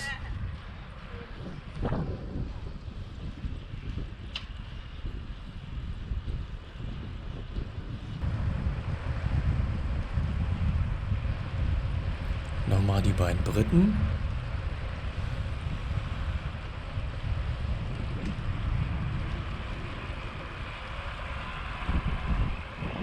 Myrian und Fabrice aus Frankreich mit ihrem Tandem finishen in knapp unter 83 Stunden.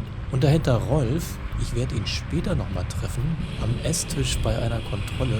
Wir werden uns fragen, wo kommt ihr denn so her? Naja, und da stellt sich heraus, der wohnt ein paar hundert Meter von mir entfernt. Wird also PBP in 74 Stunden 36 finishen.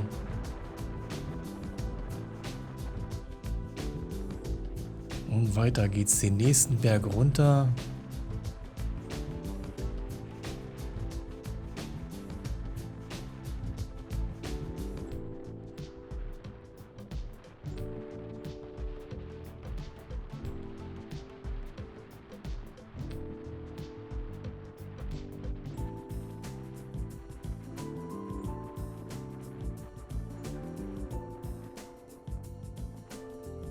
Halb 12 haben wir mittlerweile.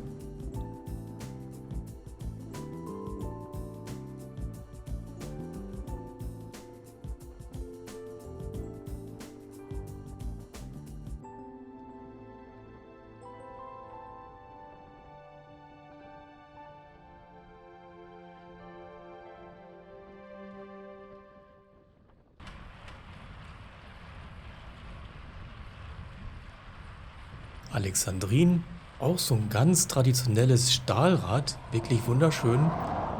Mit 77 Stunden wird sie finishen, aus Frankreich kommt sie. Haben wir so kurz vor 12 nun, knappe 50 Minuten unterwegs, 22 Kilometer und sind jetzt bei Kilometer 280 grob. Geht weiterhin den langen Berg runter.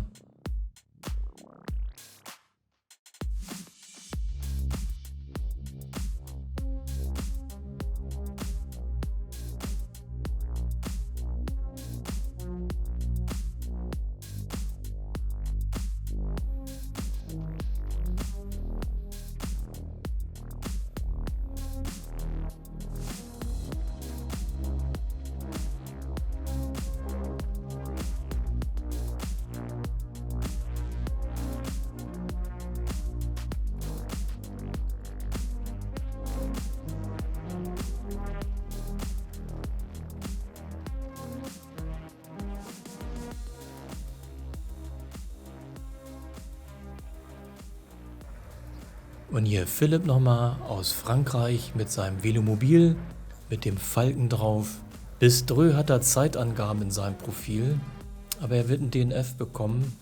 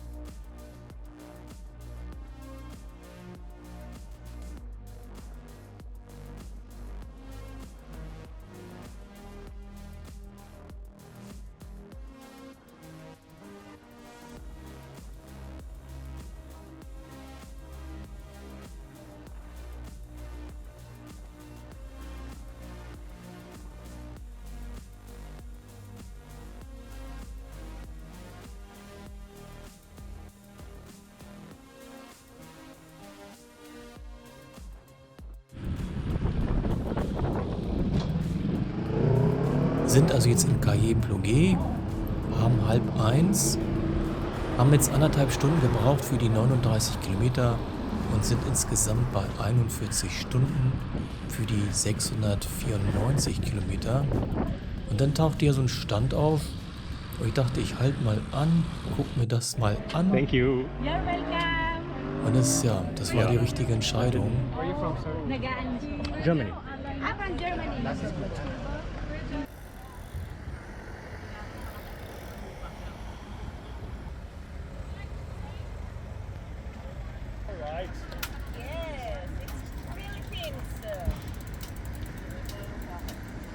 Everybody's welcome. Everybody is welcome, sagte sie. Jeder kann da kommen.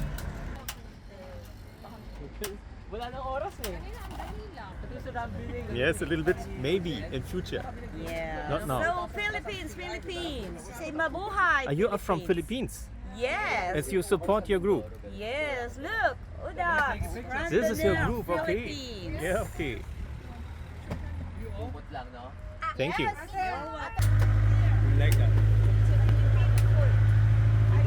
Also, das sind die Supporter von den philippinischen Randonneuren und die bringen ihr allerbestes Essen mit und laden alle ein.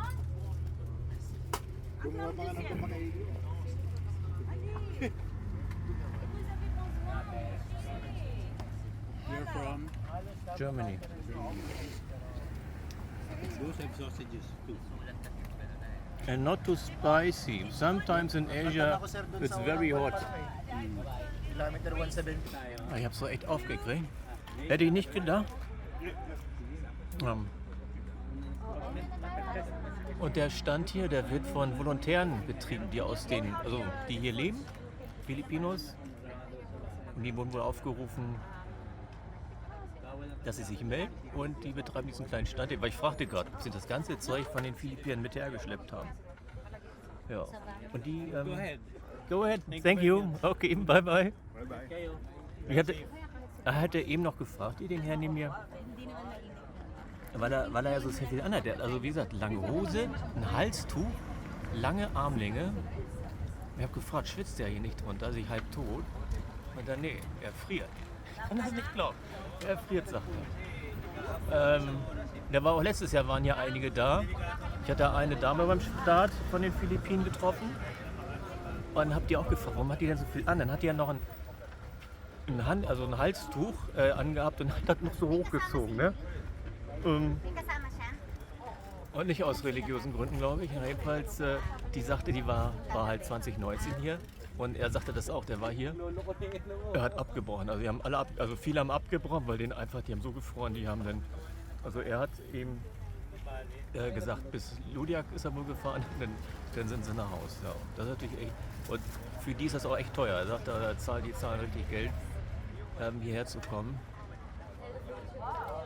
Bezogen aufs Einkommen sicherlich ein dickes Ding, um dann hier zu leiten. Ne? Also hier, ich denke mal, die wenigsten fahren das hier einfach nur so durch. Das ist ein gewisses Maß an Leiden, was man mitmacht.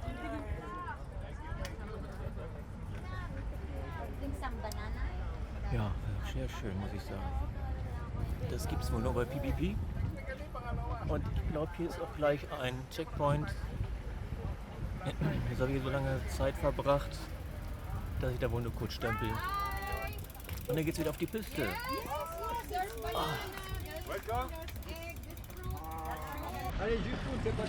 Eine Banane wollten wir auch noch unbedingt mitgeben. Bye bye. Bye bye. And thank you so much. Merci beaucoup, beaucoup. À dans 4 ans. Ja, 25 Minuten habe ich jetzt bei diesem Stand gesessen, habe da was gegessen. Oh, der Hintern meldet sich langsam wieder. Und das war die richtige Entscheidung. Irgendwie war das Glück, da anzuhalten. Irgendwie das Gericht, was sie da hatten, habe ich, da habe ich so gut vertragen. Mann, hat das gut getan. Das konnte ich essen. Ein paar so eine Obststangen oder Spieße, dieses Reisgericht, bisschen Cola, Banane noch mitbekommen und ein bisschen Ananassaft.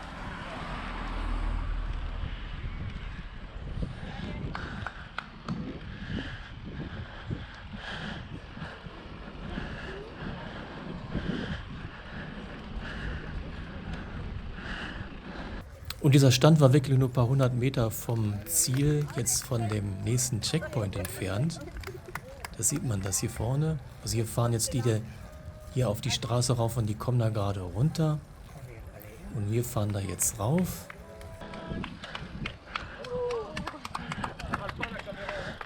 Der Standort, wo ich gestern Nachmittag war oder spät am Abend war,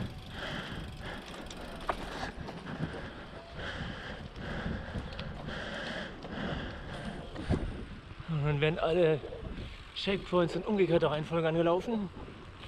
und hier saßen schon wieder die ersten im Schatten, weil es einfach wunderbar warm war. Und hier mit den ganzen Landesflaggen. Von allen teilnehmenden Ländern wurden die Leute wohl hier mit ihren Landesflaggen begrüßt, wenn sie ja vom Standort runterfuhren.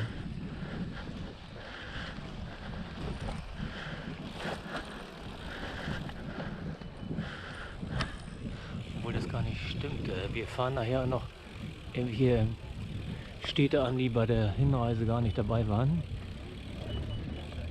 40 Kilometer vom Ziel ist ja auch nochmal ein Checkpoint. Genau 13 Uhr haben wir 5 Stunden 20 für die 90 Kilometer gebraucht. Bin nun also mit 41,5 Stunden für die 694 Kilometer. Puls im Schnitt war wieder sehr weit unten.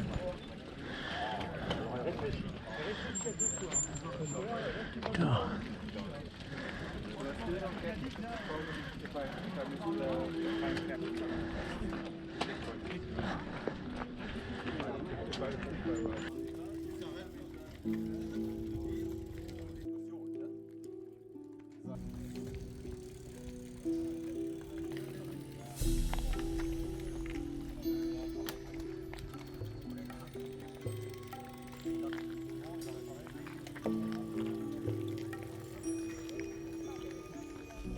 Die hatte sich schon ein Tuch über den Kopf wegen der Hitze gelegt. Und dann ging es wieder rein, um das Brevet-Heft stempeln zu lassen. Hi, bonjour. Italien? Non. No. Allemand? Ouais, si c'est l'école comme chez nous, c'est sûr que. Ouais, si c'est l'école, on a deux cols dans le secteur, on peut. Der zweite Stempel für. Thank you. Okay, have a Bye nice bye. day. Bye. Ouais, chez nous, on a deux cols.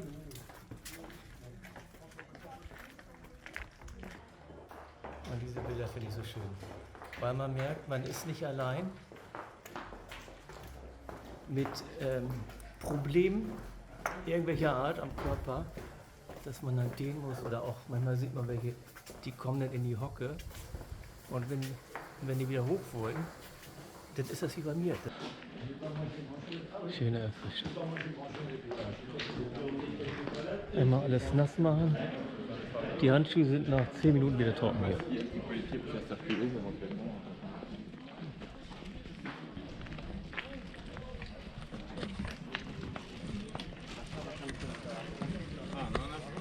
Вот он летает.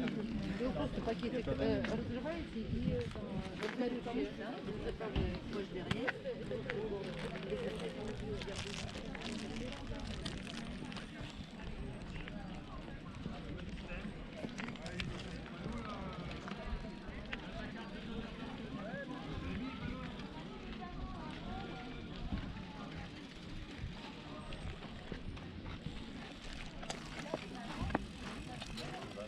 Das ist ja jetzt hier die Mittagsstunde, also der Sonnenstand ist ganz oben und es war wunderbar heiß. Ah non, mais il y a une histoire d'accès de l'eau potable.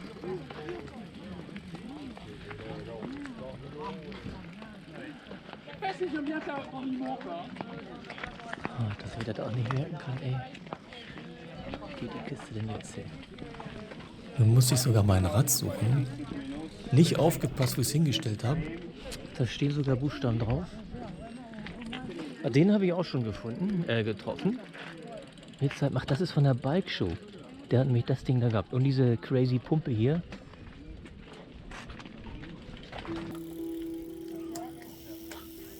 Mit so einem schönen Liegerad. Sieht sehr chillig aus. Die haben bestimmt keine Probleme mit den Sitzhöckern.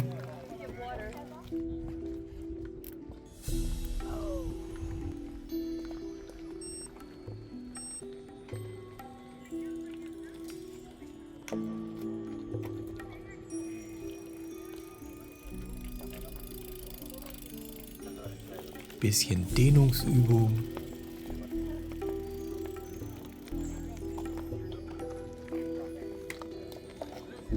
Und ein konstanter Zufluss von Randonneuren.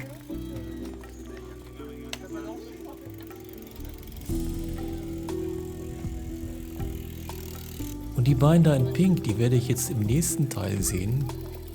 Die fahren ein silbernfarbenes Fixie im Partnerlook, also Bike und Look der beiden.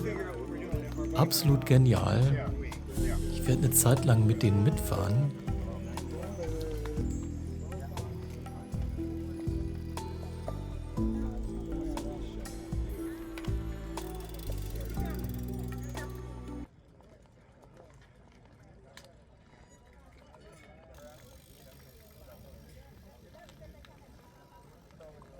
Cecile und Patrick aus USA werden das Ganze auf ihren Tandem in 81 Stunden schaffen. Es geht also von Cahet-Plouguer nach Loudiac. 85 Kilometer haben wir vor uns, wieder 1000 Höhenmeter, geht also viel bergauf.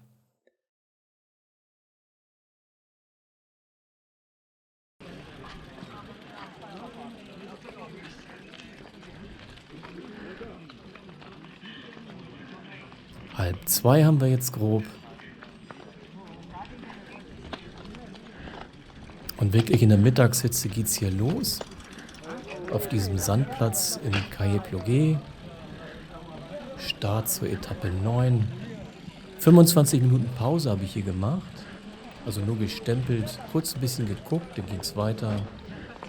Gegessen habe ich hier am Checkpoint selber nichts. Es gab ja vorher bei den philippinischen Randonneuren, da gab es für mich etwas Obst, ein Reisgericht Ananassaft, Cola. Ein Willkommen an alle Teilnehmerländer. Ja, das haben sie schön gemacht mit diesen Flaggen dort, dass nochmal alle begrüßt werden.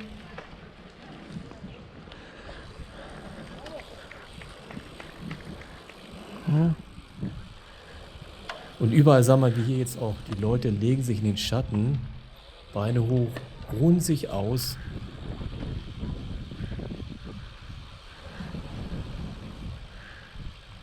Und wieder vorbei an den beiden Schildern. Jetzt geht es immer dem orangenen Schild nach Paris nach.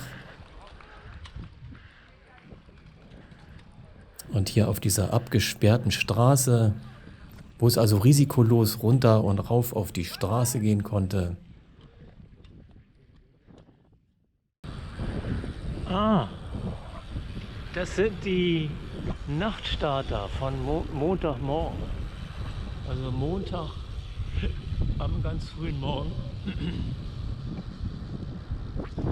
Die kommen einem jetzt entgegen. Das ist ja schön. Hat man so ein paar Mal, die einem entgegenkommen.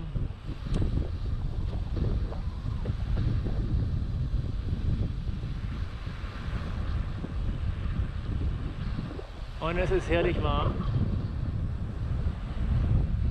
Sagen wir noch so schön, die Leute packen sich schon Tücher, also von den Supportern Tücher auf die Köpfe. Oder von überall trieft das runter, weil sie irgendwie Wasser raufschütten. Nasses Tuch auf den Kopf. Ja, oder was ich auch teilweise gesehen habe, die haben sich dann einen Schwamm oben raufgebunden, haben dann mit der Trinkflasche da Wasser raufgekippt und immer so ein bisschen drauf Dann lass gedrückt. die Raserei beginnen. Und immer guckt man in freundliche Gesichter. Oh.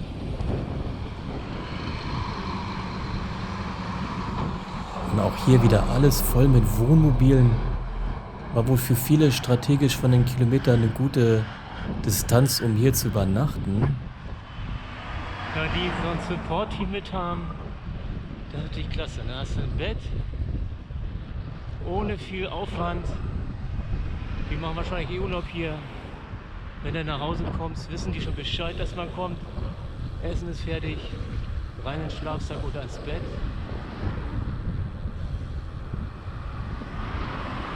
Also wenn man Top-Zeit aufstellen will, ist glaube ich so ein Camper eine super Idee.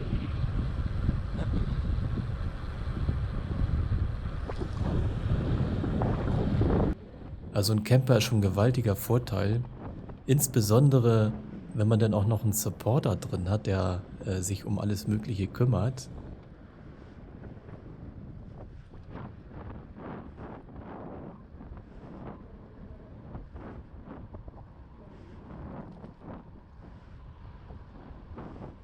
Aber es geht wohl los. Der Vordere fängt an schneller zu werden.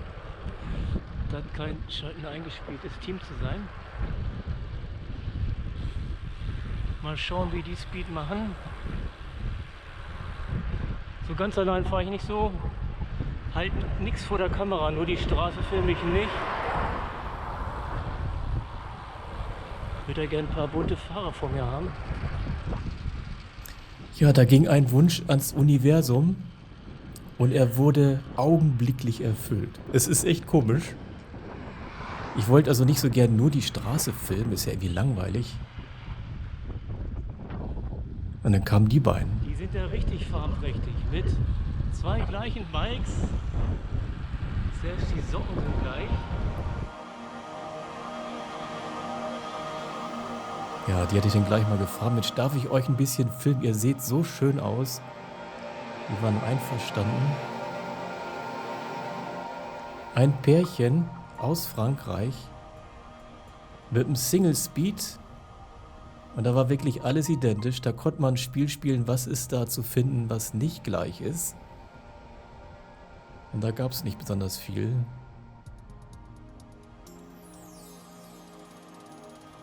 Wirklich so schön.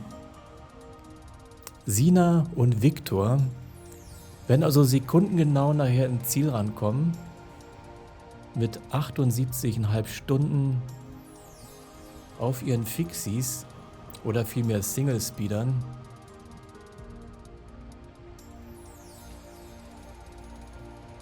Und das ist schon eine enorme Leistung. Also wer den Gang nicht klein schalten kann, wenn er am Berg hochfährt und auch nicht besonders groß schalten kann, wenn er den Berg runterrast und dann halt, ja, ich weiß nicht, ob es ein Fixie war oder ein Single-Speeder, der dann halt auch beim Bergab immer treten muss. Also 2 wirklich starke Fahrer, ein Pärchen aus Frankreich.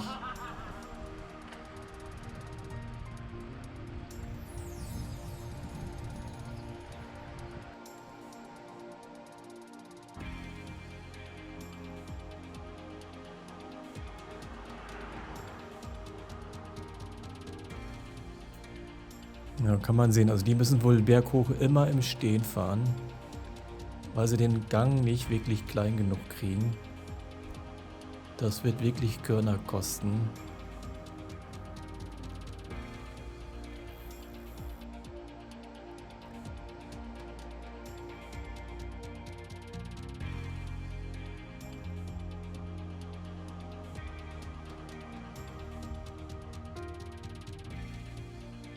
Also die beiden werden Paris-Brest-Paris bei den meisten Anstiegen im Stehen fahren. Haben jetzt kurz nach 2 Uhr. Und da ist wieder Philipp. Ich fragte ihn, ist das nicht eine Sauna, was du da hast oder in dem du fährst?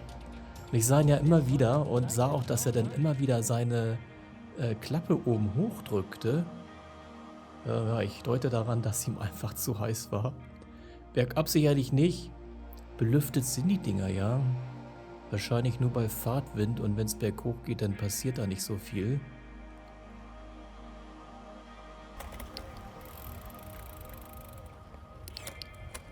Ja, und da fiel mir dann so ein kleiner Supermarkt auf an der Seite. Man sieht schon, da ist nicht viel los auf der Straße. Na, hier 2 Räder waren da, an der Seite waren auch noch 2 Räder. Und dann so ein kleiner Proxy-Supermarkt. Und ich wollte irgendwas Kaltes haben. Am liebsten ein Eis. Bonjour. Kuchen will ich nicht. Eiscreme. Haben die nicht. Na, erst sah es nicht danach aus, als wenn sie Eis hätten. Und so ein Käse oder Joghurt wollte ich dann auch nicht. War schon fast dabei, wieder rauszugehen. Doch, hier.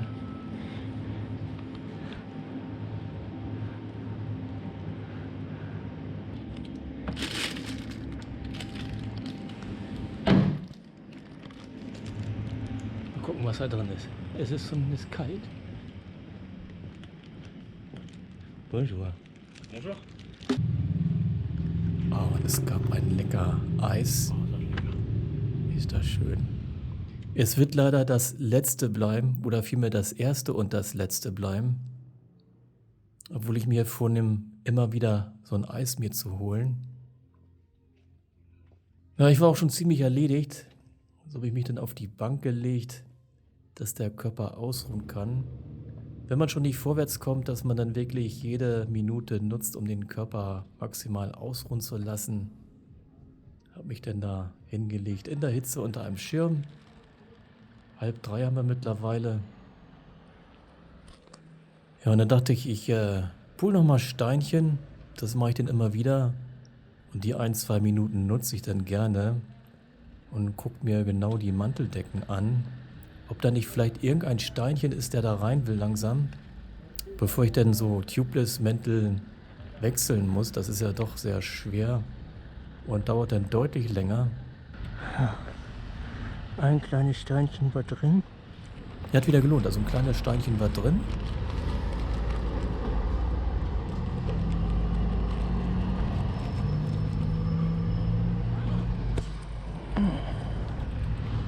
Ach so, und das geht noch. Oh, der ist sogar fast, der ist ja richtig wenig drauf. Ja, ich hatte aber immer nur so eine kleine Pumpe mit, da wollte ich gar nicht erst groß mit anfangen. Und es gibt unterwegs Supporter, die dann auch ihre großen Standpumpen immer vor die Tür stellen. Und ich dachte, ich fahre mal so lang, bis ich dann wieder sowas finde. Und pumpe dann mit einer großen Pumpe. Da muss ich mal nachpumpen. Aber ich habe auch Sorge, dass bei den heißen Temperaturen mir nachher ein Reifen knallt. Denn beim Start oder am Tag vom Start, da fuhr einer mit seinem Radshop, das da lang. Und dann hatte ich erst gedacht, da hat einer einen D-Böller hingeschmissen. Das gab eine Rauchwolke. Und also ich habe erst geguckt, nachdem es geknallt hat. Und dann hat der einen platten Vorderreifen gehabt. Das hat so laut geknallt. Vielleicht zu doll aufgepumpt. Aber wer will das denn haben, ey? Vor dem Start, dass das da knallt. So.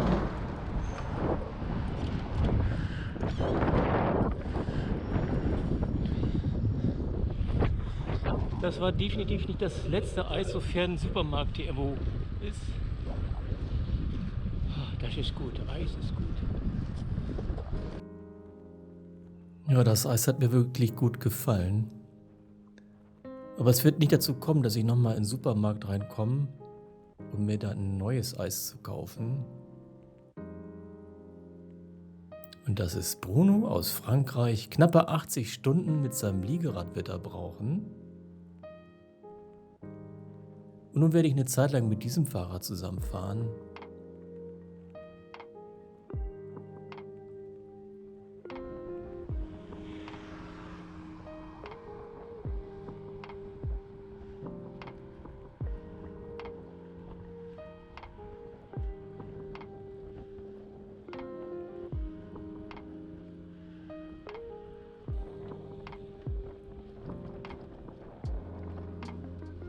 Man sieht schon, die anderen wollen bei der Hitze nicht ganz so schnell fahren.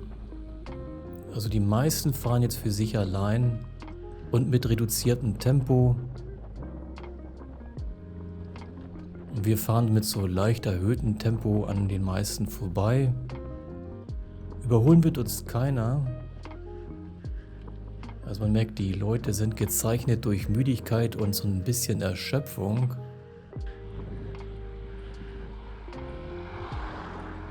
Nächster Berg hoch. Wenn das Bild so ein bisschen wippt, dann bin ich immer im Wiegetritt. Die Kamera, da beiße ich dann mal auf eine Platte, die da dran ist, in den Mund. Deswegen hört man mich auch so ein bisschen lauter atmen. Und dann sieht man, dass das Bild dann wackelt, wenn ich dann im Wiegetritt bin. Das gleicht die Stabilisierung dann doch nicht ganz aus. Ja, so kurbelt man sich dann im kleinen Gang den nächsten Berg hoch. Und am Wegesrand sind immer wieder Leute, die sich dann hinstellen, hier auch im Schatten, und dann bei den Leuten ein bisschen applaudieren. Also Rostrenen ist das, ein bisschen größer die Stadt. Noch sind wir in der Bretagne. Am 14:40 Uhr, sind 1 Stunde 15 unterwegs, haben jetzt 24 Kilometer, insgesamt 43 Stunden unterwegs bei Kilometer 718.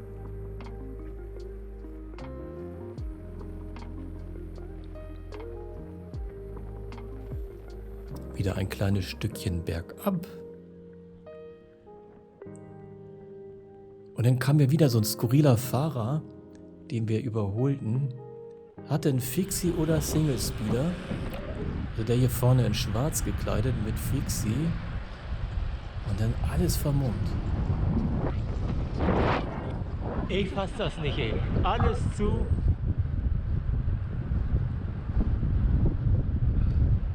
Und dann sagen die noch, die schwitzen nicht. Und wenn die zu Hause trainieren gehen, dann sagte er, dann braucht er 6 Liter Wasser. 35 Grad haben die in der Regel 6 Liter. Ja, da bezog ich mich jetzt auf Leute aus Asien. Und die hatte ich dann immer mal wieder unterwegs gefragt, wie es denen ginge hier. Und auch wie sie zu Hause trainieren. Und da sagten eigentlich alle durchweg, also die trinken da sehr, sehr viel Wasser unterwegs. Wo ich dann nachfragte, wie nehmt ihr das denn alles mit? Das kann man noch gar nicht mitnehmen, so viel Liter. Da sagten die, ja, die kennen unterwegs sind Leute, wo sie dann anhalten, um dann da Wasser nachzufüllen in ihre Flaschen.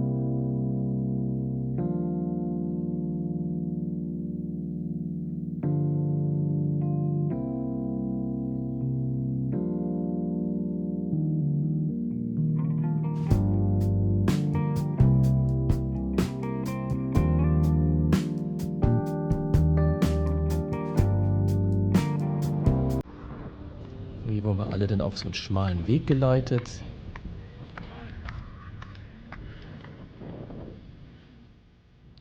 Das war jetzt hoch oben auf irgendeinem größeren Bergrücken mit einem tollen Ausblick rechts und links.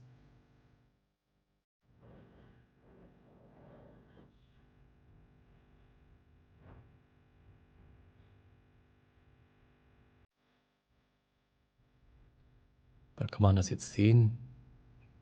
Haben uns also lange hochgekurbelt auf diesen Berg. Und gleich gibt es hier wieder so einen Verpflegungspunkt, einen inoffiziellen.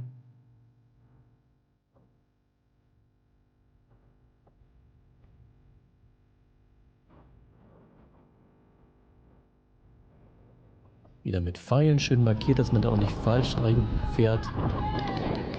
Ja, kurz vor 3 Uhr haben wir 1 Stunde 50 für 33 Kilometer.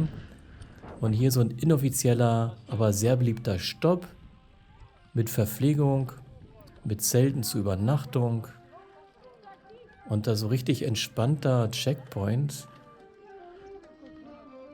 und Reparaturservice. Konnte ich ja gut gebrauchen mit meiner Luft.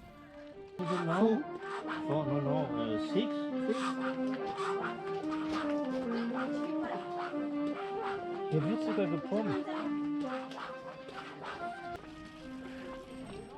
Ja, und dann nutze ich das auch gleich, die Kette mal ein bisschen nachzuölen. Da habe ich dann so einen Trockenschmierstoff, den ich mitnehme auf Alkoholbasis, dass man da so ein bisschen Teflon in die Kette kriegt.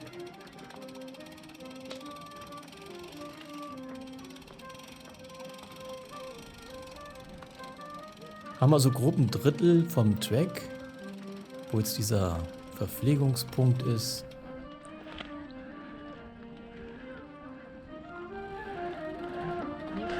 Ja. Wasser habe ich noch genug.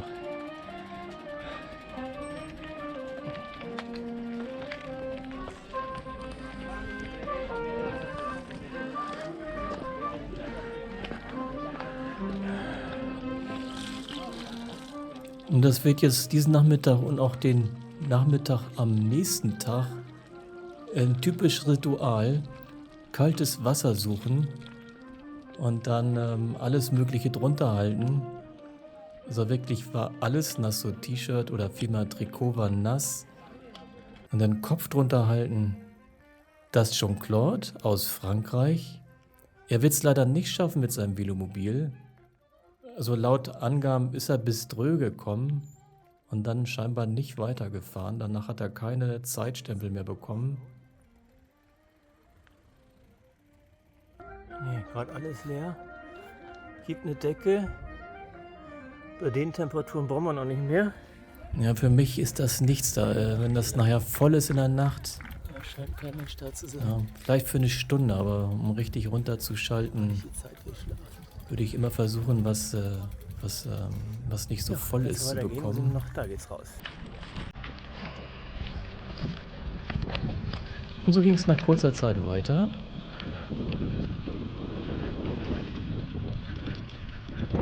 Viertel nach 3 also.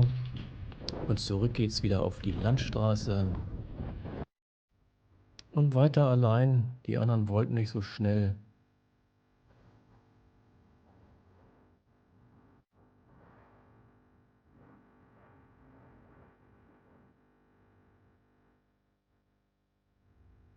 Und jetzt werde ich doch eine lange, lange Zeit für mich alleine fahren. Irgendwie werde ich keinen Fahrer finden, mit dem ich zusammenfahren möchte.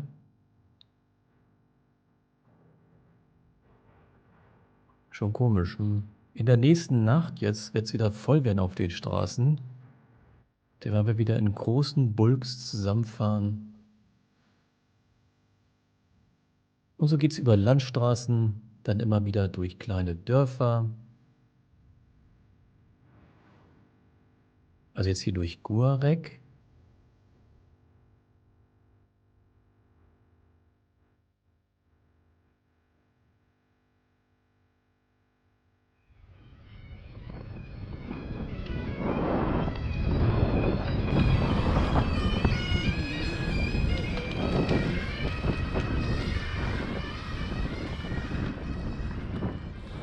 Und da war auch wieder so ein kleines Stadtfest.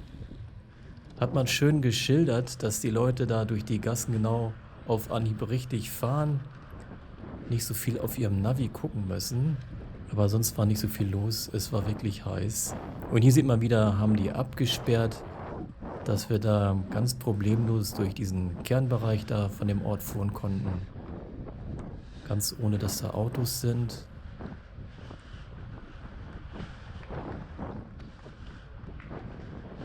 Und wieder mit Streckenposten. Ja, schon schön gemacht. Wenn dann auf der Straße die Pfeile sind, dann muss man nicht so viel gucken. Hier, wenn ich meine Kamera am Schnabel habe, dann gucken die alle so komisch. Hey, was hat er da im Mund? Oder davor? Also, nächster Berg hoch. Wieder schön beschildert. Rechts und links sind die Schilder. Ah, noch kühlen die Handschuhe. Noch ist es ein bisschen nass. Und wieder sitzen im Schatten Leute hier und gucken sich die Radfahrer an, da auch wieder. Die machen dann wohl stundenlang Picknick da und gucken sich die Randonneure an. Auch eine schöne Idee, den Leuten einen Stuhl hinzustellen. Ja, und er sah aus, als wenn er schlafen würde in seinem Stuhl. Nach so einem Aufstieg. Ja,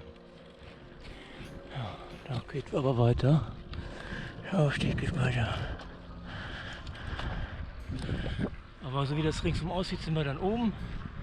Und dann geht's rasant runter.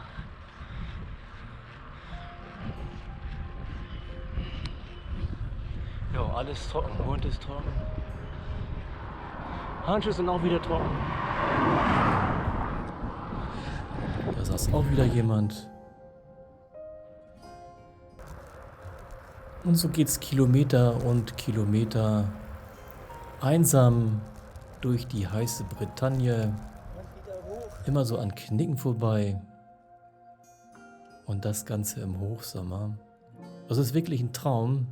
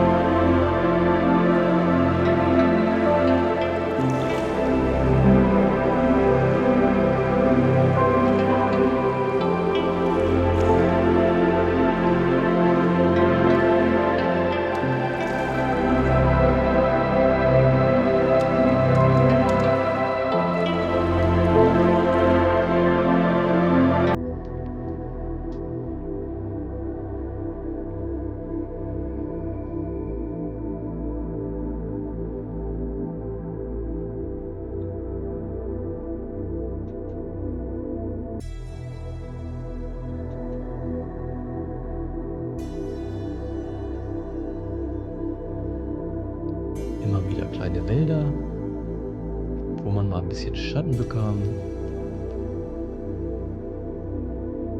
Und dann ging es wieder raus, schattenlos,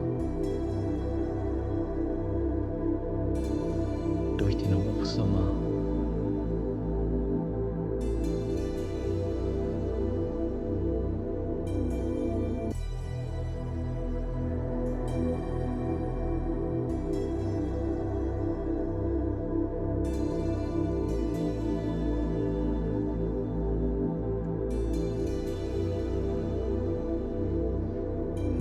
Seitenbahnsteig.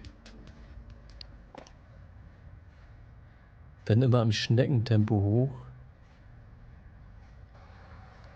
Ja, dann kam der hier, der fuhr wieder ein bisschen schneller.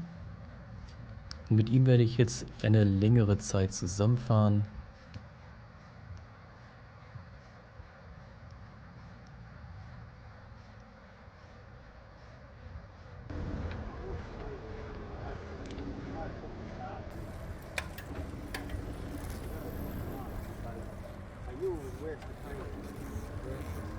Darf ich noch?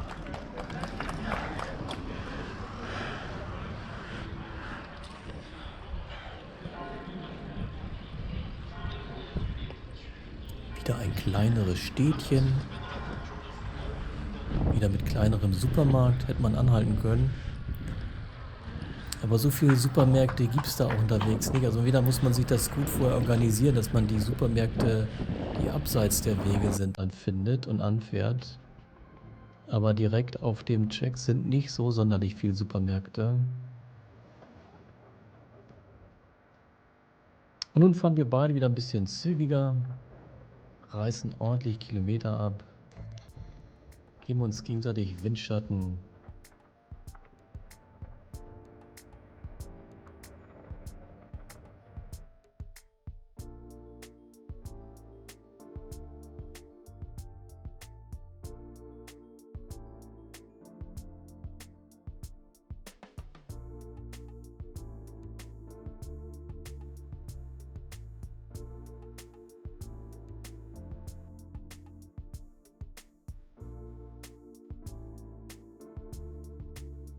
Viertel nach 4 haben wir mittlerweile. Und auch hier wieder Striche auf der Straße und die Schilder an der Seite machen es einem wirklich einfach, auf dem Track zu bleiben.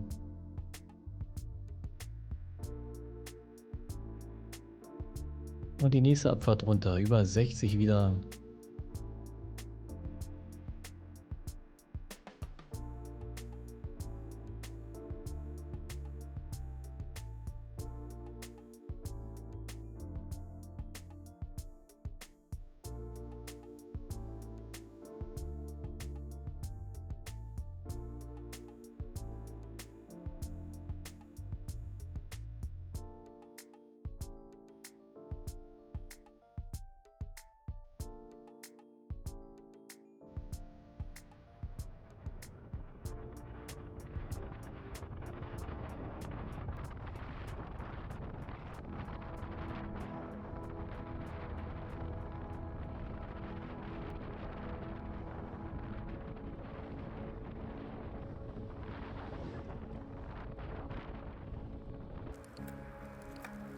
Der nächste Ort, das ist Pontivy, noch in der Bretagne.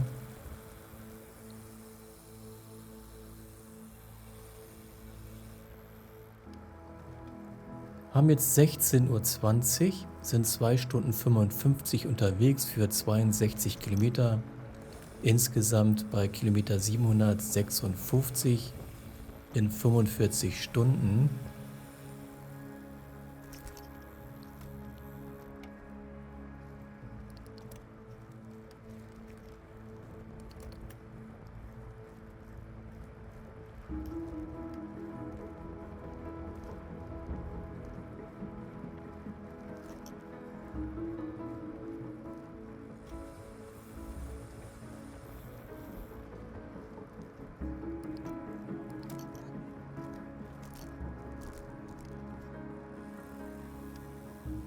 Das ist diese Gemeinde da unten am Knick von dem Track.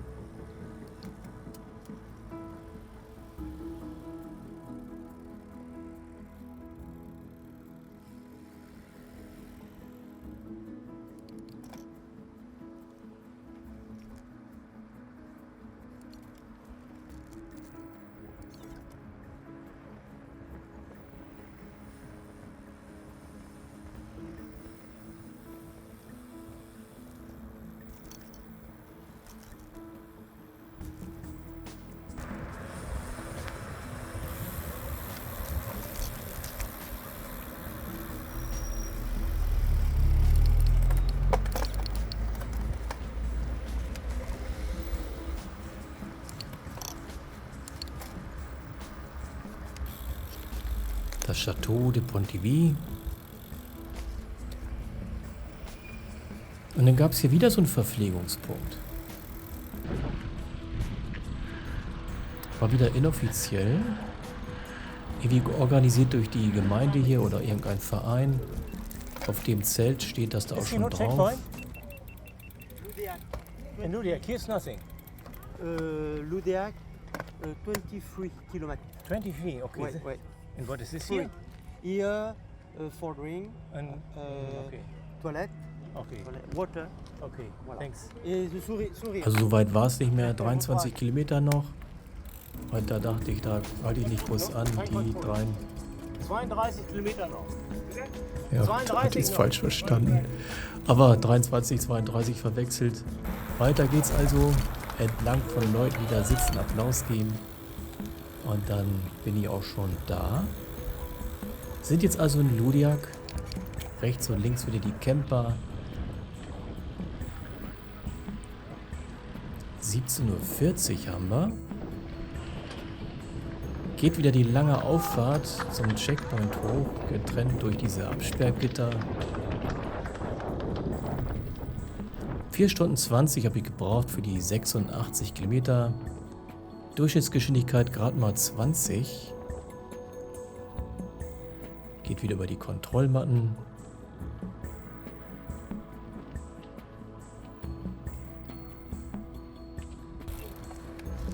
(17:35 Uhr) haben wir jetzt und sind nach 46 Stunden bei Kilometer 782.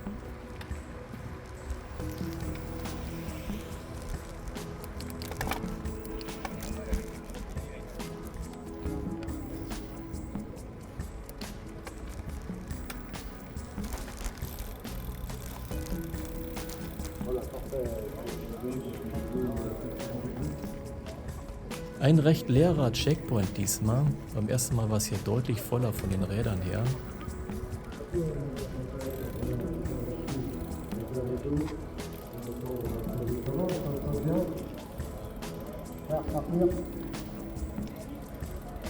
Je comprends pas trop bien, mais donc ça va aller. Donc, bonne route. Voilà.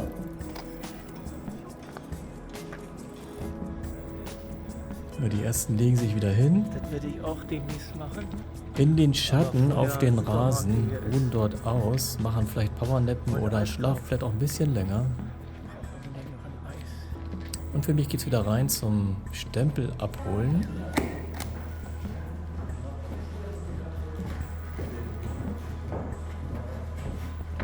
Und trotz, dass ich hier sehr lange bleiben werde, habe ich nicht viel gefilmt. Und da die Suppe, auf die ich mich seit 90 Kilometern gefreut habe, so ein kleines Schälchen Suppe. Und habe da Randonneure aus Kiel getroffen. Nachher kam noch der Jörg dazu und habe dann mich mit denen unterhalten. Hat dann 60 Minuten gedauert.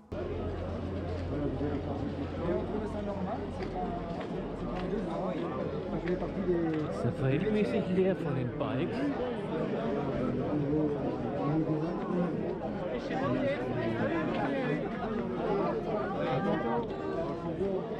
Aber die Suppe war gut, Banane habe ich auch runterbekommen.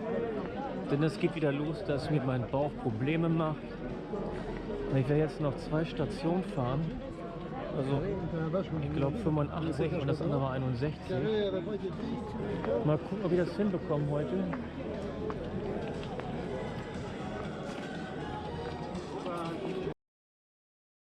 Es geht also von Ludiac nach Tintenjak. 85 Kilometer knapp, wieder gemäßigte Höhenmeter, also knapp 700. Ein schönes welliges Profil. Haben also Dienstag, 22. August, hatten einen schönen heißen Tag. Es ist immer noch wunderbar warm. Haben jetzt kurz vor 7 Uhr, sind insgesamt jetzt 47 Stunden unterwegs für 782 Kilometer. Hab hier über eine Stunde Pause gemacht. Hatte Suppe gegessen, die Banane, die ich mit hatte noch und eine kleine Cola getrunken. Nun geht's wieder über die Startmatten.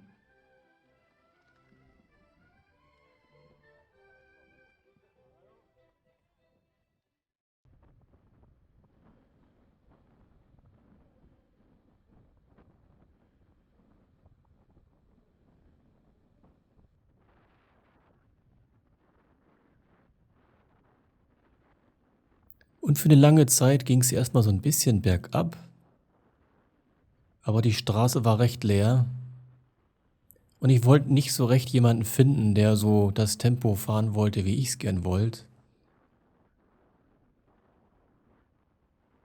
Und so blieb ich doch eine Zeit lang allein auf der Straße.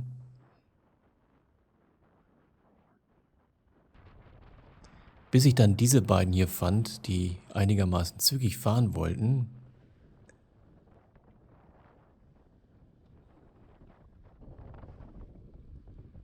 Und dann hier John Eves mit der F145. Er wird finishen mit 81 Stunden auf seinem Liegerad.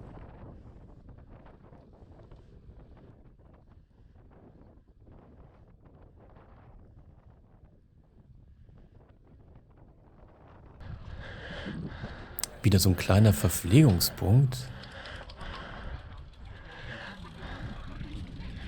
Und weiter ging es durch Illifaut. Haben mittlerweile 8:30, 1 Stunde 45 gefahren für 40 Kilometer und sind bald an die 50 Stunden ran. Und jetzt bei Kilometer 835.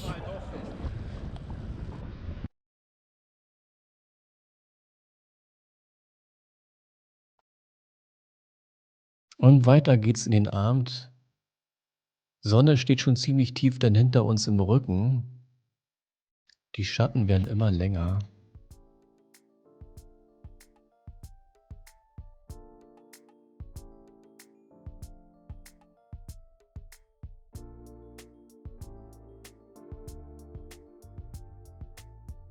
Kurz nach 9 Uhr.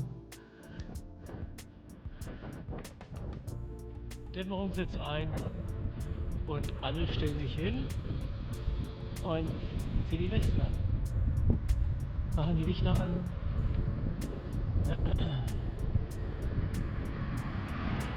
Ja, plötzlich stellten sich die Leute dann an den Wegesrand, kramten ihre Westen raus und zogen dann alle die Westen an. Und so ging es weiter. Sind jetzt in Saint-Maine-de-Grand, immer noch in der Bretagne.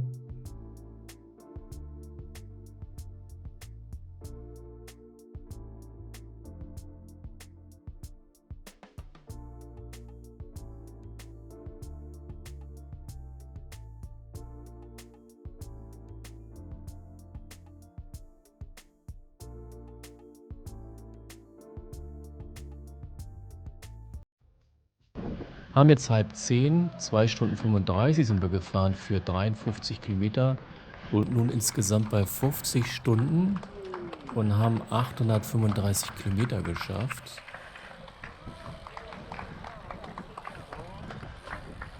Und wieder mit so einem kleinen Fest hier im Ort. Die Leute, egal wo sie sind, stellen sich hin, applaudieren den Radfahrern. Also eine wirklich sehr schöne Geste. Und das zieht sich durch die meisten Städte und Dörfer, durch die wir fahren. Wenn da Leute stehen, sie drehen sich um zu den Radfahrern und applaudieren ihnen.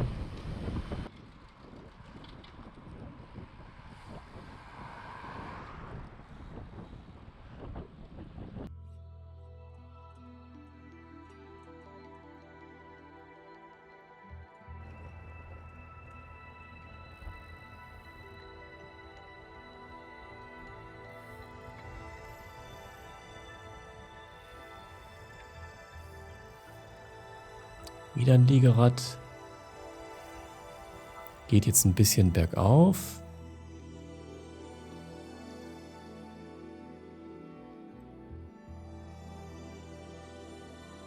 Immer noch in kleiner Gruppe, wir wechseln uns zu dritt ab. Aber man merkt, die Dichte der Radfahrer wird wieder irgendwie gefühlt höher.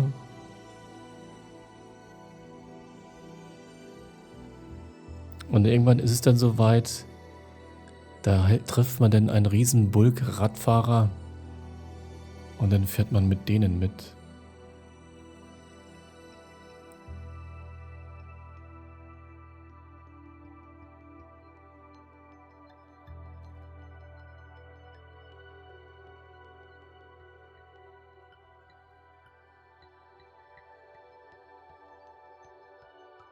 Sind jetzt in Quedilec. Immer noch in der Bretagne. Hier ist wieder so ein größerer Verpflegungspunkt, aber kein Kontroll, stand extra drauf. Hab da auch nicht angehalten. Hier war ja auch auf der Hinreise ein großer Punkt, wo abends im Warmen die Leute kaltes Wasser ausgegeben haben. Haben jetzt kurz vor 10, knapp bei 3 Stunden bei Kilometer 61.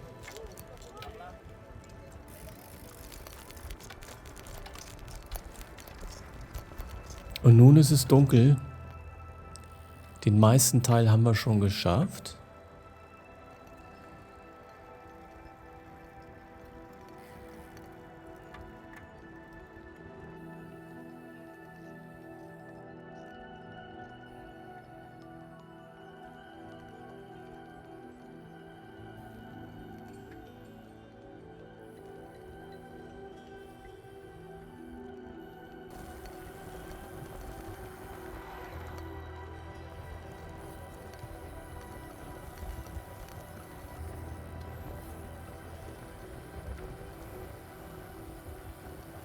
Und so geht's Kilometer für Kilometer weiter, wieder rein ins nächste Dorf oder in den nächsten Ort.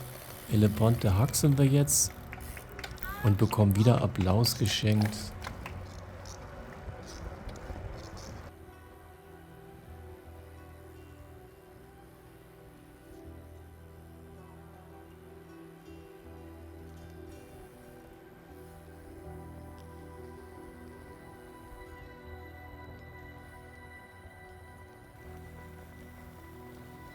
Und so allmählich wird die Gruppe größer und größer. Und irgendwann kommt es denn so, dass dann größere Gruppen an einem vorbeifahren, die dann einfach schneller sind. Und wo man dann auch merkt, dass die, mit denen man unterwegs ist zurzeit, dann auch aufschließen und das Tempo mitgehen wollen. Und so wächst dann die Gruppe, wird immer größer und größer.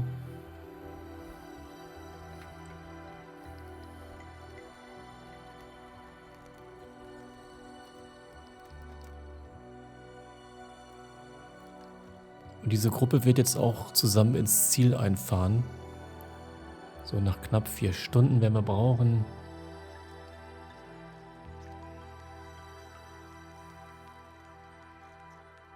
Und so geht es dann zusammen wie jetzt hier die Anstiege nach oben.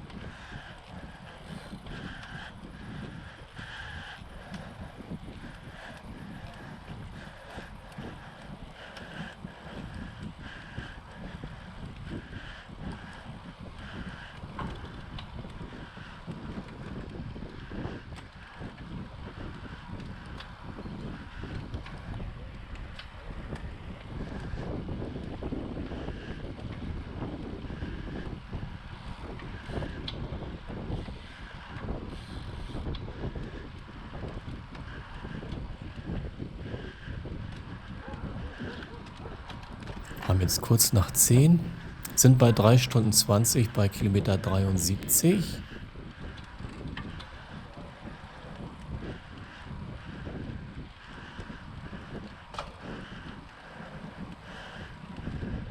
Und weiter geht's als Gruppe die Anstiege hoch.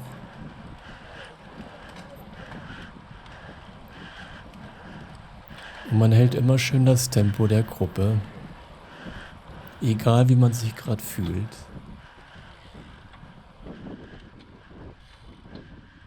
Und wir waren wirklich ziemlich zügig unterwegs.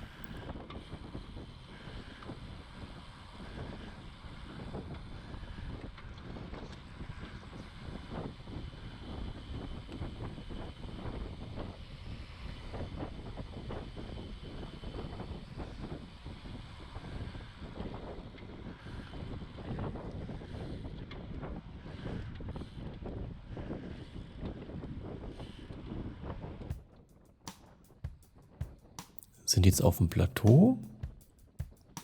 Wir müssen gleich nochmal über den letzten größeren Berg rüber und rauschen dann runter bis zum Ziel.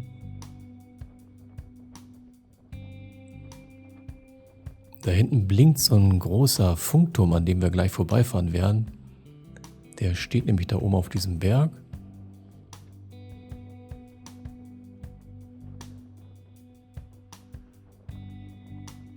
Das ist einfach schön, in so einer großen Gruppe da durch die Nacht zu fahren.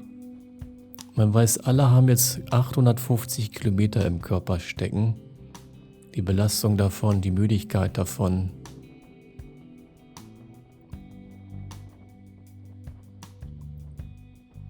Wird auch nicht viel erzählt, also alle fahren ihren Trott.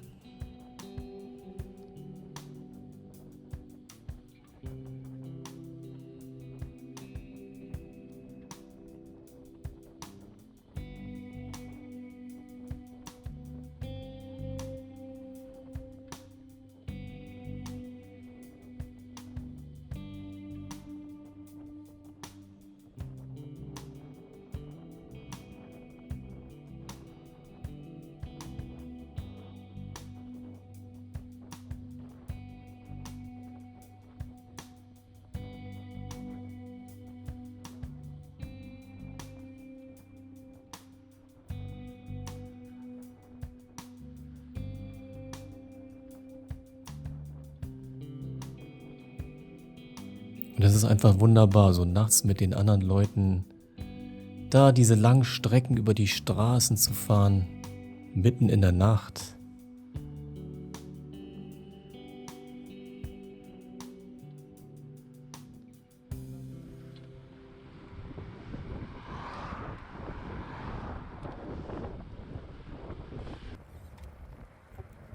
Nun sind wir schon recht nah an diesem großen langen Funkmast. Da geht's gleich vorbei und dann geht's auch bald bergab.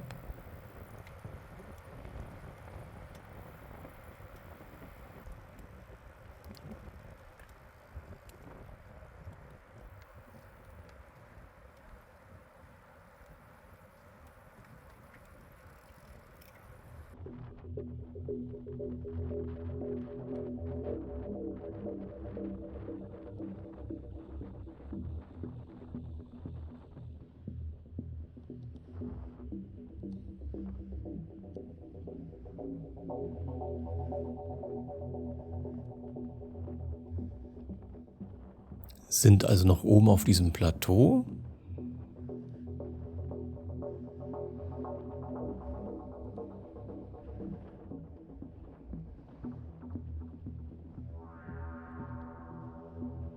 Einfach wunderbar. 10:30 mittlerweile.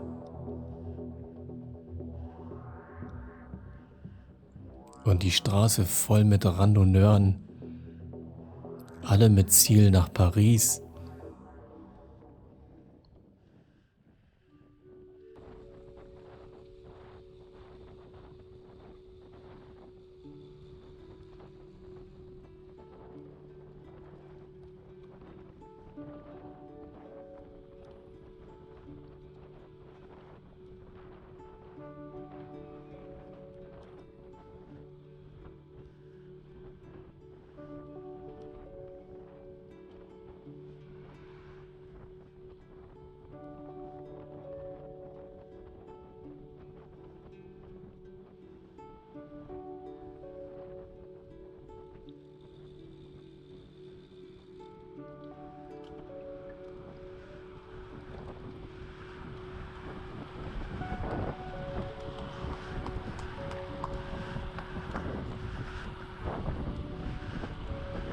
Sind jetzt in La Bausiane, immer noch in der Bretagne, nächste kleine Stadt.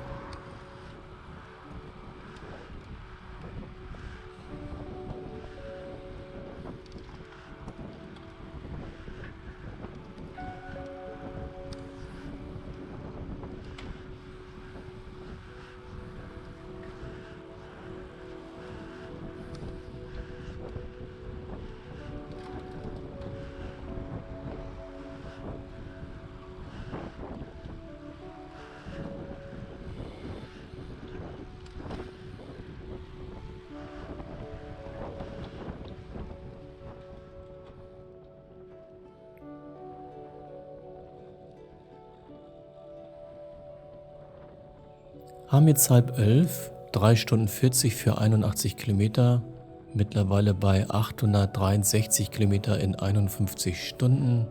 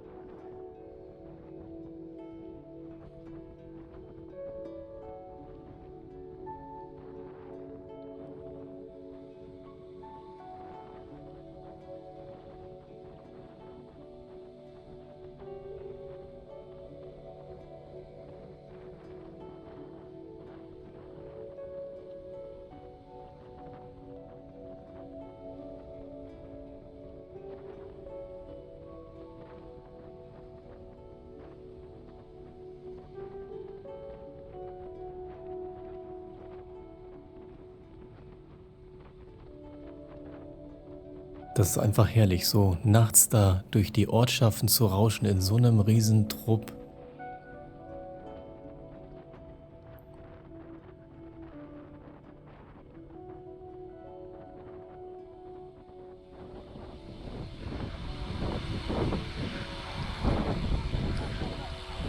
Auch wieder hier mit Einweisern, die aufpassen da an der Hauptstraße, dass da nichts passiert. Die dann gleich winken, ihr könnt weiter, da ist kein Auto.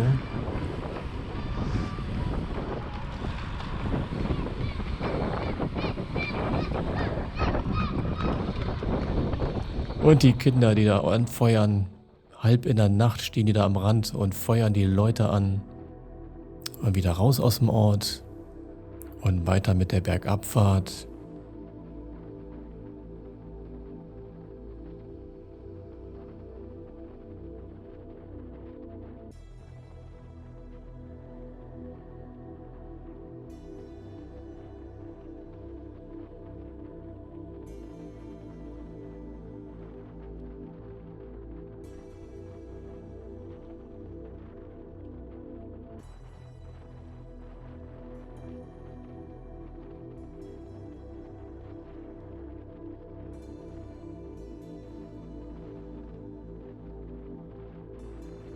Und wir alle haben jetzt über 860 Kilometer in den Knochen und genießen wahrscheinlich diese Fahrt in einer warmen Nacht.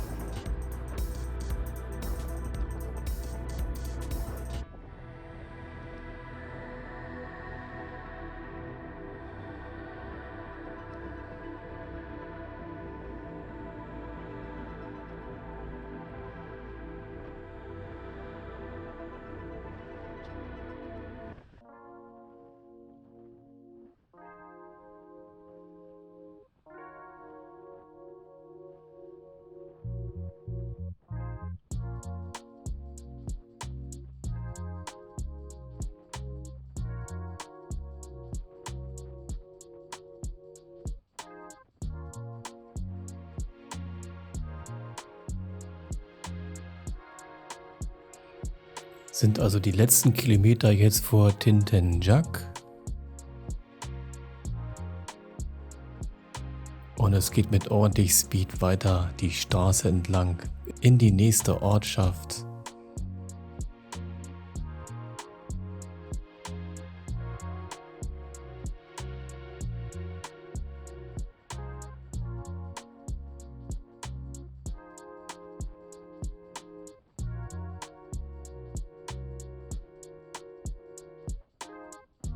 Und das ist jetzt auch schon Tintenjak.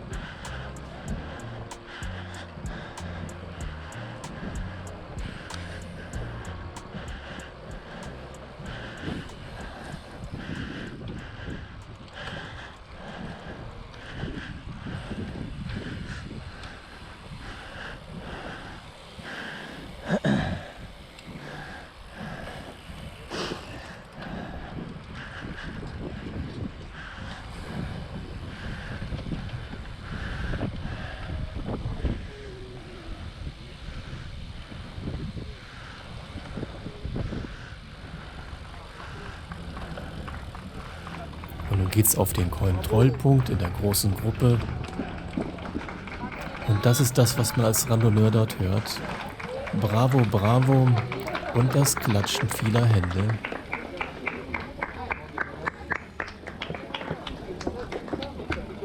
Haben jetzt also 22:40 Uhr, 3 Stunden 50 habe ich für die 86 Kilometer gebraucht und sind jetzt bei 51 Stunden für 867 Kilometer.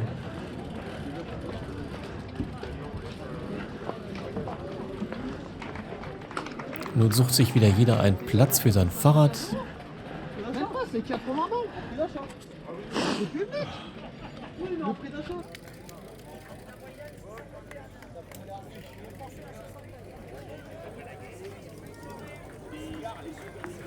Alle werden bestens... Ach, die gehen schlafen. Ich glaube, das waren die von eben. Die haben ja echt mega Druck gemacht, vielleicht weil sie ins Bett wollen. So, der...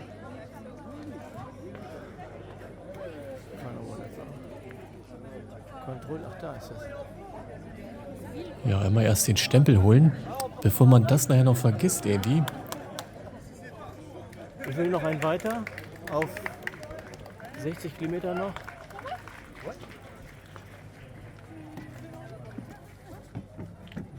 Da warten sie alle.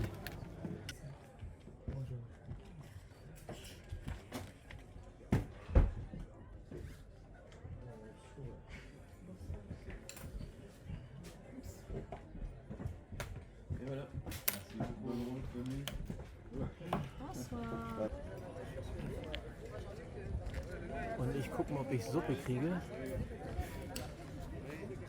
Mister. Ja, ich hatte immer noch Kummer mit meinem Bauch gehabt. So richtig, ich wollte das immer noch nicht. Und hier wurde ja gegrillt. Auf dem Hinweg war hier große Grillparty. Und da waren ja diese Gatter voll mit Menschen, die da irgendwas kaufen wollten. Und hier war diese Fotowand. Und dahinter waren dann die Schlafsäle. Mal gucken, wie das aussieht. Aber es war irre warm. Also draußen war es ja schon warm und da drin war es richtig warm. Ganz stickig, keine gute Luft. Und da war auch nicht viel los. Also ich habe da mal einmal still reingeguckt. War kaum jemand drin. Und war wirklich sehr, sehr warm. Also wie man da schlafen soll, war mir echt ein Rätsel. Da war nichts los. Ich weiß nicht, wo die geschlafen haben, die Leute. Also wirklich warm hier drin. Ich tippe mal, weil sie einer meinte, das sind 40 Grad. Er hat echt Probleme gehabt einzuschlafen.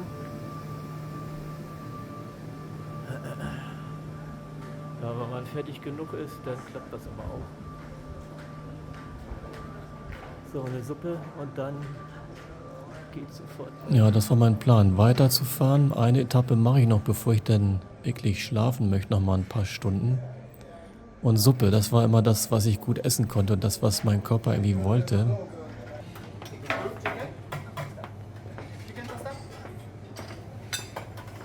Das war sie.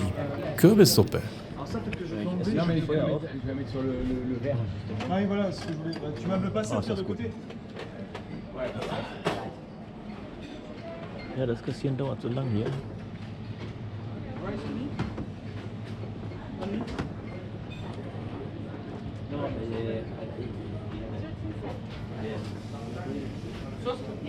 Eine Wohltat.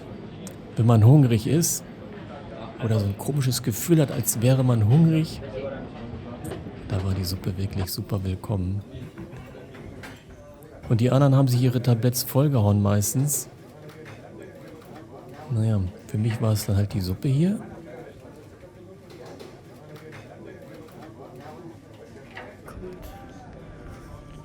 Und dann ging es auch wieder raus. Ich habe ein bisschen Powernapping gemacht. Also keine Sekunde geschlafen, aber jetzt ist es kalt. Ja, wenn man ausgeruht ist, dann ist draußen wieder kühl, wenn man dann nicht so aufgeheizt ist durchs Fahrradfahren. Und ich hatte dann in der Kantine da meinen Kopf ein bisschen auf den Tisch gelegt. Sah dann wohl so aus wie viele andere, die mal für einen kurzen Augenblick die Augen zumachen wollen. Ach, hier, die fährt auch noch nicht. Ja. Also Rad wieder fertig gemacht.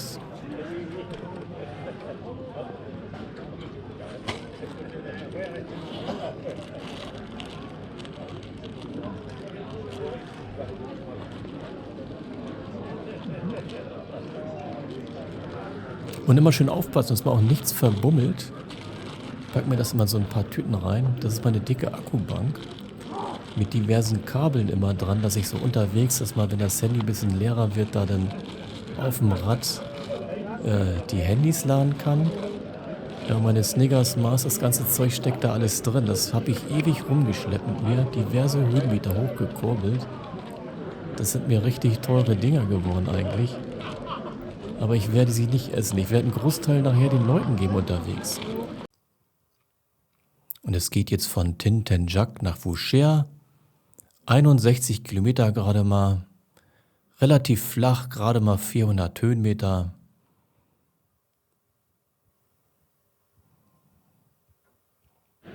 Haben also jetzt Dienstag, die letzten Minuten vor Mitternacht. Insgesamt sind wir bei 50 Stunden bei Kilometer 867. Und haben jetzt den Start hier ab Tintenjac zu Etappe Nummer 11. 1 Stunde 5 habe ich hier gebraucht. Hab so ein bisschen Powernapping probiert. Hab dann auch nur eine Suppe gegessen. Und auf dem Treck davor so ein Snickers. Wir haben jetzt kurz vor Mitternacht. Warte mal, ist die Lampe oben? Ja. Also jetzt haben wir kurz vor Mitternacht. Und die Strecke ist knapp über 60 Kilometer. Aber bei den ganzen Bergen hier und so kaputt wird das wieder ein paar Stunden dauern wahrscheinlich. Aber ich sollte Glück haben. Und nicht 2,5 Ich werde 2 oder vielmehr 3 Fahrer finden, mit denen ich fast die gesamte Strecke fahren werde. Und die vorweg fahren, schönes Tempo machen und ich dann dahinter fahren kann. Wird also doch 2,5 Stunden nur dauern. Und dann kann ich ins Bett, bisschen duschen und ein bisschen was essen. Und das ist wieder Aiden aus UK mit seinem Trike, der auch auf der Bike Show seinen Trike gezeigt hat und wie man darauf fährt, gerade in Kurven. Werden wir hier jetzt auch gleich erleben. Wir werden ein bisschen schneller nachher fahren. Ein Tandem und ein Trike. Und dann legt er sich immer so schön raus, damit er nicht umkippt. Also kurz nach Mitternacht mittlerweile. Und so ziehen wir doch in so einer kleinen Gruppe erstmal über die stockdunklen Straßen Nordfrankreichs.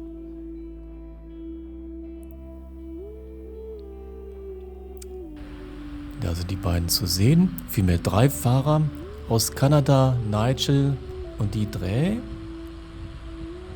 Und dahinter dann Aiden aus UK. Und mit dem Tandem, die werde ich jetzt komischerweise immer wieder sehen, machen wohl ähnlich Schlafpausen wie ich Und wir werden ja ins Ziel zusammen einfahren.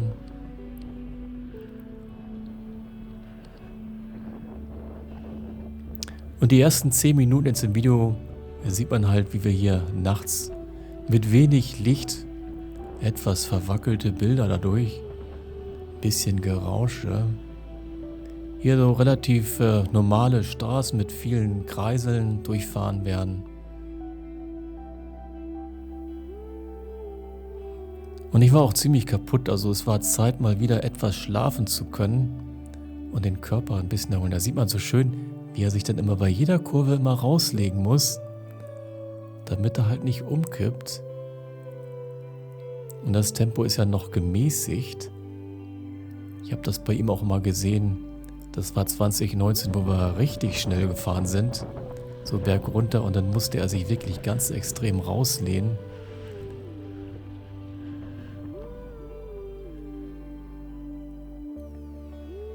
Ja, die beiden Kanadier haben ein schönes Tempo vorgelegt. Aiden dann dahinter und dahinter dann ich. Ab und zu haben wir ein paar angeschlossen, die dann hinter uns waren, aber die dann irgendwann auch wieder abrissen. Also wir 4 werden halt lange Zeit jetzt zusammenfahren durch diese stockdunkle Nacht. Nach ein paar Metern ist einem auch wieder warm.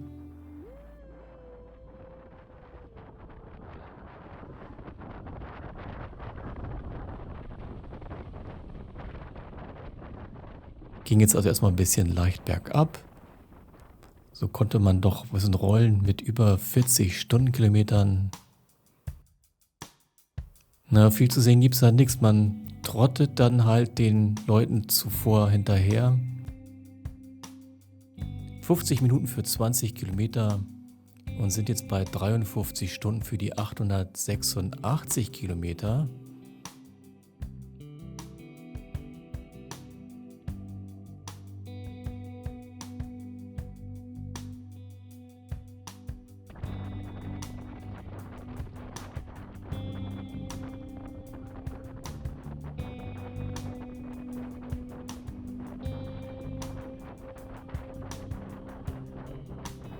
Und weiter geht's an anderen vorbei. Immer wieder sehe ich, dass Aiden sich so rauslehnt. Ein Kreisel nach dem anderen. Und er hat da wirklich gutes Gespür für gehabt, also mit seinen Hinterreifen, dass er da nicht an diese schrägen Bordsteine fuhr. Ich habe auch gedacht, da hat er wirklich gutes Gefühl, denn die hätten ihm vielleicht zum Umkippen gebracht, den falschen Impuls gegeben. Aber da konnte er wirklich ein paar Zentimeter knapp vorbeifahren.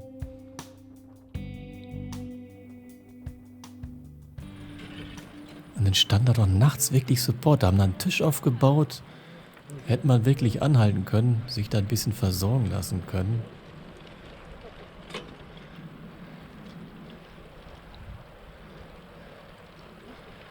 Und die Kanadier dran hat er immer ziemlich tief den Kopf unten.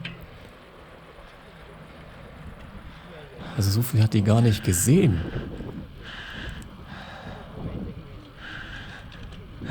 Ja,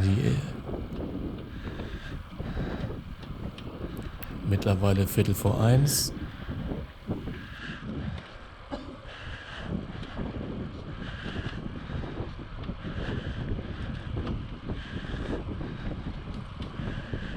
Geht wieder längere Zeit jetzt einen kleinen Anstieg hoch.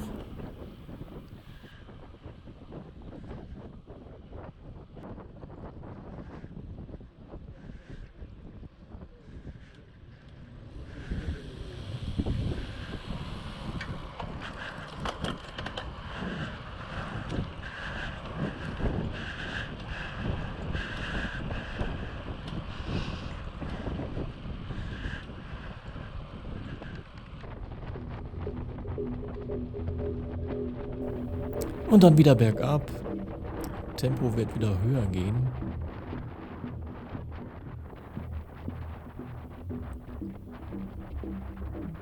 Und ich war echt heilfroh, dass ich die beiden hatte und die so schönes Tempo vorgegeben haben. Mittlerweile kurz vor 1. Und es war wirklich die Strecke der Kreiselverkehre. Da war ein Kreiselverkehr nach dem anderen.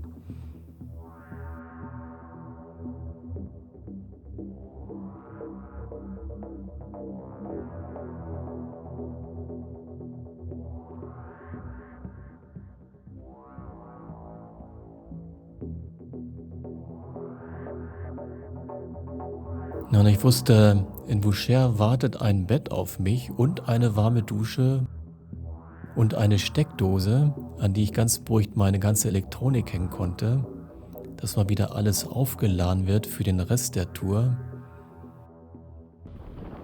Und mein Gastgeber hat wirklich angeboten, weil ich dachte erst, ich schaff's früher nach Boucher, dass ich ihn wecken kann, dass er mich dann reinlässt.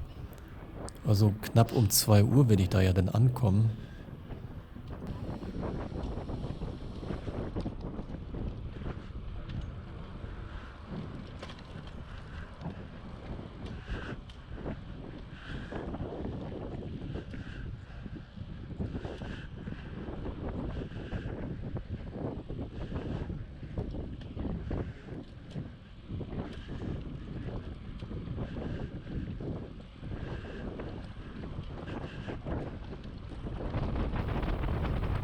Und wieder bergab. Mit 50 Rollen, im Windschatten von einem Trike-Fahrer und dem zuzugucken. Wachzeitraum, wie mir Aktivphase jetzt seit 21 Stunden. Und das sind auch die letzten Bilder jetzt von der Fahrt in der Nacht. Das hat sich dann doch immer wiederholt. Ich sah ja nur meine beiden Vorfahrer. Und mit den beiden Pacemakern habe ich die Strecke dann doch trotz der Vorbelastung und Übermüdung relativ schnell geschafft. 2,5 Stunden habe ich dann für die 60 Kilometer gebraucht. Durchschnittsgeschwindigkeit waren 23,7, Durchschnittspuls nur 121. Und dann ging es für mich dann kurz von der Strecke runter. Mein Gastgeber wohnte da also fast an der Strecke in Boucher. Und wie er mir angeboten hat, soll ich ihn dann wachklingeln, stand also vor seinem Haus, habe ihn angerufen. Er ließ mich rein, hatte auch schon Essen vorbereitet, konnte da aber nur ein bisschen von essen, gab also ein bisschen Salat, hatte da irgendwie noch ein Baguette gegessen. Und dann ging es für mich unter die Dusche, war wieder eine reine Wohltat, mal wieder alles abzuspülen, einmal warmes Wasser auf der Haut zu haben, das dann direkt vorm Bett. Bin da dann reingefallen, war wieder in wenigen Sekunden weg, hatte mir dann den Wecker gestellt. 3 Stunden habe ich mir gegeben, habe also 3 Stunden tief und fest geschlafen. Und für mich wirklich wieder ein Wunder, wie erholt man denn noch nach 3 Stunden man wieder aufwacht. Dann hatte ich morgens mit meinem Gastgeber noch gefrühstückt. Für mich gab es dann Müsli, Obst, Salat, Kuchen und dazu Kefir. Und dann ging es wieder raus. Gab noch ein Erinnerungsfoto von meinem Gastgeber mit uns beiden auf der Straße. Und dann ging es zurück auf die Strecke. Guten Morgen, 3. Tag. Starte seit, 2-3 Minuten hier in Forgues. Und wir haben knapp, 7:30, glaube ich.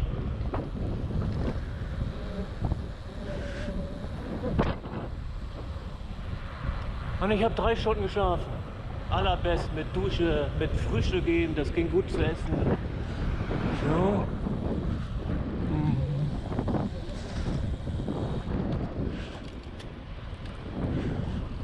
Oh.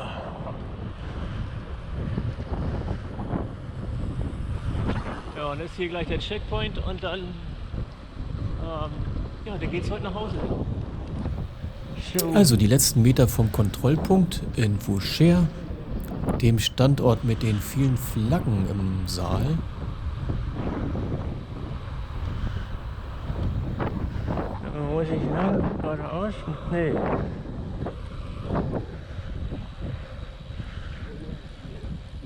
Ist das hier, ne? Oder? So. Genau. Ja, haben sie wieder abgesperrt, eine Einbahnstraße draus gemacht, dass also alle Radfahrer da ganz gefahrlos auf die Straße kamen. Und dann ging es wieder diese lange Auffahrt hoch. Wieder schön getrennt, dass sich die Radfahrer da nicht gegenseitig ins Gehege kommen. Und da war wieder Dave. Der hat hier auch irgendwo geschlafen. Hat sich wieder auf die Socken gemacht. War jetzt also 20 Minuten vor mir. Oh, das war eben der Brite, der gestern so viel Druck und toller Pacemarker war. Aber der ist auch nicht weiter. Der hat auch länger geschlafen, obwohl der deutlich schneller fährt. Und zwar vorne. Ja, einmal piepen lassen. Ging also wieder über die Kontrollmatten, wieder in diesen wunderschönen Checkpoint rein. Haben also 8 Uhr, 8 Stunden 15 hatte ich jetzt mit der Pause da gebraucht. Und verwundert war ich dann doch, wie viel Zeit nebenbei weggeht, nämlich fast 3 Stunden, die man dann irgendwo sitzt und was isst und duscht und irgendwie was vorbereitet. Also 6 Stunden war ich da, habe da dann nur 3 Stunden wirklich reine Schlafzeit gehabt. Stempeln, sofort weiter. Vielleicht, ja. Ein paar Fotos. Das muss natürlich sein. Hi, bonjour. Also wieder der Stempel. Dann wollte ich hier nur ganz kurz gucken. Ein paar Eindrücke bekommen und dann sollte es auch schnell wieder aufs Rad gehen. Hier kann man Luggage hinbringen lassen oder hier lassen. Weil die haben, ich glaube, die haben alle ihre Gesichter bedeckt. Ja, ich finde es ja echt beneidenswert, wie die das hinkriegen, sich da zu erholen. Ich könnte das nicht, zumindest wäre es für mich nicht erholsam. Aber es ist eine schöne Halle hier, die sie dann... Also ich hatte das 2019 auch mal probiert, da in diesem Standort mich da auszuruhen, für eine Stunde mich unter so eine Rettungsdecke, die da überall nachher rumlagen, zugedeckt, aber das hat nicht wirklich Erholung gebracht. Also auf dem harten Fußboden. Diese Folie war nachher auch wirklich klitschenass durch das ganze Kondensat, was ich da gebildet hatte. Also Erholung ist für mich was anderes. Und Erholung ist mega wichtig, meiner Meinung nach. Aber einige schaffen das scheinbar so. Einige fahren dann ja auch ihre Velomobile rein und stellen die da dann hin. Optisch ja wunderschön. Und dann schlafen sie da. Nehmen irgendwas oder decken sich jetzt hier mit diesen Folien zu. Nehmen dann irgendwie ein paar Klamotten, um da ihren Kopf drauf abzulegen.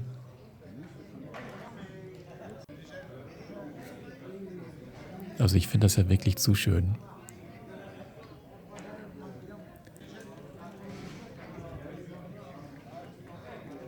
Ja, dann mit dem Velomobil zog wieder los.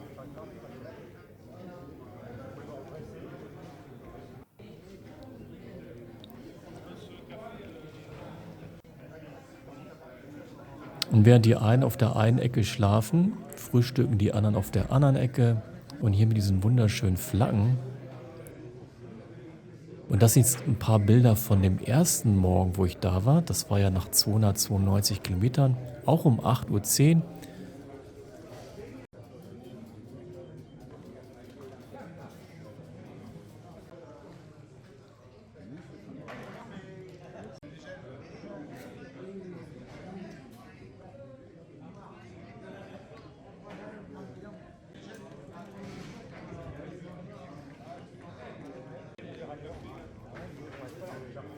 Und dann diese Bilder hier, da 2 Tage später auch wieder morgens 8:10 Uhr da gewesen, nach 928 Kilometern. Und irgendwie das gleiche Bild. Leute mögen das hier, sich da auf diese freie Fläche zu legen. Ja, und dann irgendwie zu erholen, Füße hoch. Also ist schon interessant, wie die Gesichter dann ausschauen und wie sie es schaffen, da auf dem Stuhl seitlich angelehnt oder im Sitzen zu schlafen. Ein paar Fotos gemacht. Ich würde es einfach nicht hinkriegen, glaube ich. Wenn die alle oder im Sitzen hier nicken die vorm Tisch einfach weg. Powernappen halt. Genau. Aber auf dieserlei Essen habe ich keinen Hunger. Ich habe eben Melonen gehabt. Ja, da in der Dusche war auch noch einer. Da hat er ein bisschen mehr Ruhe. Und dass er nicht runterfällt von der Bank, denn ein Bein abgewinkelt unten abgesetzt. Dann schlafen auf den Bänken bei den Duschen mehr. Ach ja, vielleicht ein bisschen ruhiger. Und man hat unterwegs auf der Straße einfach mehr Spaß, wenn man so ein bisschen ausgeruht ist, ja nun wieder mal. So ging es dann wieder raus. So, die starten. Geht also von Boucher nach Vilaine-la-Chuelle, haben 85 Kilometer, knappe 700 Höhenmeter.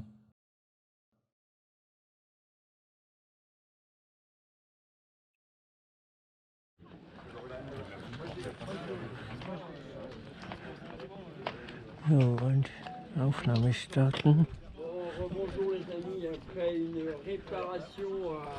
Haben also jetzt 8:20 Uhr am Mittwoch. Das ist das Crazy Bike von Stefan. Er wird gut finishen mit seinem Velomobil. Es ist noch etwas kühler, so man sieht, die meisten haben noch die Westen an. Und so starten wir jetzt zu Etappe 12 in Boucher.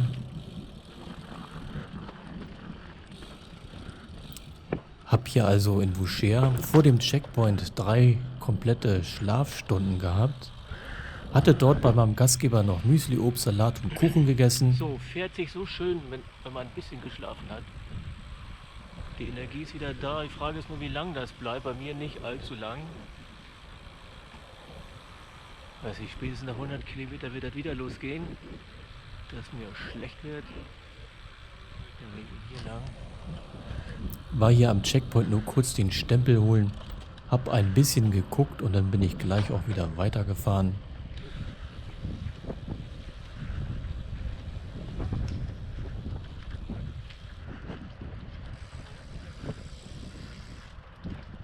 So, Brest geht. Ah ja, hier lang. Da will ich mal nicht.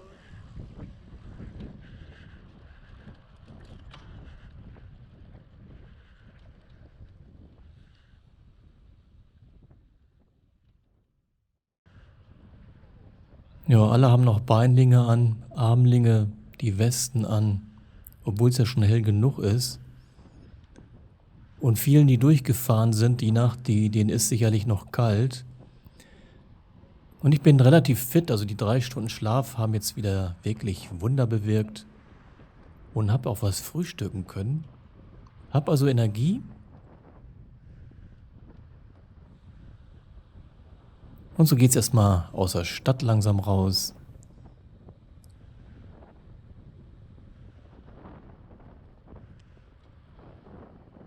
Und wieder auf die Straße.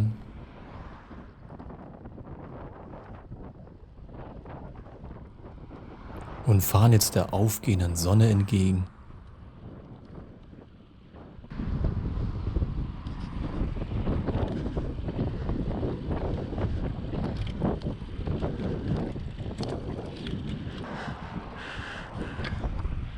Mit 11 Stundenkilometer fahren wir hoch. Und der Berg ist lang. Das ist ja so gedreht alles. Und anfangs wollten wir noch nicht so in die Gänge kommen. War also doch mit reduziertem Tempo, die wir jetzt die Straßen entlang fuhren. Und es bildeten sich nur so kleinere Gruppen, die aber alle ähnliches Tempo fahren wollten.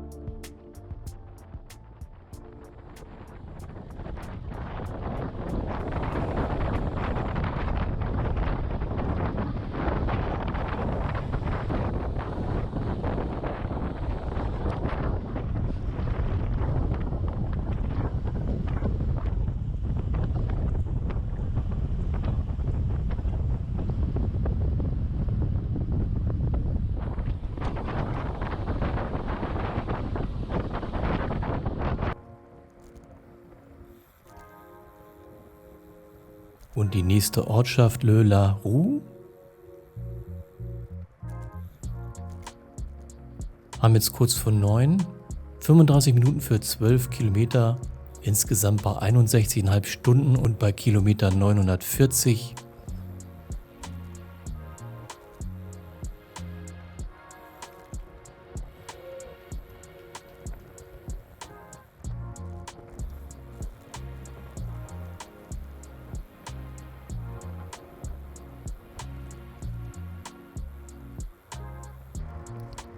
Hier hat einer am Zaun geschlafen, hat sich da dann hingelegt, mit dem Rücken an die Mauer und hat da wohl ein bisschen Powernapping betrieben.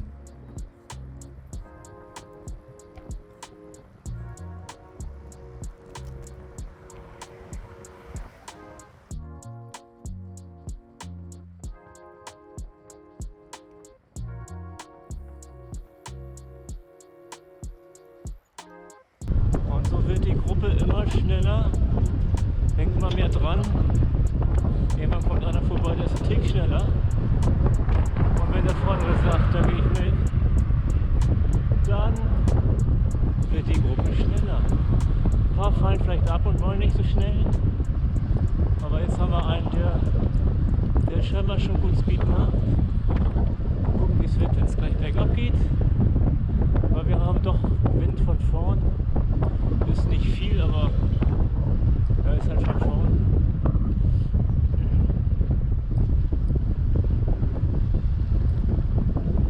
Ja, der Kerl scheint frische Beine zu haben. Ist auch schon dünn angezogen.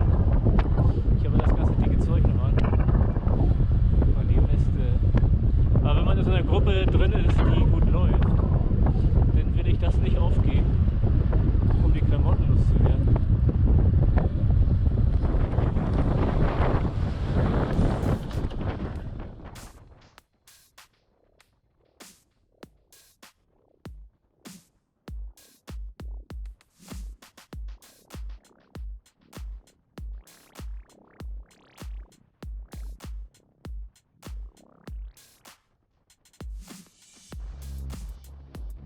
Ja, vorne, der mit dem weißen Trikot, das ist Daniel Chaveri aus Spanien mit der E202 und er fuhr deutlich schneller als die anderen und unsere kleine Gruppe hat sich dann gleich rangehangen und hat geguckt, ob wir mithalten werden.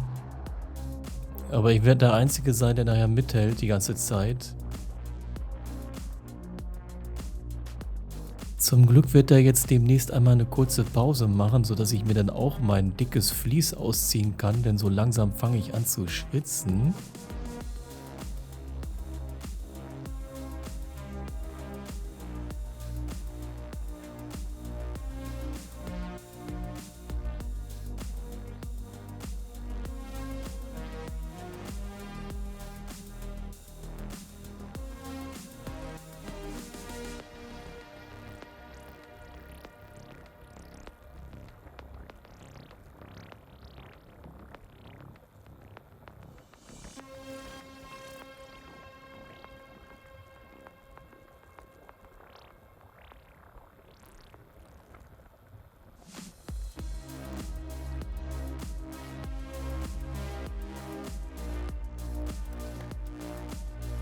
Jetzt sind wir in La Tangère.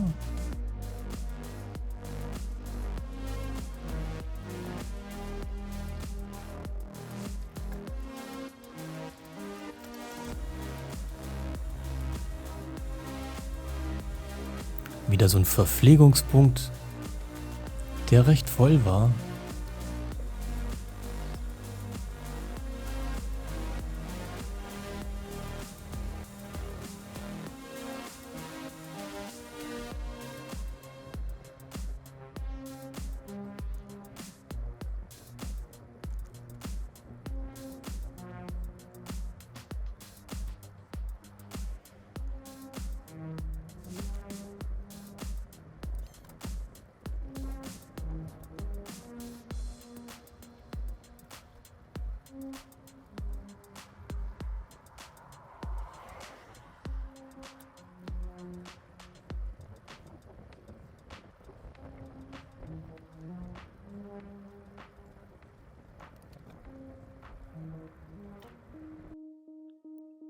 Und das ist Daniel aus Spanien mit der E202.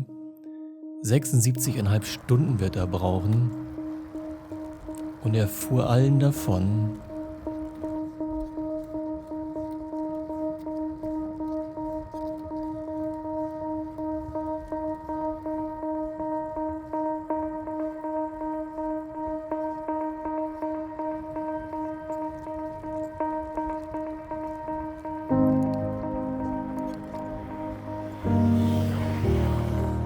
Wieder eine Familie, die da Verpflegung anbietet.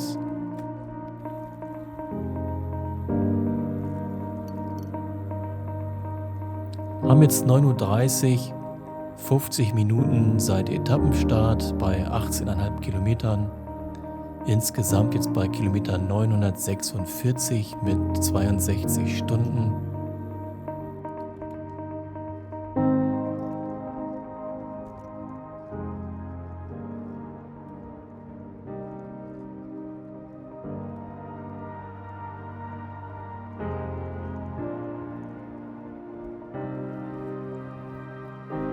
Noch eine Familie, die hier Verpflegung anbietet.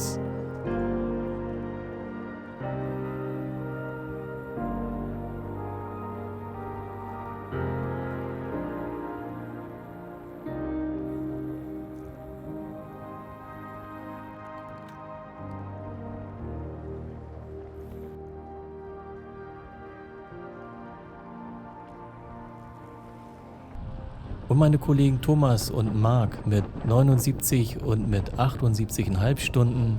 Hi, da wischt er wieder. Hier, halt auf die Kamera. Moin Jungs aus Kiel. Kommt mit ran.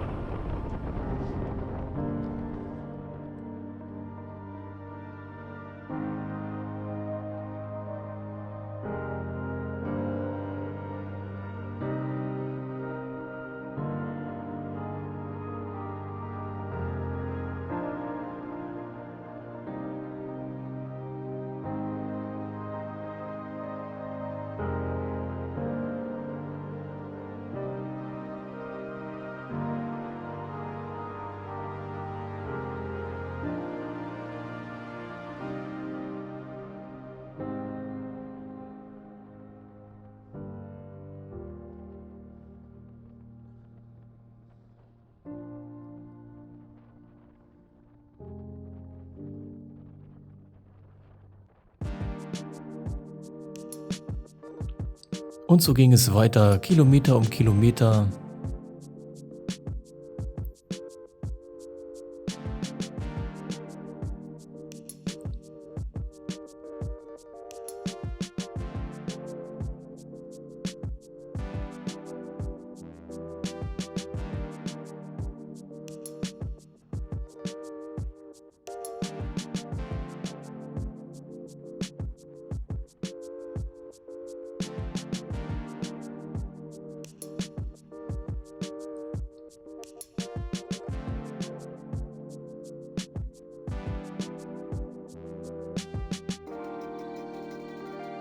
Und das ist sein Tempo, wenn er bergan fährt. Ist jetzt nicht sehr steil, aber 30 und 40, das war so das Tempo, zwischen dem er schwankt. Also ich hätte echt meine Mühe mitzukommen. Sind jetzt in Goron.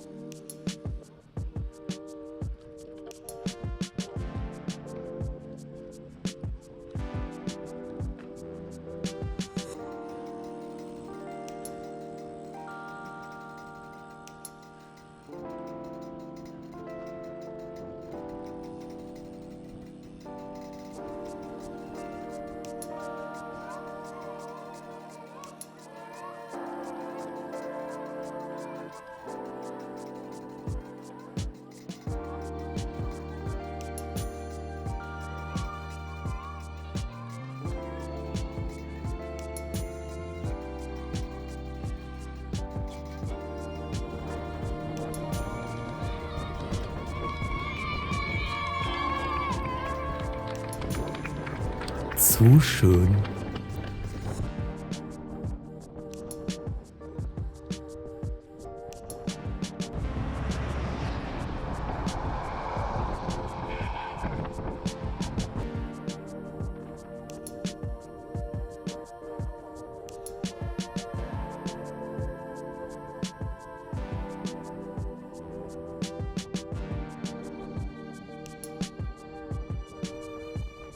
Haben jetzt 10:30, 1 Stunde 40 für 41 Kilometer, sind bei Kilometer 969 in 62 Stunden. Und weiter geht's über die Straße mit Tempo zwischen 30 und 40.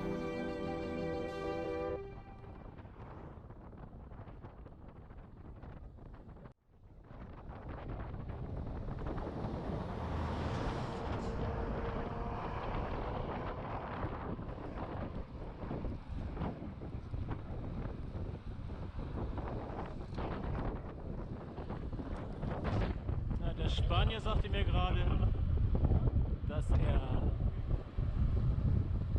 es liebt, schnell zu fahren über den Tag und dafür in der Nacht lange schläft. Also er hat letzte Nacht 7 Stunden sich gegönnt. Deswegen kann er jetzt so lange diesen Druck halten. Und ich komme gerade so hinterher, aber es macht Gaudi.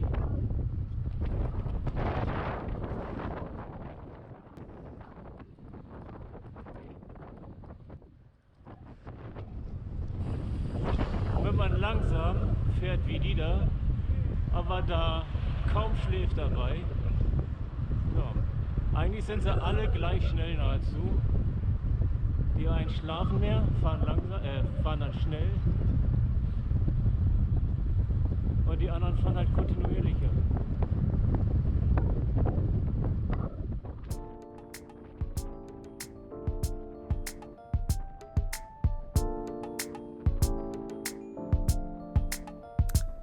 Wieder eine größere Stadt.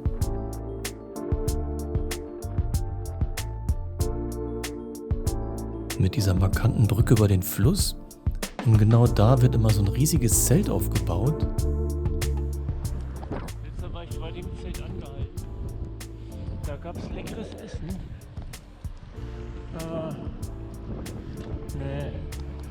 Ich bleib bei dem da. Na, ich habe mich noch gut erinnert, in 2019 habe ich da angehalten auf dem Hinweg und habe mich da köstlich verpflegen lassen mit so ein paar Kleinigkeiten.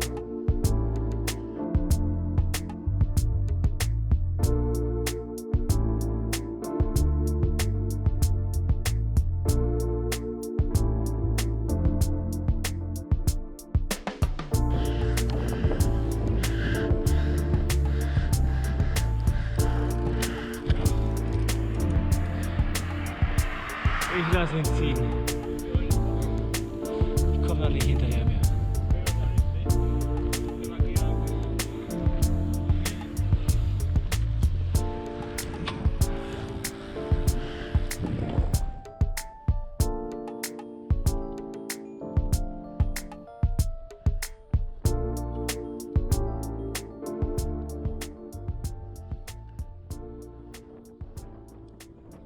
Sonst rächt sich das nachher wieder.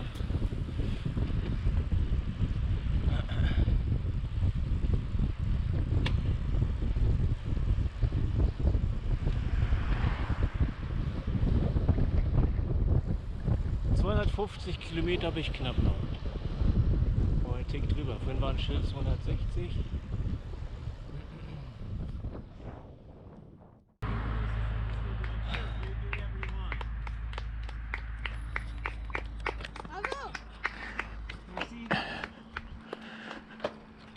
Bye bye.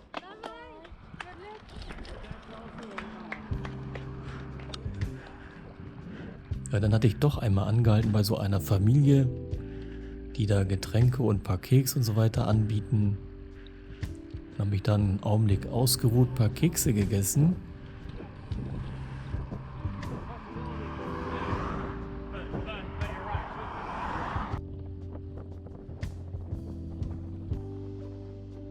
Haben mittlerweile kurz vor 11 Uhr. Der größte Teil ist geschafft. von der Etappe. Und jetzt sieht man immer wieder, so gerade in den kleinen Ortschaften, dass die Anwohner kleine Schilder aufstellen, wo die dann den Rest der Kilometer bis Paris anschreiben. Und wieder durch so kleine malerische Städte, durch die wir fahren.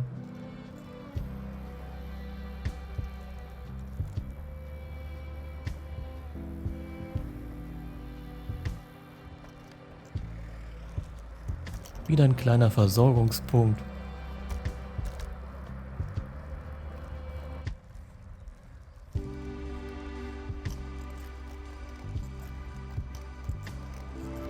Nächster Berg hoch.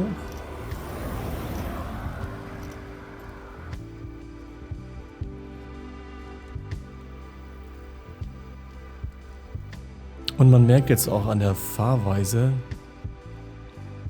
das stecken jetzt allen knapp 1000 Kilometer in den Beinen und massiver Schlafentzug. Und teilweise sieht man auch Leute, die nicht mehr wirklich sicher fahren und die sehr, sehr abgekämpft aussehen.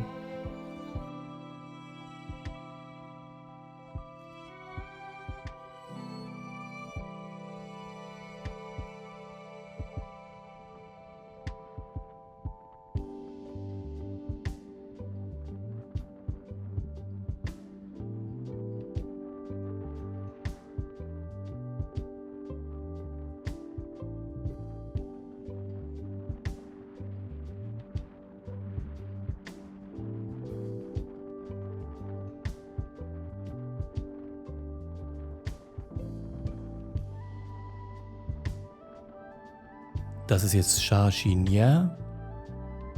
Und der jetzt hier vor mir, der Michael, mit dem werde ich jetzt bis zum Etappenziel fahren. Und wir werden uns auf der nächsten Etappe dann auch nochmal treffen. Er wird das Ganze in 65,5 Stunden schaffen.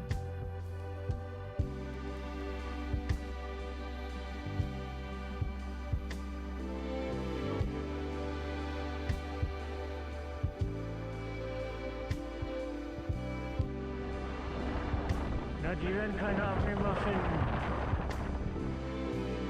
Das war hier eine längere Phase, wo wir bergab fahren konnten. Also man rollt da knapp mit 40 Stundenkilometer lang, da wird also kaum einer anhalten.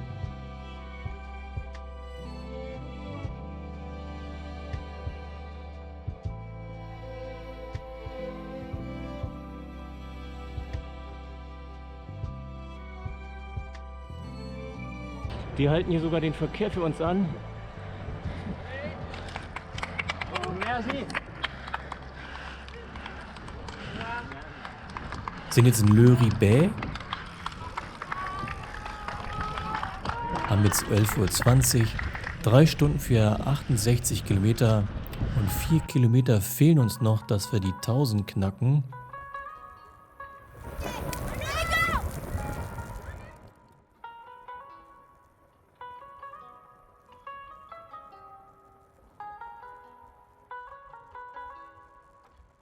Und hier wurde Benjamin mit einem riesen Plakat geehrt. Ein Einheimischer wird das Ganze in knapp unter 70 Stunden fahren. Und hier mit so einem gelben Velomobil der Nicolas, auch aus Frankreich. Mit 85 Stunden wird er finishen.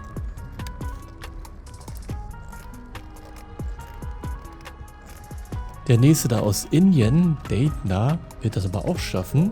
Hat sich da wohl nur etwas ausgeruht. Wird also knapp 84,5 Stunden brauchen. Und jetzt haben wir die magischen 1000 Kilometer geschafft. Das ist Le Foucher, knapp vorm Ziel, malerisches Städtchen, wollen wir wieder herzlichst empfangen. Sind jetzt in Vilaine-la-Chouelle und ein paar wenige Meter nur noch vom Ziel entfernt. Und die Leute hier aus dem Krankenhaus haben dann ihre Stühle rausgestellt und gucken sich jetzt den Tag hier die ganzen Fahrer an. Und überall drehen sich die Leute um, applaudieren.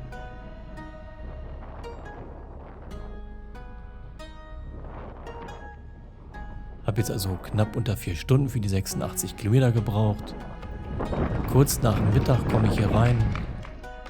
mit einem Wahnsinnsapplaus. Das ist so mein Lieblings-Checkpoint hier. Ich finde die Stimmung einfach zu schön. Aber es wird komischerweise der Checkpoint sein, wo ich die kürzeste Aufenthaltsdauer haben werde.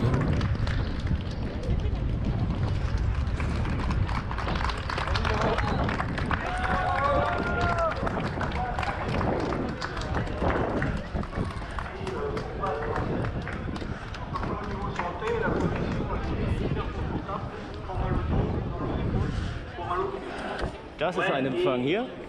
Total klasse.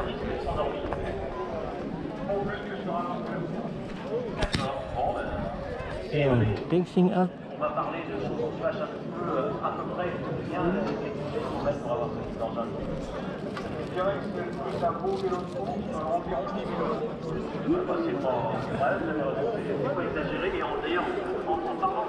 Was auch immer der erzählt, es wird sicherlich gut sein.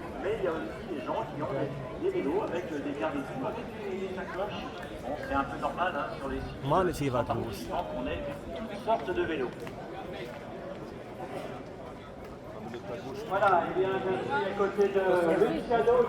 Und der ist wohl gestürzt mit Halskrause-Muster fahren.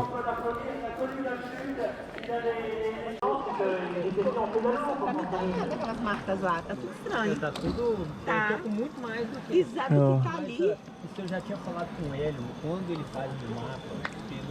Und es war jetzt auch schon deutlich heißer. Você faz o mapa. Musste ich erstmal abkühlen, kaltes Wasser runtertrinken. Oh, das vergesse ich immer wieder hier, Zwischenstopp. 4 Stunden für irgendwie 80 Kilometer, ey. E aí, se você pegar o mapa, você vai ver que tá assim, tem uma curva. Ja, mal ein bisschen Wasser auf den Kopf, ein bisschen runterkühlen.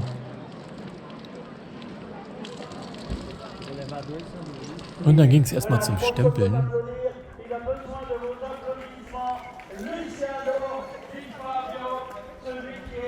Also das hier ist ja mit Abstand der größte Applaus, den man kriegt, wenn man hier durchfährt. Hier ist richtig Stimmung. Ist sehr schön. Und den Stempeln.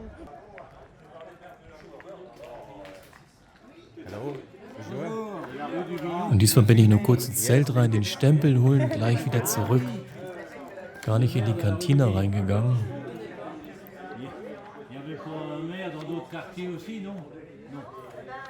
Lots of face. Hab noch einen kleinen Augenblick geguckt und bin dann auch gleich wieder weitergefahren.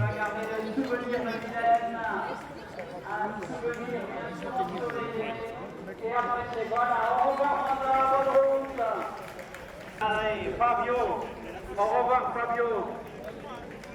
Voilà, il est midi et demi, donc on va faire une déjeuner. Hein, si vous le souhaitez, vous allez soit près de la mairie, là, je vois d'animer, ou alors vous allez au...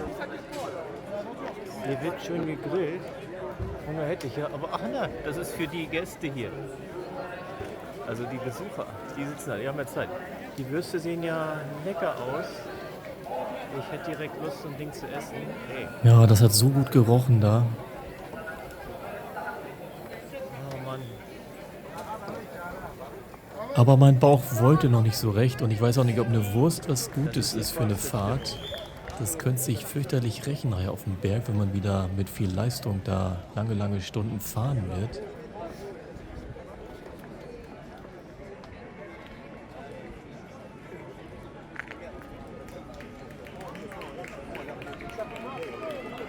Und das haben sie da wirklich sehr schön gemacht. Stehen also überall auf der Strecke so Helfer, die einen da durchwinken und einem freie Stände zuweisen.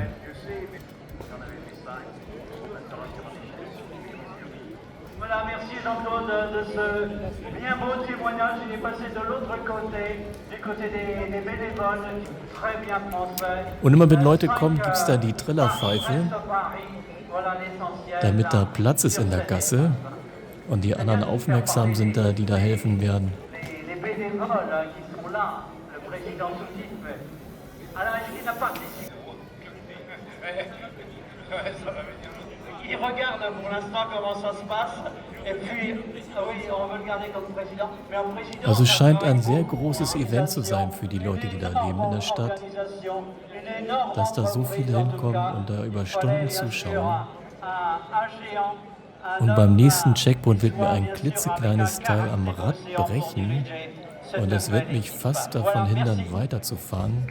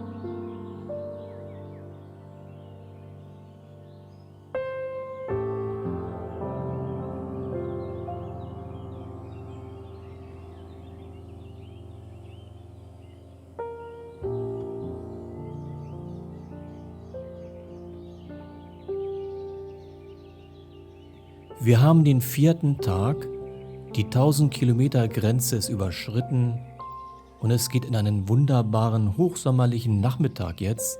Es wird verdammt heiß werden. Wir werden froh sein, etwas Wasser über den Kopf zu bekommen und es geht durch die Normandie, eine wunderschöne Landschaft, hier von Vilaine-la-Chouelle, meinem Lieblingscheckpoint, nach Mortange-au-Péage, etwas über 80 Kilometer mit 900 Höhenmetern. Also ein schönes, sanftes Profil der Normandie. Haben nun Mittwoch, den 23. August. Oh Mann, der ist total fertig. Ja, und der Japaner hier, der so krumm auf dem Fahrrad sitzt, der war wirklich völlig fertig. Wir sehen ihn gleich nochmal direkt voraus. Er war kaum mehr in der Lage, gerade zu stehen und sein Rad da vernünftig in die Box zu schieben. Er wird es ja leider auch nicht schaffen. Oh, die haben mich hier genannt. Also Start zur Etappe 13 von Vilaine-la-Chouelle, einem erstklassigen Checkpoint mit einer ganz besonderen Atmosphäre. Haben nun 12:30, 64 Stunden haben wir für 1017 Kilometer gebraucht. Hier hatte ich ja eine ganz kurze Pause, 15 Minuten. Also ja, schönster Checkpoint, aber kürzeste Pause. Gegessen hatte ich hier nichts. Hatte am Morgen Müsli, Obst, Salat und Kuchen bei meinem Gastgeber gegessen. Und so ging es erstmal alleine aus der Stadt raus. Jo, die haben mich doch tatsächlich eben benannt.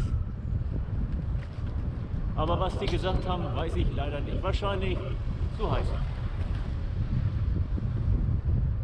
Ach, war scheiße. Zu spät gesehen. Also hier runter.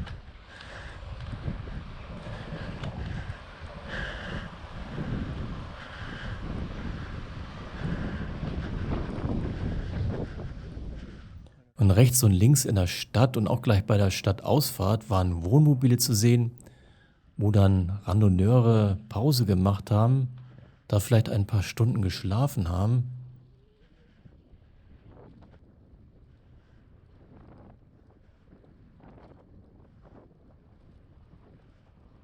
Hier sieht man jetzt auch wieder ein paar Wohnmobile. Ja, da hatte ich die Uhr wieder nicht rechtzeitig gestartet. Entweder vergesse ich es im Checkpoint, die rechtzeitig auszumachen, oder ja, erst ein paar Minuten nach dem Start dann angemacht.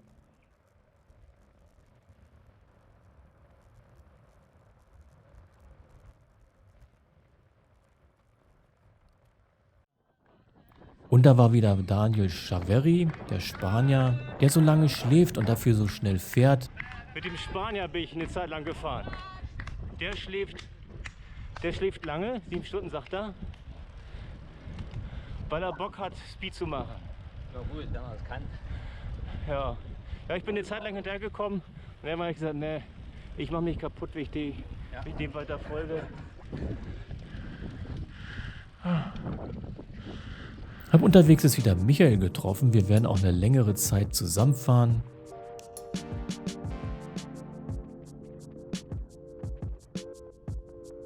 Und die Landschaften und das Wetter waren so schön, dass das Video etwas länger geworden ist.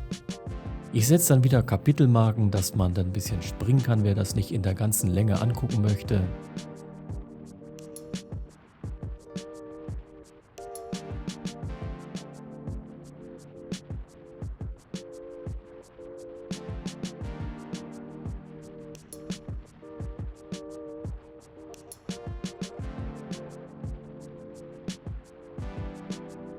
Ist schon schön, wirklich lange mit 50 Stundenkilometern Berg runterrollen. Später werden wir bei so einem privaten Verpflegungspunkt, den da ein Vater mit seinen 2 Kindern aufgebaut hat, Rast machen und erleben, wie die Leute sich dann mit kaltem Wasser aus der Gießkanne begießen lassen, weil wir doch alle ziemlich aufgeheizt waren. Und später werde ich ja noch einen Defekt am Fahrrad haben und sehr viel Glück haben, dass ich dann doch weiterfahren kann. Eins der kleinsten Bauteile am Rad, aber essentiell, wird kaputt gehen. Und normalerweise, wenn es auf der Strecke passiert wäre, wäre ich wohl in Zug gestiegen. Das hätte ich nicht reparieren können.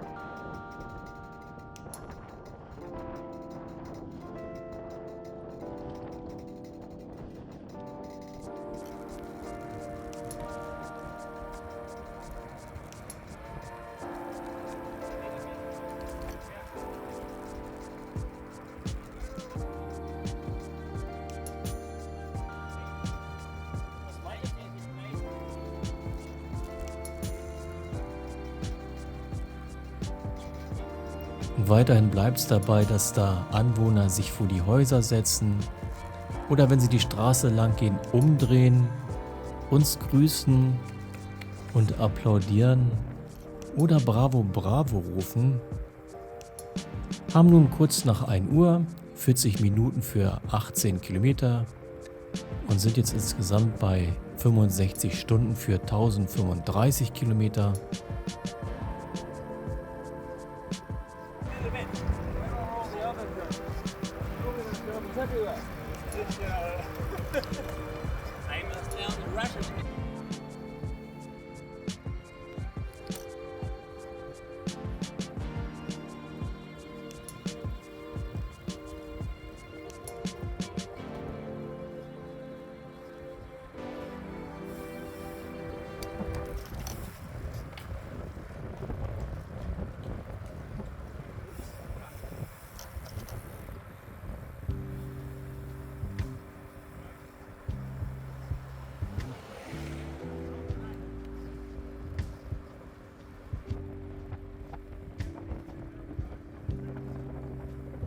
Und Michael, der jetzt vor mir ist, der ja in 65 Stunden PvP finishen wird, also besonders schnell fährt er ja nicht, aber ich nehme an, er macht wenig Pausen.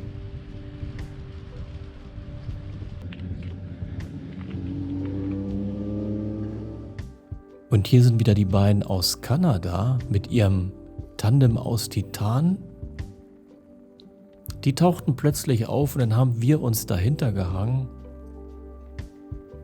Haben jetzt 14 Uhr, 1,5 Stunden für 30 Kilometer, 66,5 Stunden für 1050 Kilometer knapp.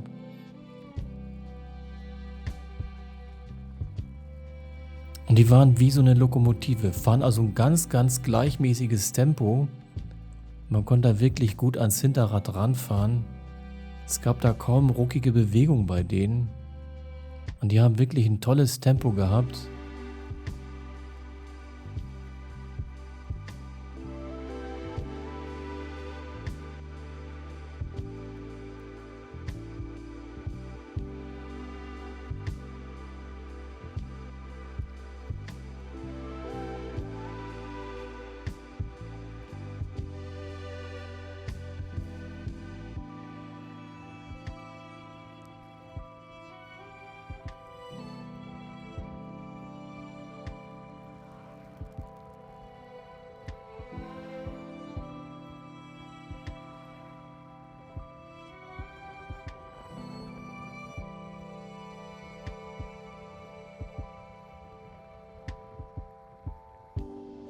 Und wieder ein paar Anwohner, die sich da mit Stühlen in den Schatten setzen und uns Randonneure anschaut, wie wir da langfahren, zu Tausenden.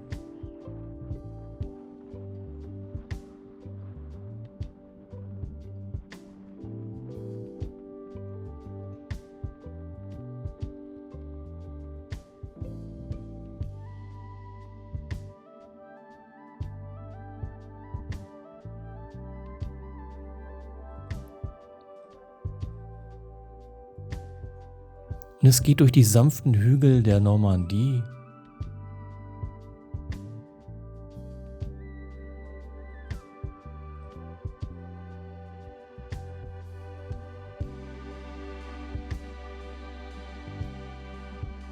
Wir sind jetzt in Saint-Germain.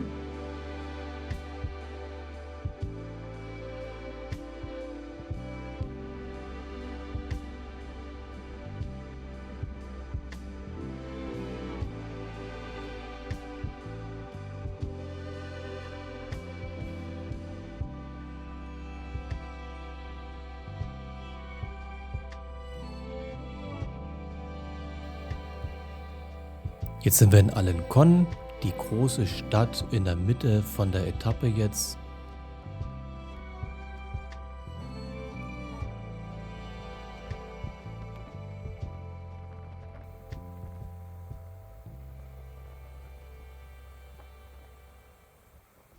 Haben jetzt 14:20 Uhr, knapp 2 Stunden für 40 Kilometer, insgesamt nun bei 67 Stunden für 1057 Kilometer.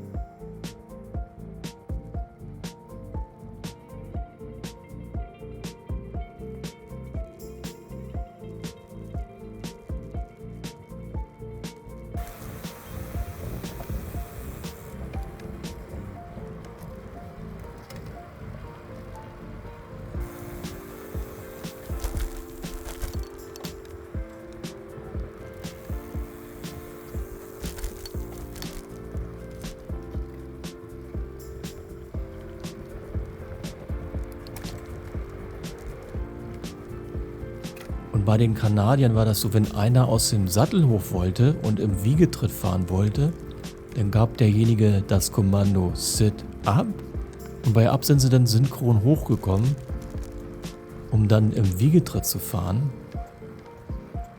Wir hatten wirklich ein außergewöhnlich schönes Titan-Tandem. Ich werde es nachher bei der kleinen Wasserschlacht sehen, die wir haben werden, wo wir uns abkühlen und kann es mal aus der Nähe anschauen.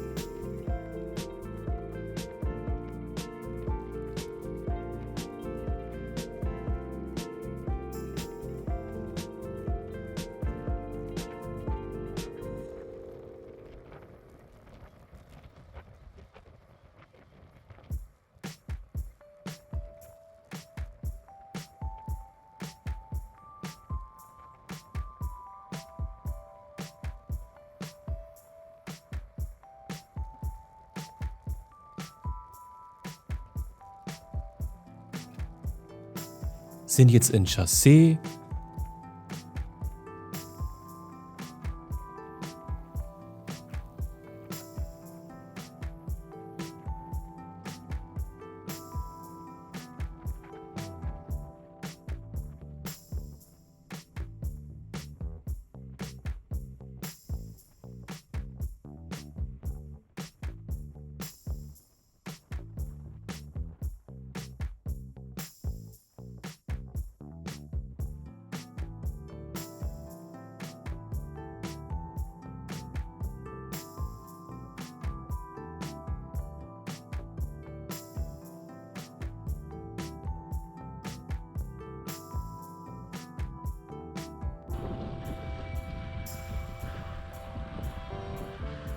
Hier liegt einer im Schatten von der Hecke und hat da Powernapping betrieben. Also ich weiß ja nicht, wie warm es war. Man sieht das ja leider nicht so richtig hier in den Bildern.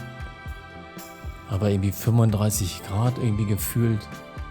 Einige sagten, naja, das war knapp unter 40. Wieder ein Checkpoint gut besucht. Haben jetzt kurz vor 3 Uhr. 2,5 Stunden für 57 Kilometer. Sind jetzt bei Kilometer 1074.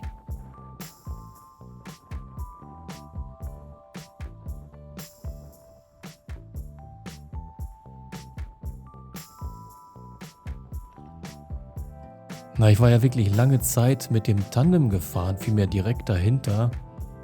Und während der Zeit hat uns auch kein einziger überholt. Es gab auch keine schnelle Gruppe, die vorbeigefahren ist oder an der wir vorbeigefahren sind. Also die hatten wirklich einen tollen Speed auf der Straße. Ich nehme an, dass die immer längere Zeit Pause gemacht haben.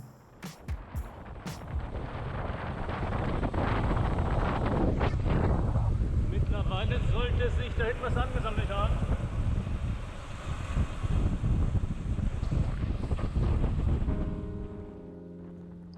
Und ich denke mal, die beiden sind es gewohnt, vorne wie so eine Lokomotive zu fahren und dass andere sich dann bei denen hinten ranhängen im Windschatten mitfahren.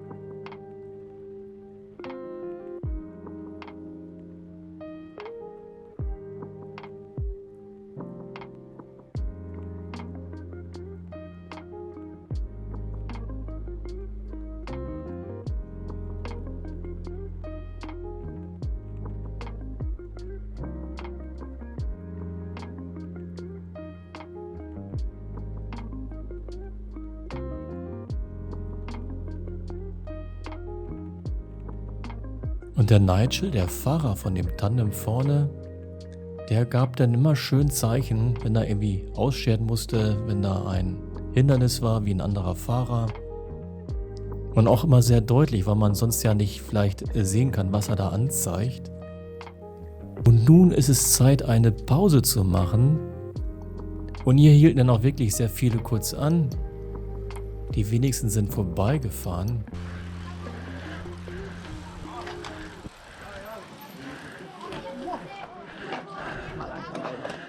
Du willst schon weiter? Ja, Michael wird jetzt weiterfahren. Ich werde ihn auch nicht wiedersehen.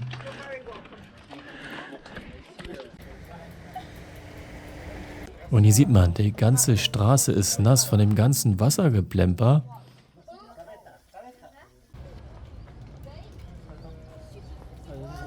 Ordentlich was über Ja, da war ich froh über ein paar Zwetschgen oder Pflaumen, was sie da hatten. rasend schnell unterwegs. Und das ist die Zugmaschine. Randonneure aus Kanada. Mit einer astfreien Kiste. Also ehrlich, die ist super geil. Sie hat mir gerade erzählt, das Ding kann er zerlegen. Und dann ist das gar nicht so teuer. Ich habe mal gefragt, wie viel Watt die so treten. Gefragt, so 150 jeder, ne? Ich weiß nicht, ob die 300 Watt oder so. Also er sagte, er weiß es nicht, leider. Ich habe mich mal interessiert. Also jeder 150 Watt so im Average-Tritt. Aber das ist das Cockpit hier.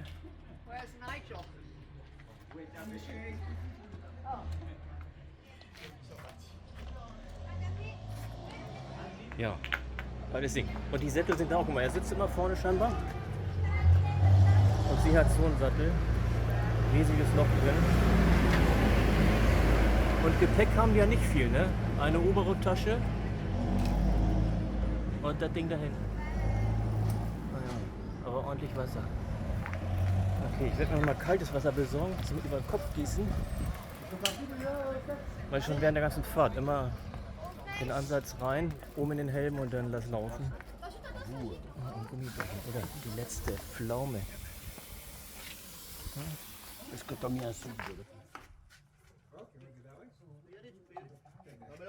Und die anderen sind alle weiter. So, ich bleib hier. Kurzer. Ja, man sah eben schon den Vater mit seiner Gießkanne. Also er stand mit der Gießkanne da. Und wenn einer wollte, hielt er an.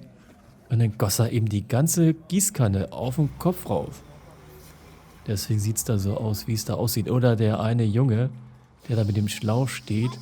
Wer wollte, konnte sich dann von ihm komplett kaltes Wasser über den Kopf oder über den Körper gießen lassen. Das haben auch wirklich viele angenommen. Ach, die beiden Fixie-Fahrer waren das. Ja, Sina und Viktor. Ja, man sieht so viele dann doch wieder. Und die waren richtig tough. Die Berge da hoch im Wiegetritt. Und Sina war eine der Protagonisten in dem Film Das Brevet. Oder auch bei YouTube gibt es einen kurzen Ausschnitt mit 4 Tage bis Paris oder 4 Sonnenaufgänge bis Paris. Mit der Gießkanne gibt es Wasser über den Kopf. Und dann fahren die weiter. Also einige waren vom Trikot her, das war alles klitschenass, bevor die hier ankamen. Ne? So durchgeschwitzt war das. Da kommt der nächste und dann kommt er wieder an, der Papa mit der Gießkanne. Also war ein wirklich sehr schöner Aufenthalt hier. Shit. Mein Stromkabel.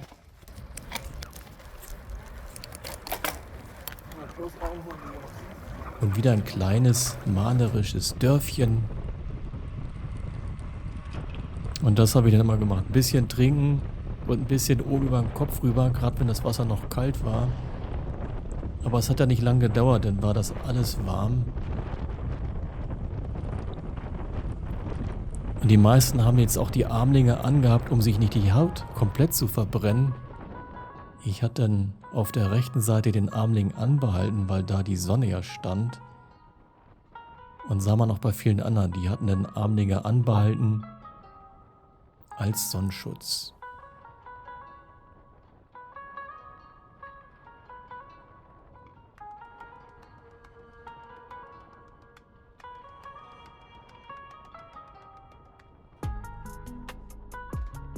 Und wieder ein kleiner Versorgungspunkt, ein paar machten Pause, Anwohner winken oder klatschen.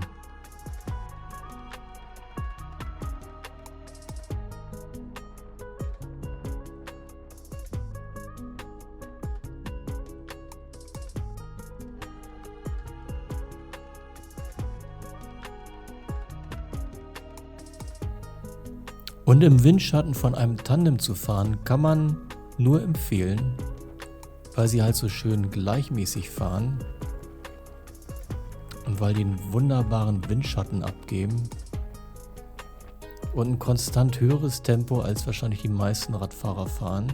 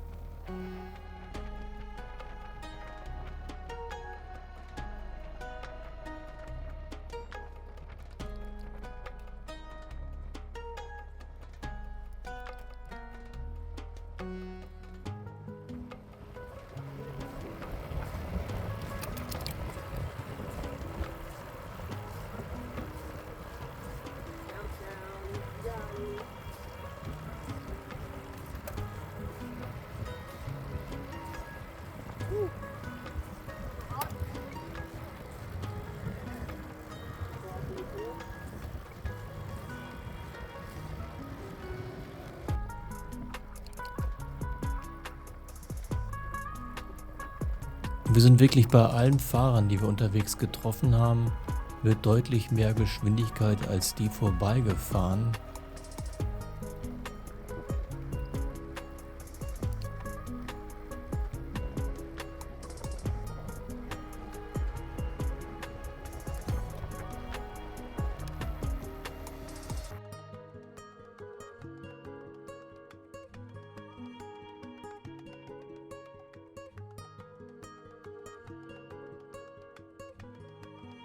Und weiter geht's durch eine leicht wellige, wunderschöne Normandie. Mit kürzeren und sanften Abstiegen und aber auch kürzeren und flacheren Anstiegen. Nicht mehr so wie in der Bretagne, wo es alles länger und steiler und höher war.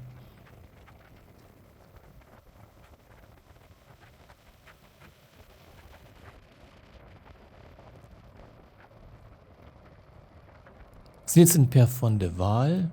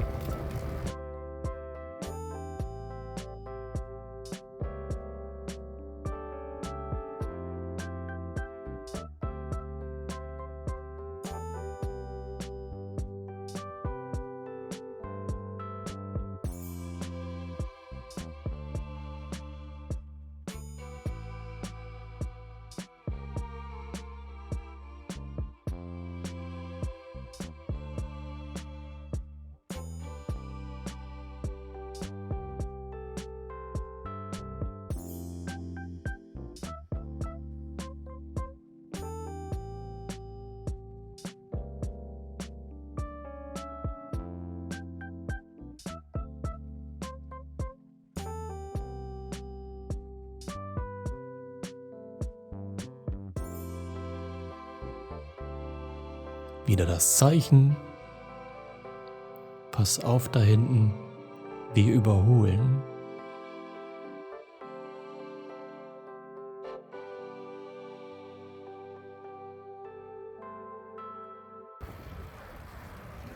Haben jetzt kurz nach 3 Stunden 40 für 80 Kilometer, sind kurz vorm Etappenziel, sind jetzt insgesamt bei 68,5 Stunden für 1097 Kilometer.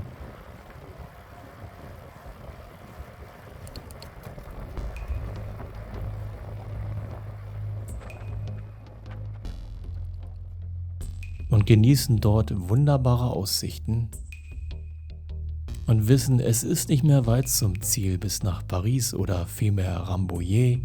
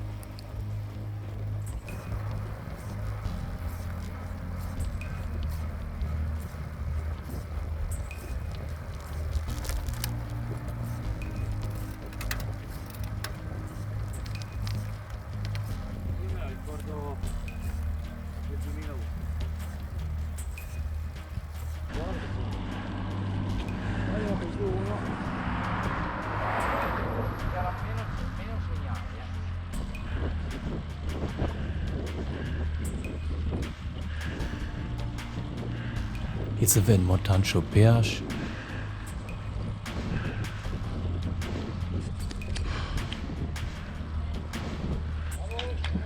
Und im großen Tross geht's jetzt hinter dem Tandem her. Letzter Anstieg vorm Checkpoint, dass man schön außer Puste ist, wenn man oben ankommt.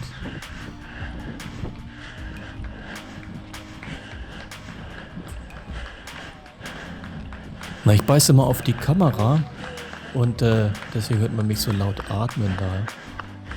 Und ich spreche ja, wenn ich die Kamera im Mund habe, mit geschlossenen Zähnen, sodass sich das dann teilweise ein bisschen komisch anhört.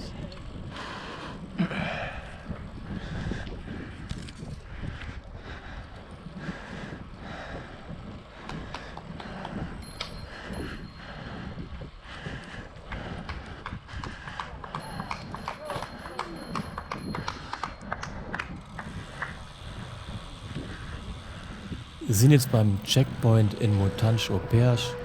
3:45, 3 Stunden 50 habe ich gebraucht für die 82 Kilometer und haben jetzt 68,5 Stunden für 1099 Kilometer gebraucht.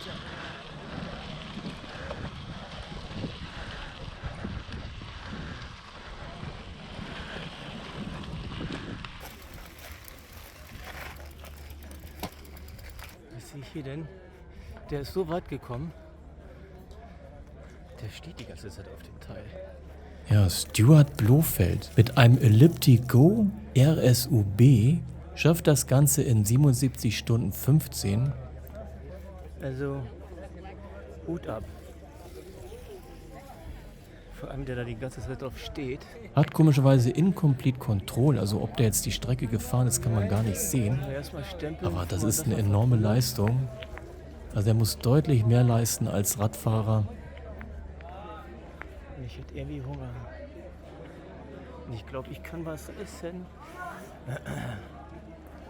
Der Körper redet nicht mehr ab. Er hat wohl eingesehen.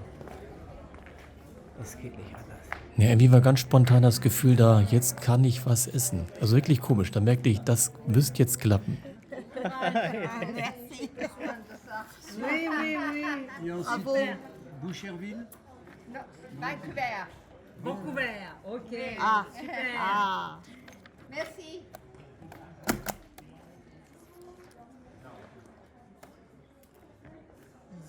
Voilà. Ah, ils sont courageux, hein, Ah de oui. venir si loin. Voilà. Eine Ladestation. Naja, da müssen wir lange vorstehen. Ja, für Leute, bei denen jetzt wirklich der Strom aus war, haben die da so eine schöne Ladestation aufgebaut. So viele Stempel sind da nicht mehr frei. 2 Stück fehlen noch. So, der erste steht schon wieder. Ein solcher Hunde.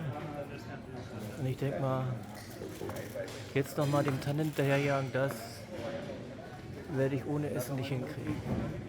Wenn ich Glück habe, machen die auch Pause. Ansonsten werde ich jemand anders finden. Ah, da sind die ja sogar. Die machen auch Pause. Und seit dem Frühstück ganz früh am Morgen habe ich ja außer die Pflaumen bei diesem einen Checkpoint gar nichts gegessen. Aber irgendwie, ja. Aber irgendwie konnte ich jetzt was essen. Und das wird auch klappen. Brot auf keinen Fall.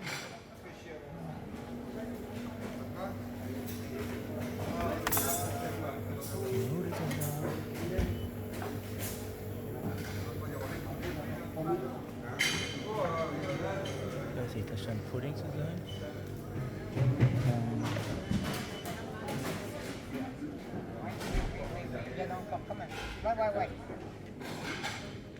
Potatoes. So.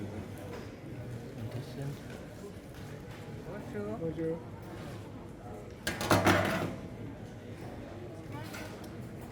Was ist das? Turkey.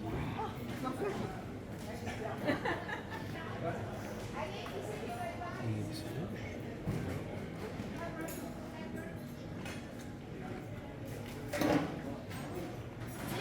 Non. Voilà. Bon appétit.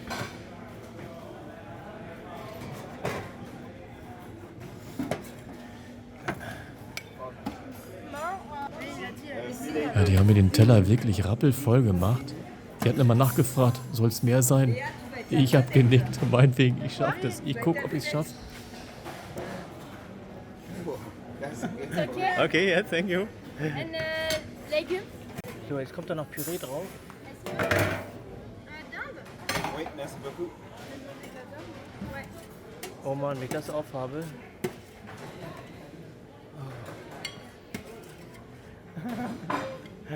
The first 2 days I couldn't eat. Yes, it's okay. Thank you. Thank you. Thank you so much. So, mal gucken, ob ich das runterkriege. Aber danach. Also es wird seine Zeit brauchen, bis ich es gegessen habe, aber das meiste davon werde ich aufkriegen. Einen ganz kleinen Rest musste ich liegen lassen. Ja, und da war wieder Robert mit seiner hochgekippten Ich weiß Tasche, das nicht. Der schnelle. der ja mit Dave zusammengefahren ist, aber jetzt scheinen die nicht mehr zusammenzufahren. Ich dachte, er ist schon lange im Ziel.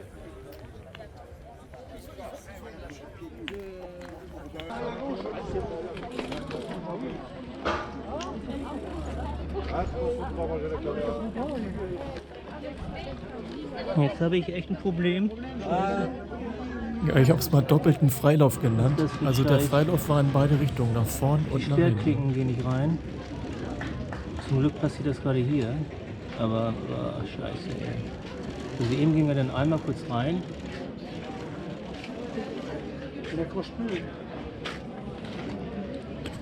Ja, das kann man sich nicht ausdenken. Ja, das muss natürlich sein, ey. Aber wie scheiße wäre das, wenn das unterwegs ist? Er sagt 20 Minuten braucht er. Das hätte überall auf der gesamten Tour passieren können. Und es ist genau 5 Meter neben diesem Repair-Shop passiert. Also ich stand da und dann hat auch ein Helfer dieser Benelope gesehen, dass ich da mit meinem Rad technische Probleme habe. Und hat dann gleich seinen Zeigefinger ausgestreckt, da ist Repair-Shop. Die kommen nicht mehr automatisch hoch. Das ist so ein Ding hier. Is that the spring is broken? Yes, I know. Do you have such a spring? Or? No. And how can you repair it? Yeah.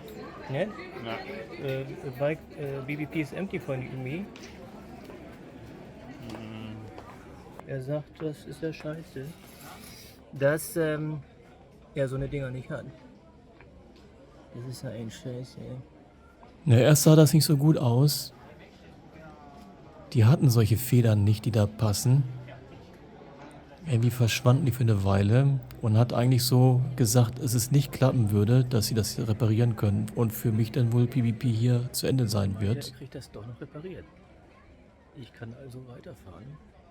Und irgendwann kam er wieder zurück und hat einen ganzen Body in der Hand gehabt, also diesen Freilauf, und hat da dann die Feder ausgebaut, hat dann daran irgendwie mit der Kneifzange was abgemacht und mit einer anderen Zange da groß rumgebogen an dem Ding.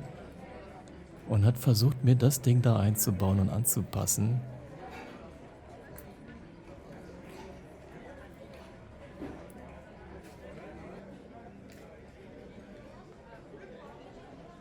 Also da gehört Glück zu, ne?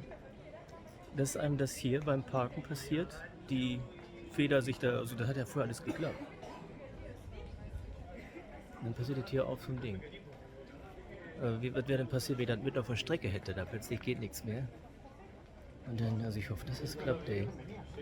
Das ist ja doch ein Riesenaufwand, hierher zu kommen. Ich bin so happy, wenn das wieder klappt. Ich werde den Kerl drücken. Was ich auch machen werde, ich werde dem um den Hals fallen, ihn kräftig drücken. Also wenn man sich überlegt, was man alles macht, um hierher zu kommen, dahin zu reisen, dann fast alles zu schaffen. Da fehlen jetzt nur noch knapp 100 Kilometer. Und dann kommt da so eine Feder und sagt, jetzt ist vorbei.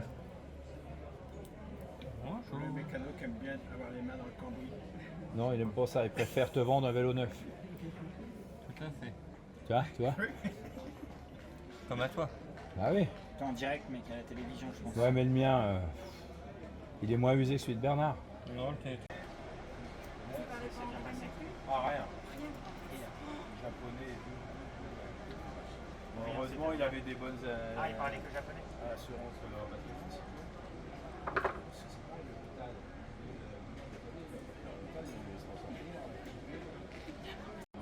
So, jetzt setzt er die Sperrklinken wieder ein und fummelt die da irgendwie unter die Feder runter.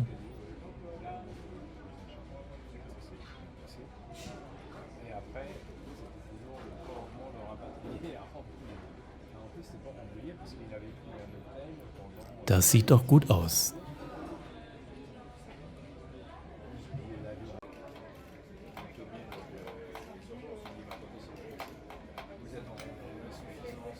Der hat das doch echt hingekriegt. Erst sagte er ja, leider geht's nicht, er hat das Teil nicht. Ich weiß nicht, irgendwo hat das, glaube ich, ausgebaut hier. So richtig verstanden habe ich ihn nicht. Also ich kann weiterfahren. Ich hätte mich echt, weiß auch nicht, was man sagen soll, wenn man hier 100 Kilometer vom Ziel dann scheitert.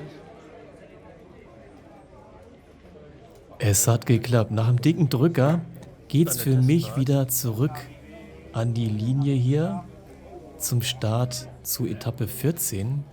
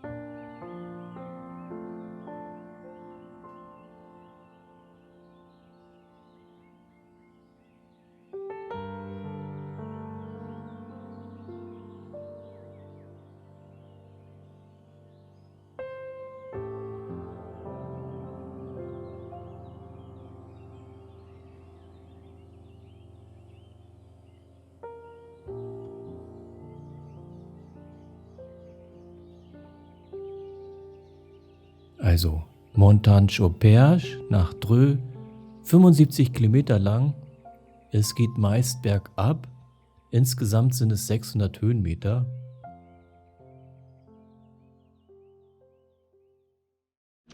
Bye bye.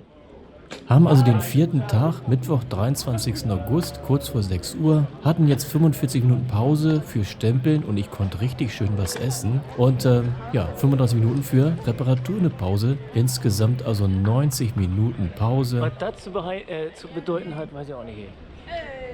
So ein Aufwand, hierher zu kommen. Und dann bricht einem das Ding, diese Feder, genau hier, wo direkt ein Repair-Shop ist. Und also Start zur Etappe 14, hier von Montagne-au-Perche.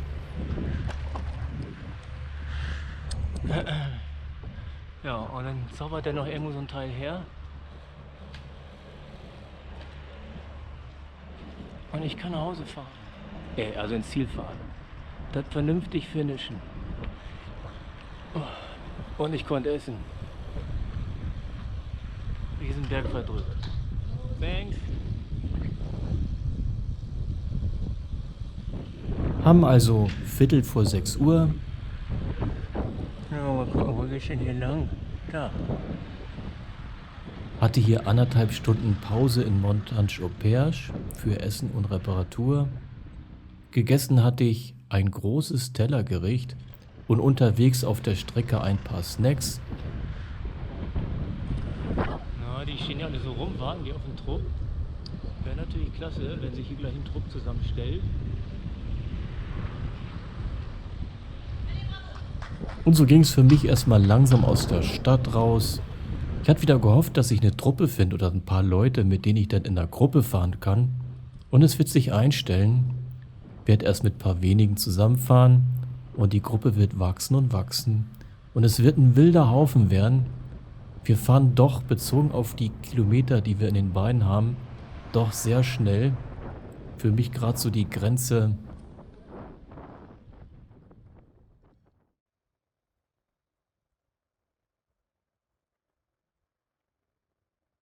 Geht erstmal ein bisschen mehr bergab und fahre hier mit 1, 2 Leuten zusammen.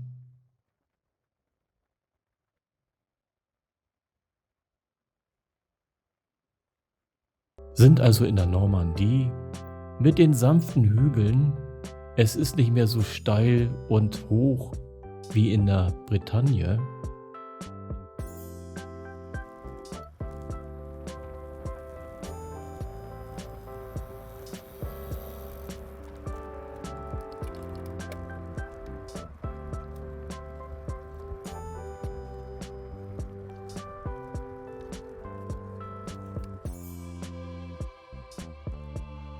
Ja, anfangs haben wir ein paar Anstiege und Abstiege, aber alles recht sanft. Das sieht ja auf diesem Höhenprofil stärker aus, wie es ist. Und ab der Mitte geht es dann fast nur noch bergab.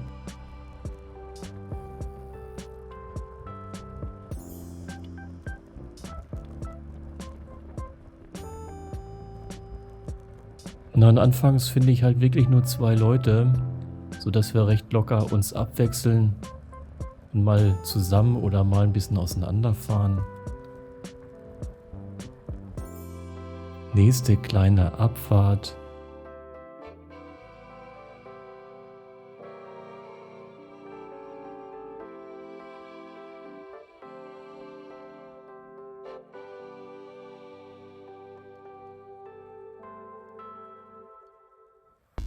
Nach Longny-au-Perche.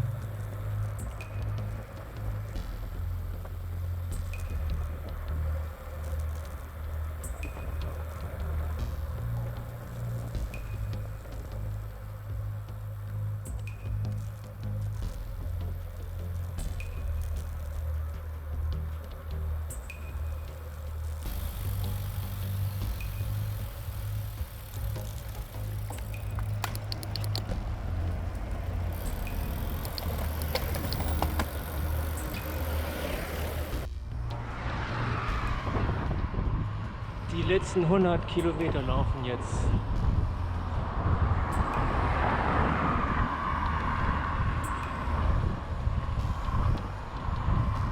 Es war leer geworden auf der Straße. noch nicht viel los. Und es fängt ein bisschen an zu nieseln, aber es ist immer noch sehr heiß, von daher ist das fast willkommen. Haben jetzt mittlerweile 6:30, 50 Minuten für 18 Kilometer und haben 71 Stunden für 1117 Kilometer nun. So eins der letzten Anstiege für die Etappe jetzt. Und mit dem Wissen, dass ich hinten eine Sperrklinkenfeder drin habe, die da so ein bisschen gebogen und abgeknabbert so als Provisorium reingebaut wurde, der mir das repariert hat, sagte dann noch, ja, musste den Buddy am besten bald komplett austauschen. Aber dass das vielleicht nochmal passiert und mir dann unterwegs bricht, das war dann auch irgendwann schnell vergessen.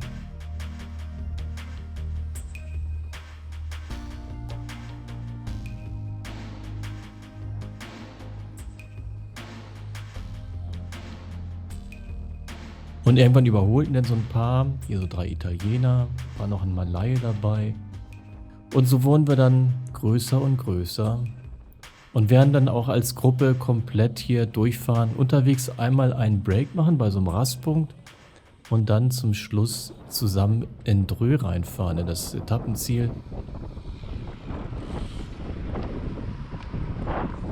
Keine Ahnung, irgendwie wird rumgebrüllt, aber Italienisch kenne ich nicht.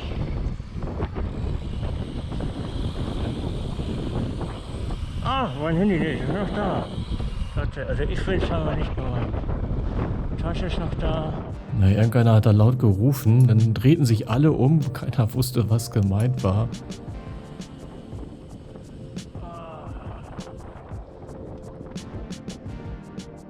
Die Gruppe bestand jetzt hauptsächlich aus Italienern. Die hatten uns überholt, wir haben uns damit rangehangen. Und die Gruppe wird immer ein bisschen weiter wachsen. Die meisten werden jetzt auch bis zum Ziel in der Gruppe bleiben. Und die Italiener haben wirklich Druck gemacht, also haben sich gut abgewechselt, die Leute in der Gruppe hier. Und waren für die Kilometer und die Vorbelastung, die wir schon in uns hatten, doch flott unterwegs. Auch wenn es hier nicht so danach ausschaut.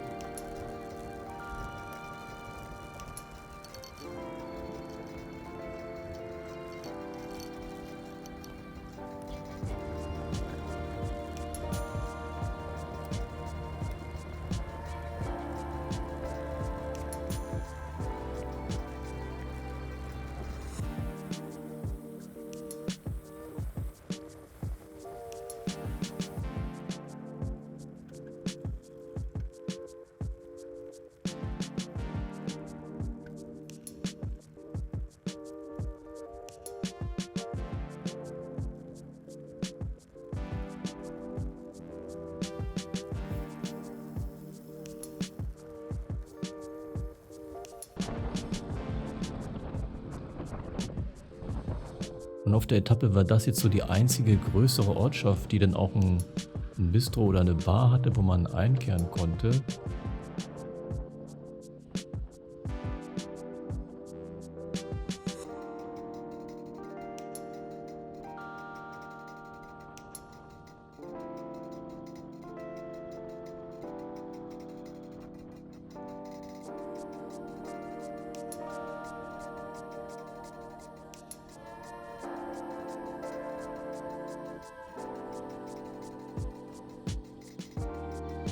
Und so sammeln wir die nächsten ein, fahren vorbei.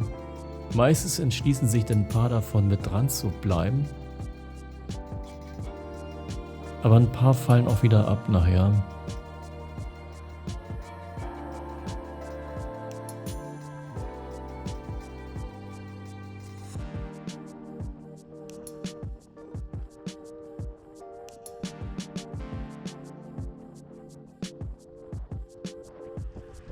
Eine lange, lange Schlange. So richtig kompakt fahren wir nicht. Vielmehr sind es jetzt mittlerweile 2 Gruppen geworden.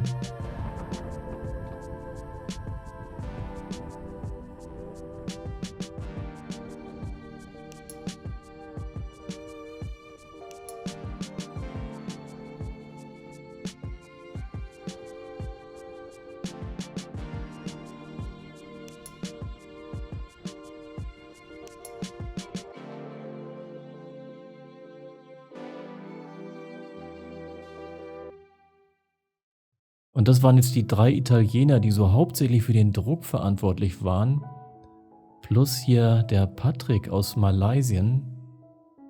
Wir waren so der feste Kern nachher.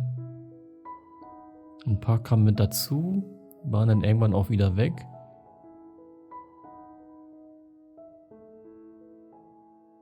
Und es gab dann immer wieder Momente, wo die richtig Gas geben, wo die richtig antreten.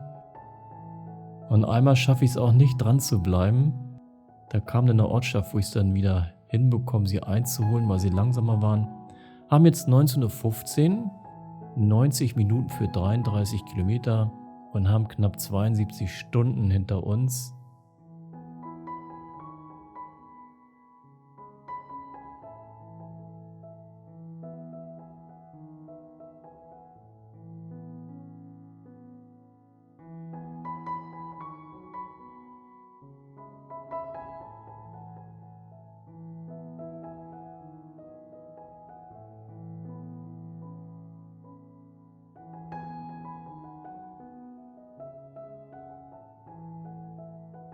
Es geht durch die nächste kleine Ortschaft.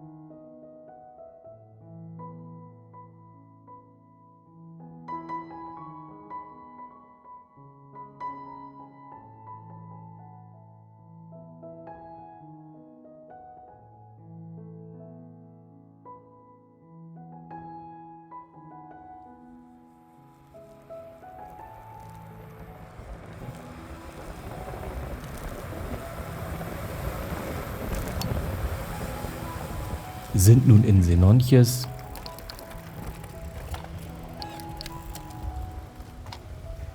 Da war dann wieder ein kleiner Verpflegungspunkt durch Anwohner. Mann, haben die Jungs eben ein Speed gemacht. Und? Da hatten wir kurz Rast gemacht, haben uns einen Tick gestärkt, Wasser wieder aufgefüllt. Und dann ging es auch schnell wieder auf die Räder.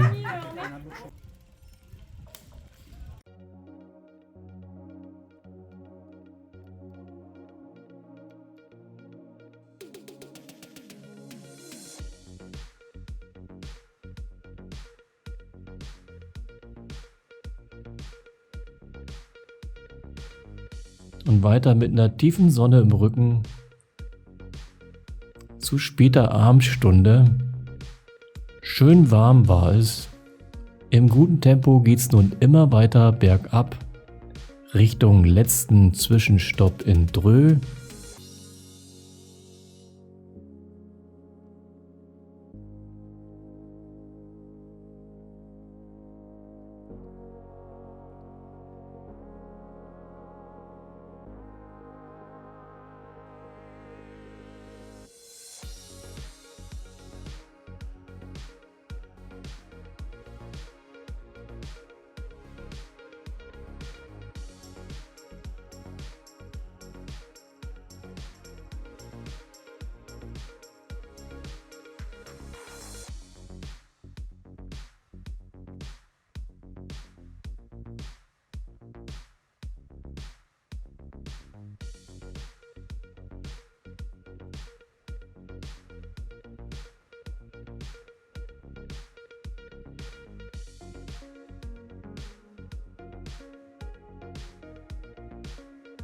Und dann ging es für alle auf die Auflieger runter. Bisschen kleiner, bisschen windschnittiger gemacht. Und dann ging es in einer Reihe mit gutem, flotten Tempo Richtung Dreux.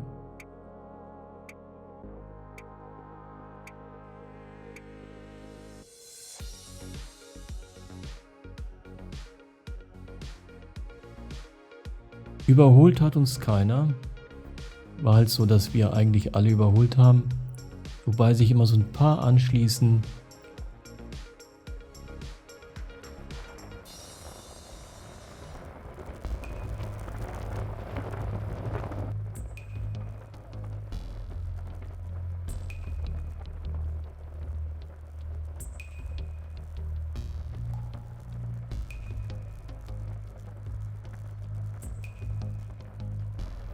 Und wieder eine kleine Ortschaft. Wieder ein Wechsel, wer nach vorne geht.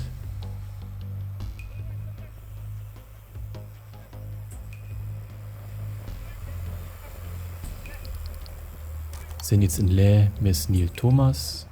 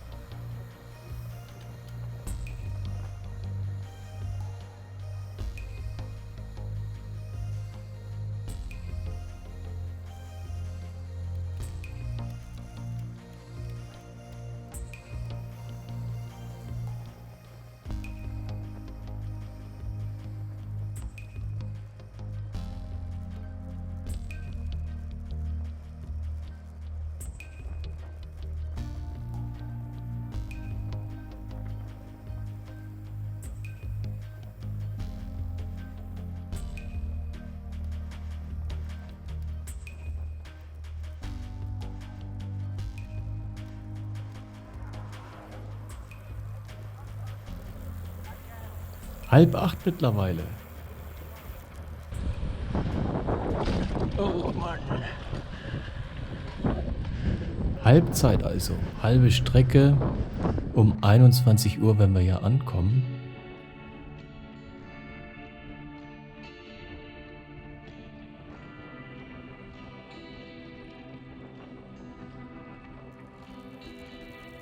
Haben nun kurz vor 8. Weiter geht's leicht bergab. Windschnittig auf dem Auflieger in einer Reihe.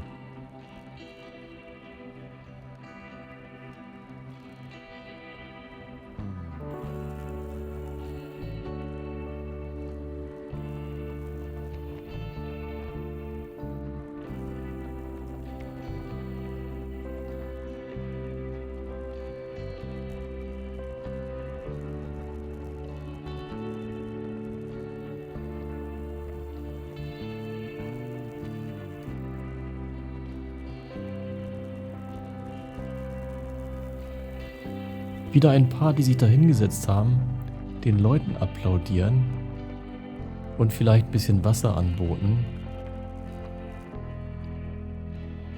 Und jetzt geben sie Gas, die Jungs. Einer fuhr nach vorn, der ein bisschen mehr Speed macht. Und dann heizen die los. Da bin ich echt nicht mehr hinterhergekommen. Bei der Distanz hat man dann keinen Windschatten mehr. Ja, da hatte ich einmal kurz geflucht. Und lass den einen, der hinter mir war, ihn hier dann vorfahren, in der Hoffnung, dass er ausgeruht genug ist, um sie wieder einzuholen. Und das hat geklappt. Ansonsten hätten wir sie nie wieder gesehen. Ja, nächste Ortschaft, Tempo wird wieder ein bisschen reduziert. Und so bekam ich wieder den Anschluss.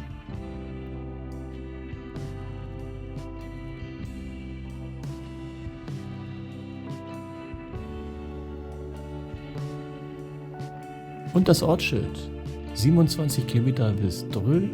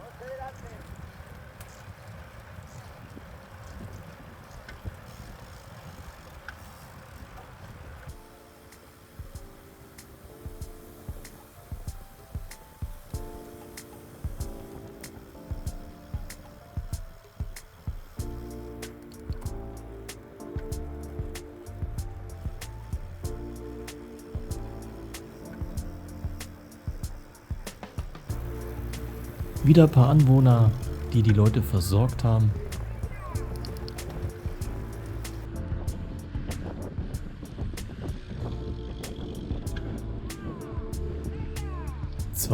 Uhr, also eine Stunde fahren wir noch.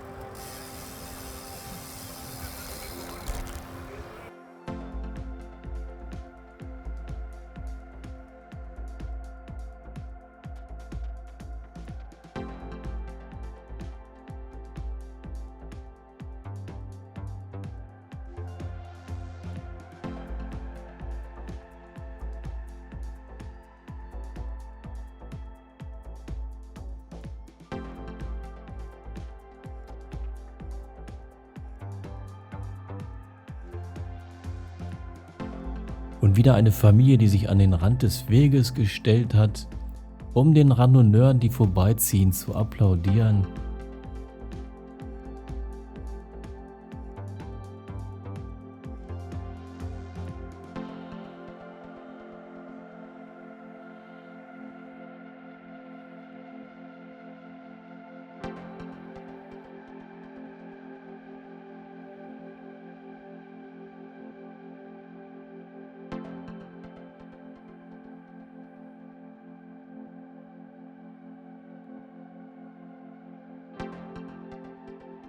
Da war einer vorgefahren, um mal noch ein schönes Foto zu machen von der Gruppe.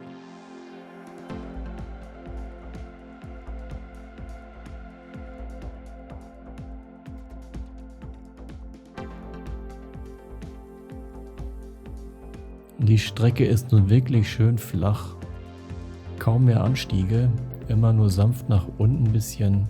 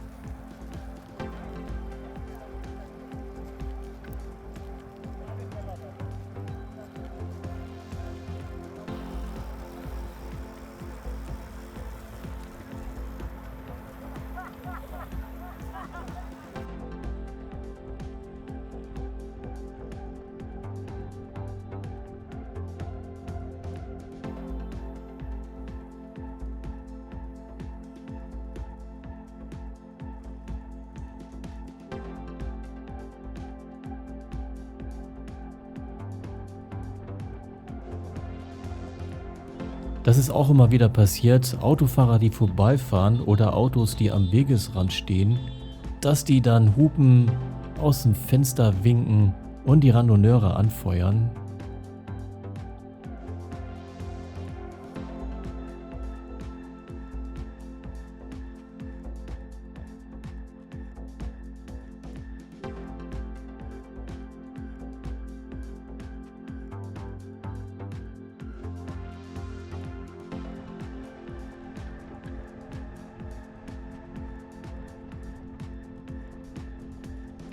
Nun sind wir in Dreux,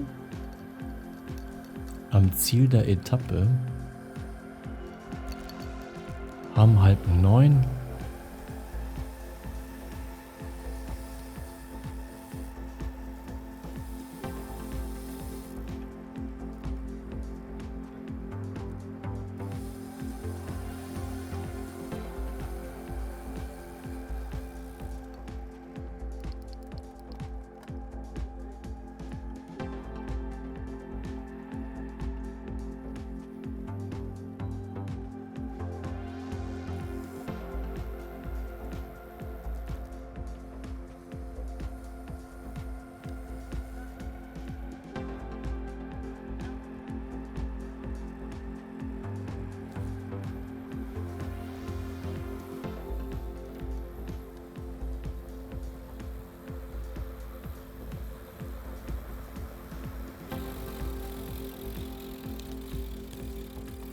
Und die Auffahrt zum Etappenziel.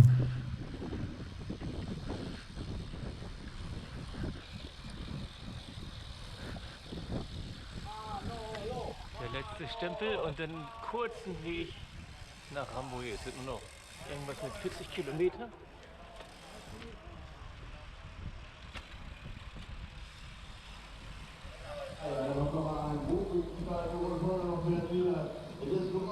Also, Kontrolle Nummer 14 in Dreux geht wieder über die Messmatten. Also, 20:15 Uhr, 3 Stunden 10 für 75 Kilometer, insgesamt 73,5 Stunden für 1176 Kilometer.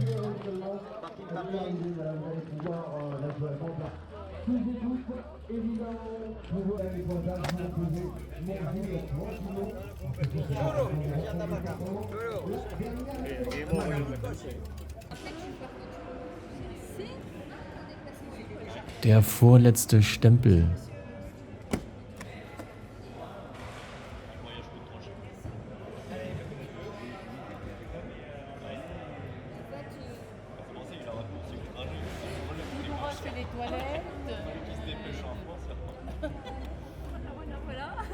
Thank you. Bye. Ja, lange Pause habe ich ja auch nicht gemacht. Hab einmal hier reingeguckt, wo man sich Essen kaufen kann. Hab aber nichts gegessen, bin dann wieder raus, hab ein bisschen Momente von draußen aufgenommen. Aber das Licht war schon ziemlich schummerig, sodass die Kamera dann nicht mehr so tolle Aufnahmen macht.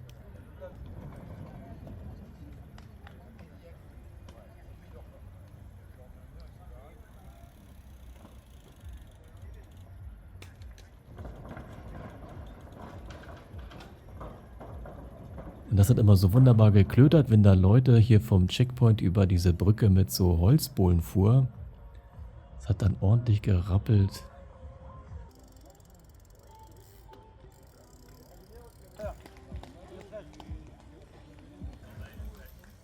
Ja, und da waren sie wieder, die Kanadier. Mit ihrem Titan-Tandem. Die Italiener wollten wohl ein bisschen länger bleiben. Die habe ich also nicht so schnell wieder gesehen. Und Nigel steigt so über den Lenker. Und zum Schluss noch ein paar Fotos der Etappe.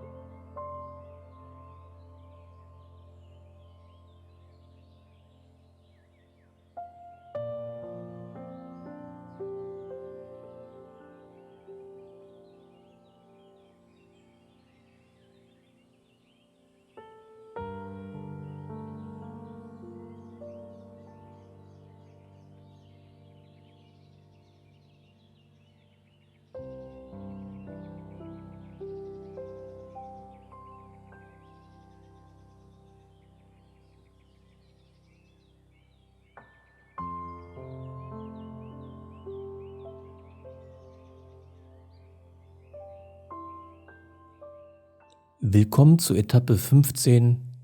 Es ist die letzte kurze Strecke vor der Ziellinie in Rambouillet. Es geht am späten Abend los, recht schnell in die dunkle Nacht, bevor wir denn eine Stunde vor Mitternacht an der Ziellinie in Rambouillet ankommen werden und einen wunderschönen Empfang genießen dürfen. Also Etappe 15, Dreux nach Rambouillet. Gerade mal 44 Kilometer, damit die kürzeste Strecke und 550 Höhenmeter.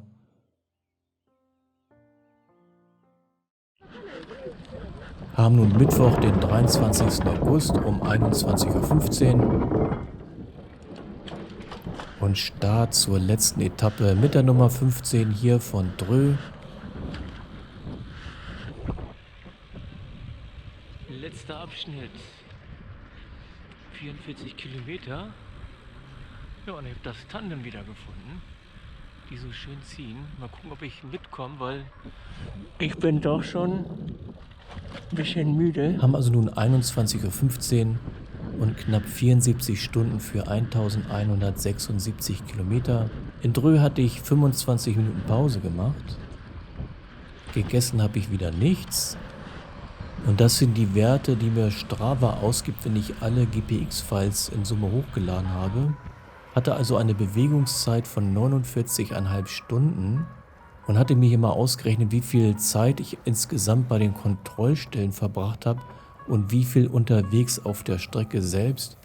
Also 75,5 Stunden ist meine Gesamtzeit und laut Strava 49,5 Stunden ist die Bewegungszeit.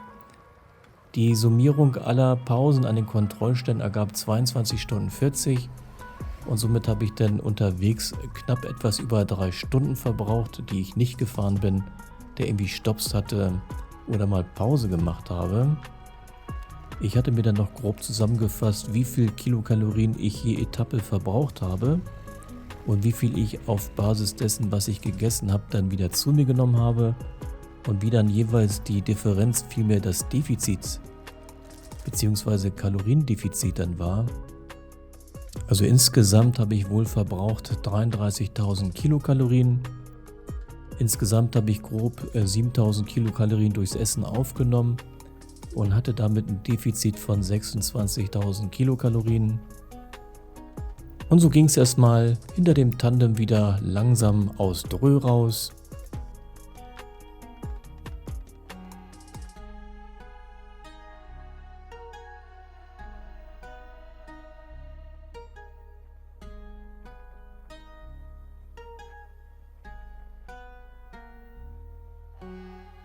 Und wieder haben die beiden Kanadier mit ihrem Tandem ganz prima Windschatten abgegeben.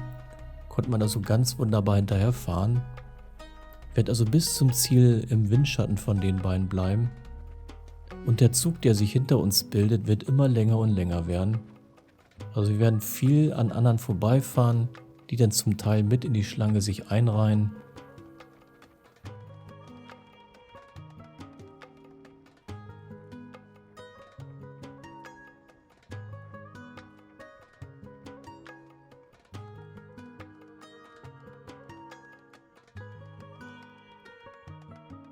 Und so ging es dann weiter durch die dunkle Nacht, vorbei an den anderen Radfahrern, das Ganze kurz vorm Ziel.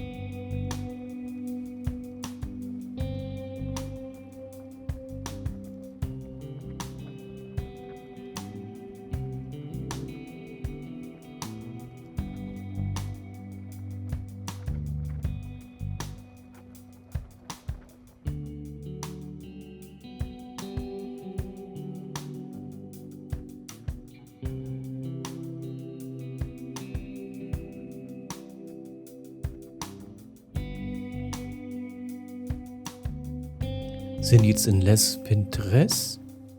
Wieder ein kleiner, ruhiger Ort. Bis nach Rambouillet werden wir noch keine Passanten und Zuschauer mehr sehen, so spät am Abend.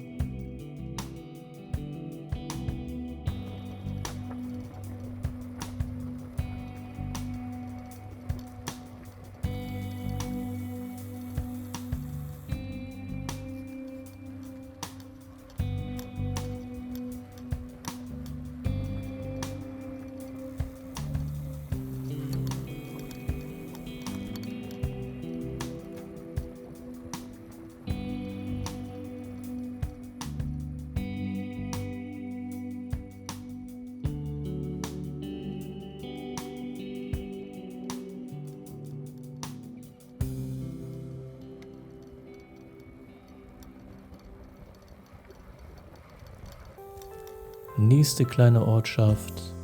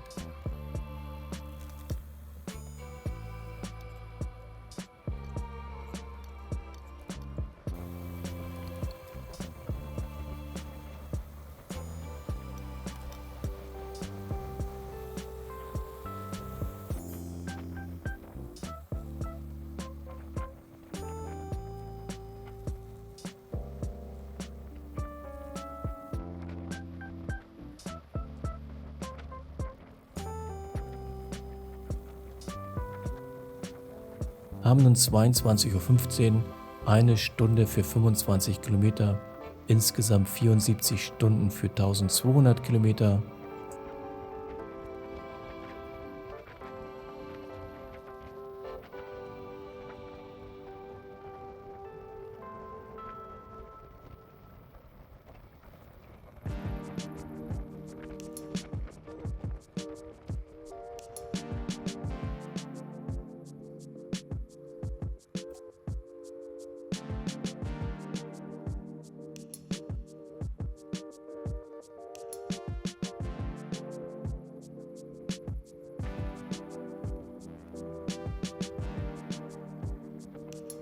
Und es geht wieder vorbei an den anderen Radfahrern.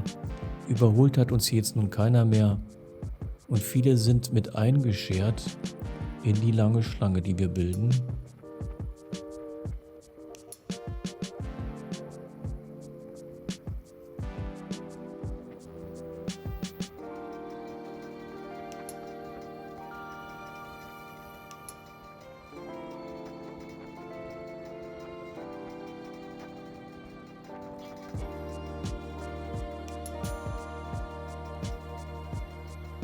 Wieder einer mit einem Liegerad. Nächste kleine Ortschaft, auch wieder relativ dunkel, ohne Zuschauer.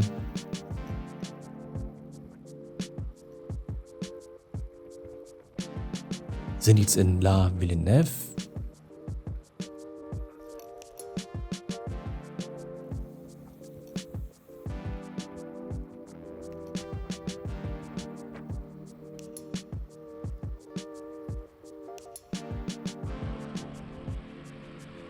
Haben nun knapp 10:30.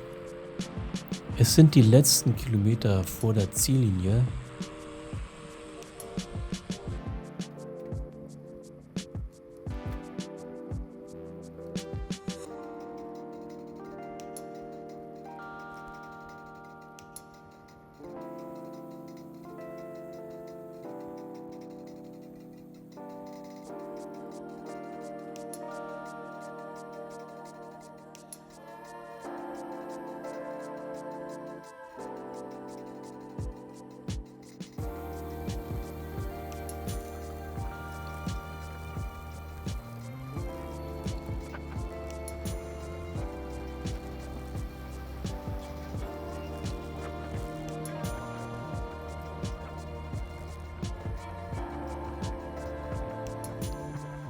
Und es geht auf die Landstraße, die nach Rambouillet führt.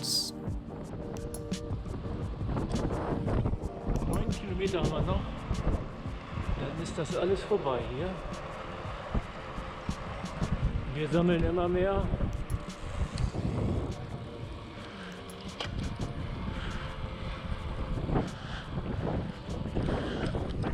Wir sammeln immer mehr Fahrer ein, wo wir vorbeifahren.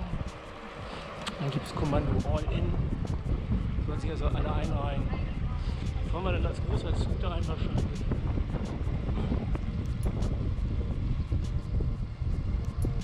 Jo, das war dann nachher PPP.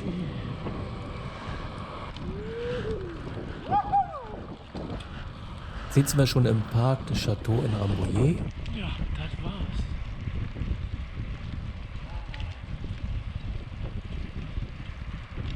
Den Rest könnte ich schieben. Hier ging es runter beim Start.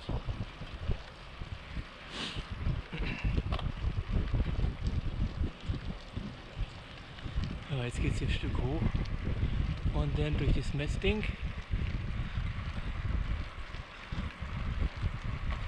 Und dann gibt es eine Riesenportion Schlaf für mich und noch vorher eine Dusche. Ja, das, nach was ich mich gesehnt habe, war wirklich nur Schlafen. Ich hatte nicht an Essen gedacht. Ist das schön.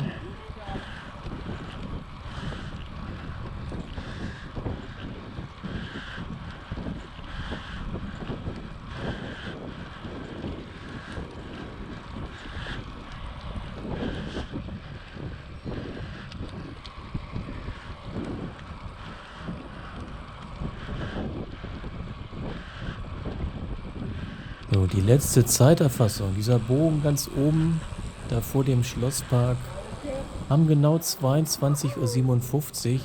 1 Stunde 41 habe ich gebraucht für die 44 Kilometer. Und meine Zeit insgesamt sind 75 Stunden 24 Minuten. Durchschnittsgeschwindigkeit laut Strava waren knapp 25 Stundenkilometer. Da ist ja nur eingerechnet die Zeit, die man in Bewegung war.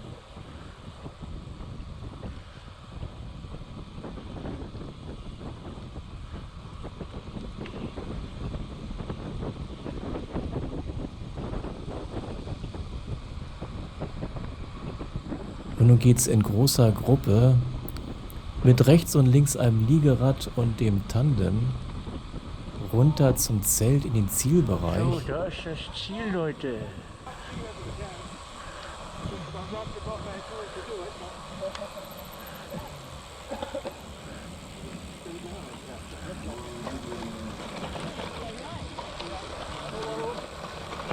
Bravo.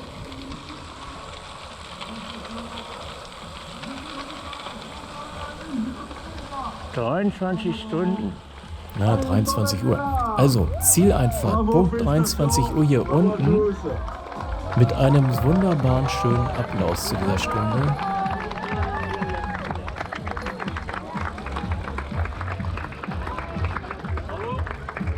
Und dann geht es jetzt hier in den Parkbereich für die Räder, bevor man dann den letzten Stempel für sein Brevet-Heft holt. Oh, hier, gleich hier.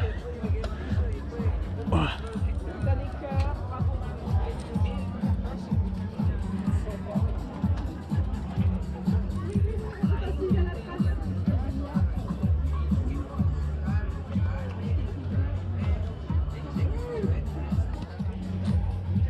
So, 23.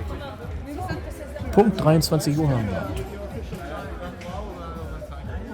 Hello.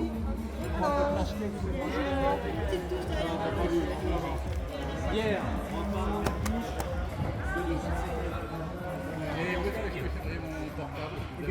Là, il y a une prison.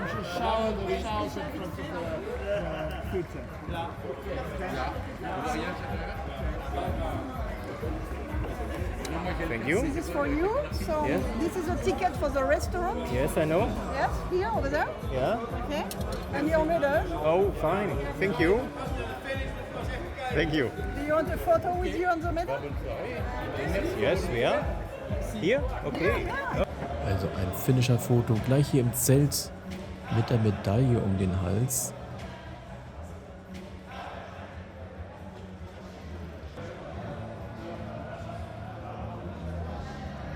Und das hier das Restaurant, wo man dann sein Finisher-Menü bekommt. Hier kommt man zu der Uhrzeit einfach reingehen, das dann holen.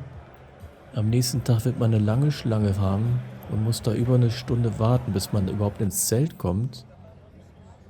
Aber ich hatte noch keinen Hunger, wollte erstmal schlafen. Hab noch ein bisschen an der Ziellinie geguckt, wie da die nächsten Fahrer reinkommen und sich feiern ließen.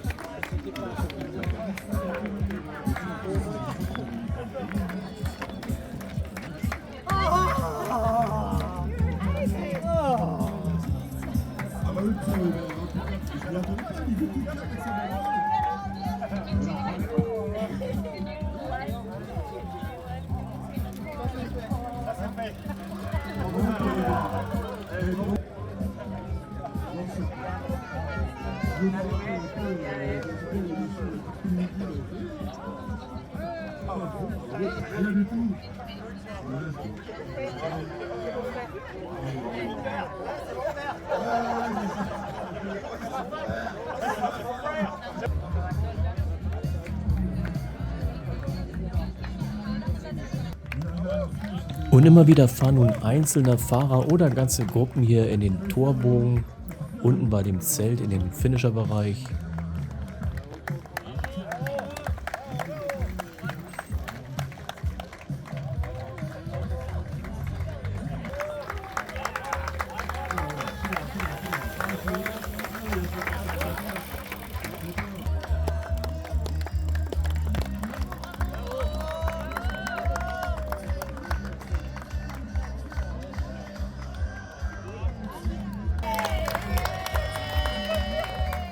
Und nach einer herrlichen Dusche und einigen Stunden Schlaf bin ich dann wieder zum Chateau gefahren, hab mein Rad wieder aus dem Auto gepackt und wollte nun noch einmal durch den Zielbereich fahren.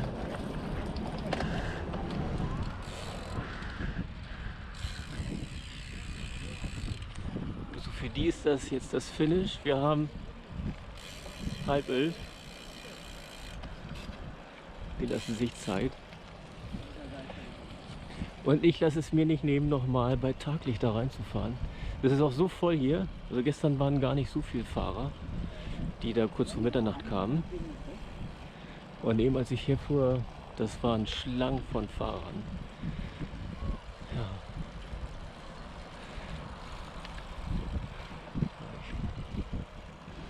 Und da will ich noch ein bisschen Aufnahmen machen von den Fahrern, die reinkommen.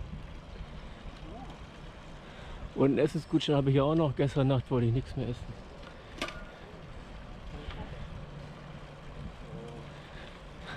Die lassen sich echt Zeit. Einen hatte ich getroffen, der sagt immer, er zahlt für 90 Stunden, will auch 90 Stunden fahren. Vielmehr 89, irgendwas. Und hat es bislang immer geschafft. Er wird gerne der Letzte sein.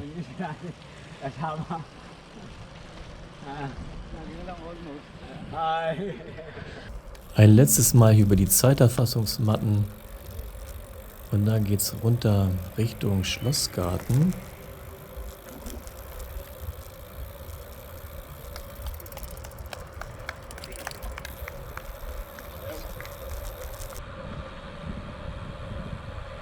Ja, da unten ist mehr los wie gestern Nacht. Aber ist ja auch zu erwarten. Bei bestem Licht. Oh ja, das ist voller.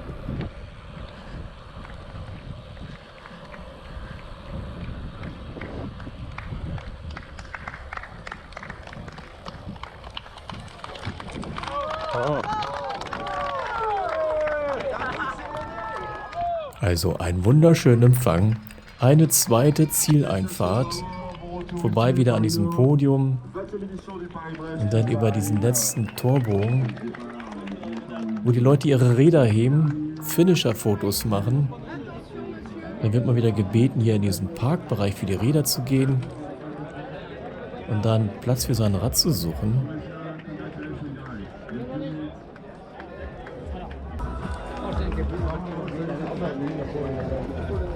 блочки мы вместо того.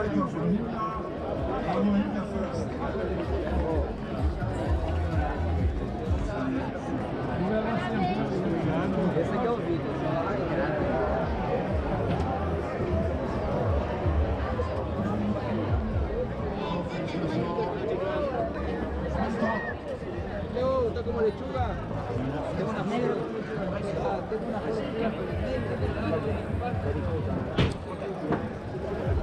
Oh Mann, wie soll man denn das Bike hier lassen? Da ist das Teil ja wieder. Der ist angekommen.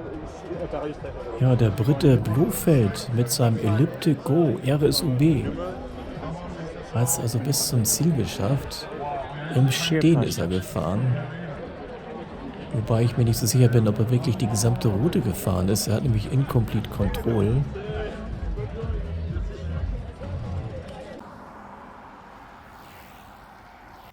Und dann habe ich mich ja nochmal an die Abfahrt, bevor man in den Schlossgarten hochfährt, hingestellt und habe die ganzen Radfahrer, die hier im Minutentakt teilweise vorbeifahren, etwas angeschaut, denen gewunken, sie betrachtet, wie sie mit freudestrahlender Erwartung jetzt hier die letzten Meter ihrer PvP-Tour machen werden.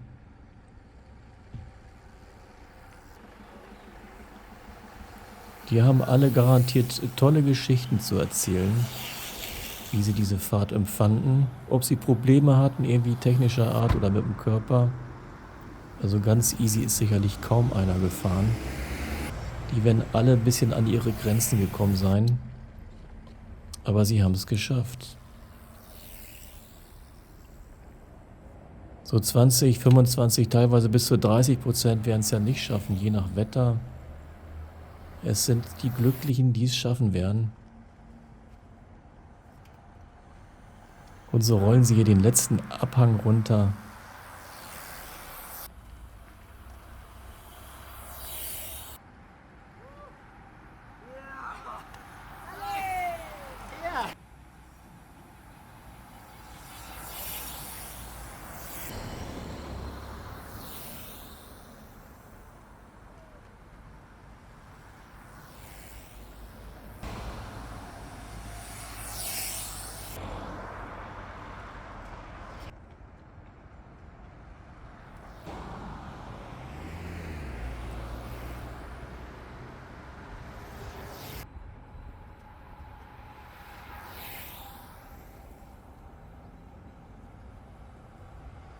Und so schaut man in freudige Gesichter dieser runterrollenden Randonneure auf ihren letzten Metern Paris-Brest-Paris 2023.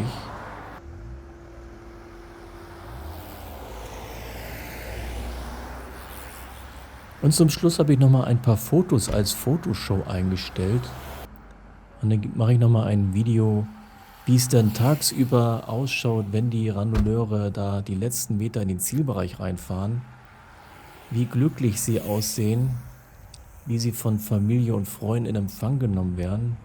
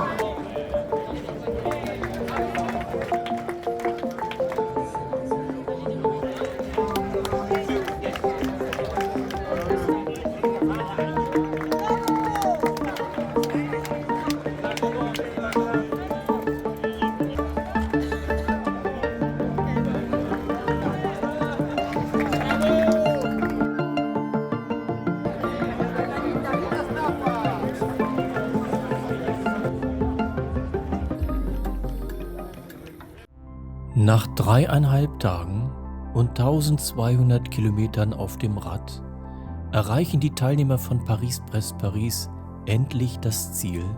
Es ist der Moment, in all dem die Strapazen der letzten Tage sich in einem Gefühl der Erleichterung und des Triumphs entladen.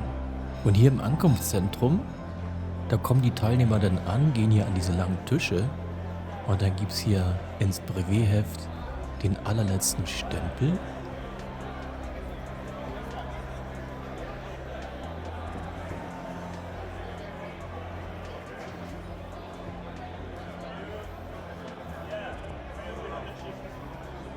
Und dann wird jedem Teilnehmer eine Medaille überreicht.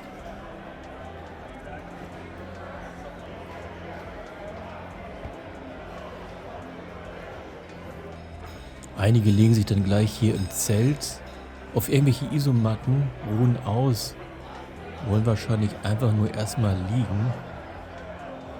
Und das ist weiterhin ein Zustrom an Randonneuren, die jetzt so ungefähr 85 Stunden unterwegs waren.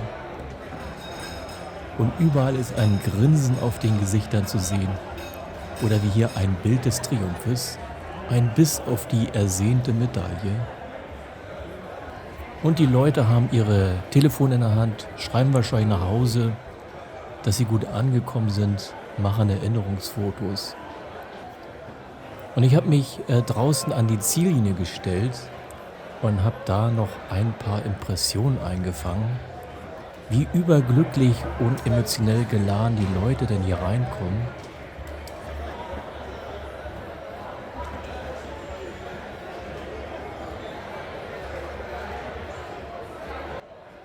Ja, da hinten sieht man, wie die Leute denn in langen Schlangen erstmal versuchen, überhaupt einen Platz für ihr Rad zu finden, bevor sie dann hier ins Zelt können.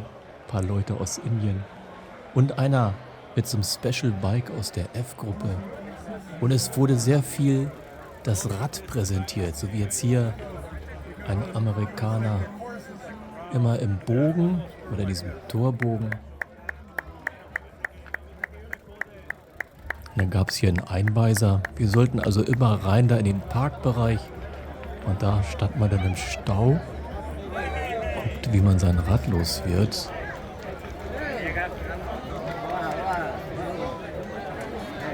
Und es wurde weiterhin moderiert, da von diesem Plateau. Und es flossen genug Tränen, viele Umarmungen.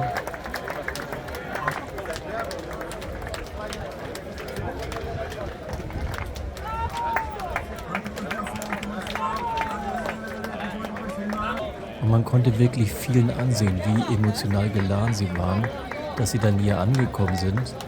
Man weiß ja nicht, was die unterwegs alles an Herausforderungen hatten.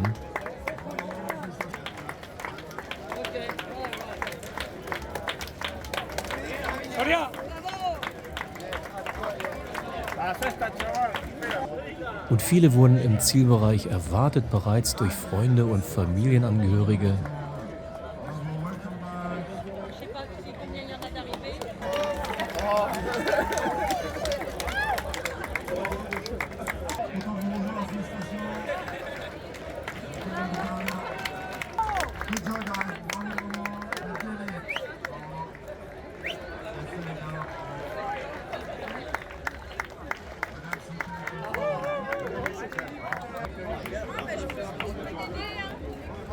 Und er hier, der gerade kommt, der wird gleich zum Helden werden.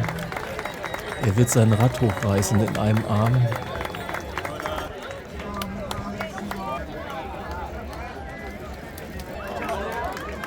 Und wieder wird ein Held geboren.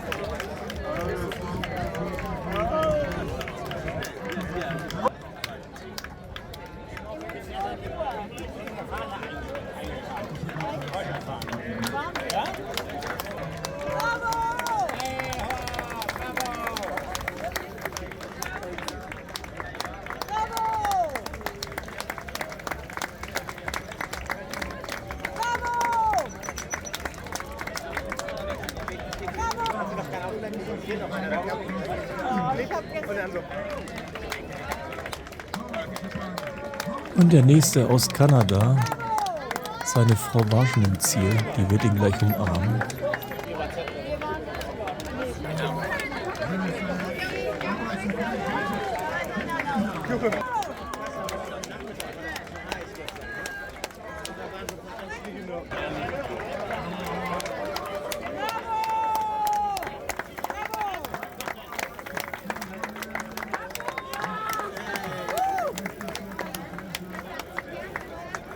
Und auch die lassen sich Zeit, rollen ganz langsam hier ins Bild der Kamera rein. Die Zeitmessung ist ja weiter oben, also man kann sich auf den letzten Metern wirklich Zeit lassen. Die Zeit steht dann schon auf Stopp. Und man kann hier diesen unteren Bereich wirklich in vollen Zügen genießen.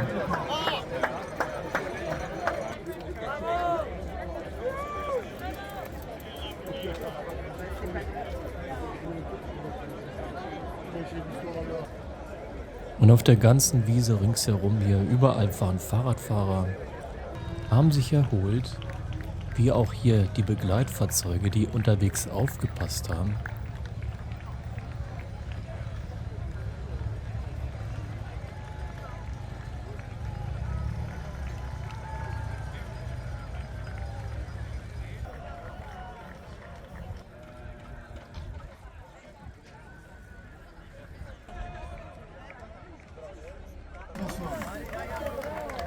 Bravo, bravo, bravo.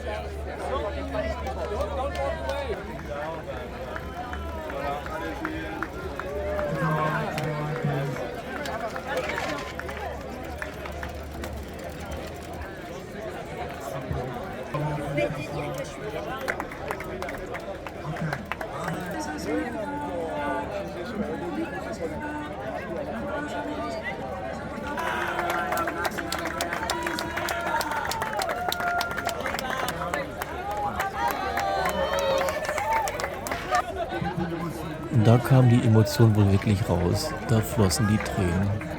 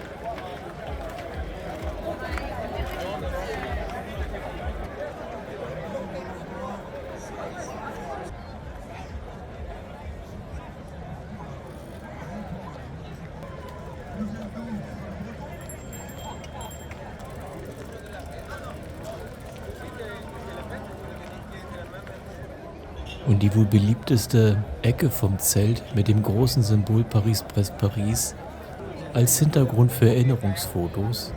Da hat man wirklich minutenlang gewartet, bis man sich da einmal kurz hingestellt hat und ein anderer dann ein Foto gemacht hat.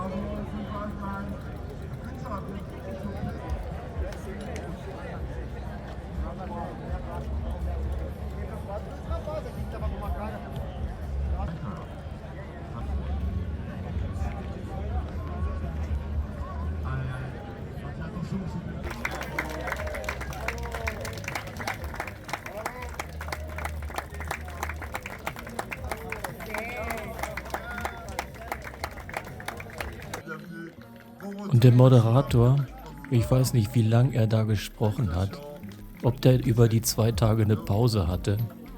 Also egal wann man da war, er hat irgendwie moderiert und hat die Leute begrüßt.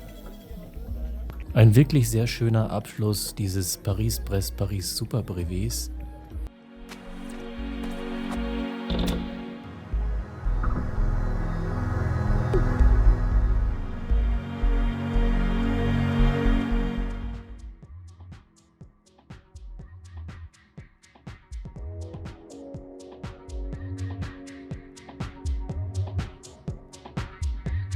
Schönen Dank fürs Zuschauen.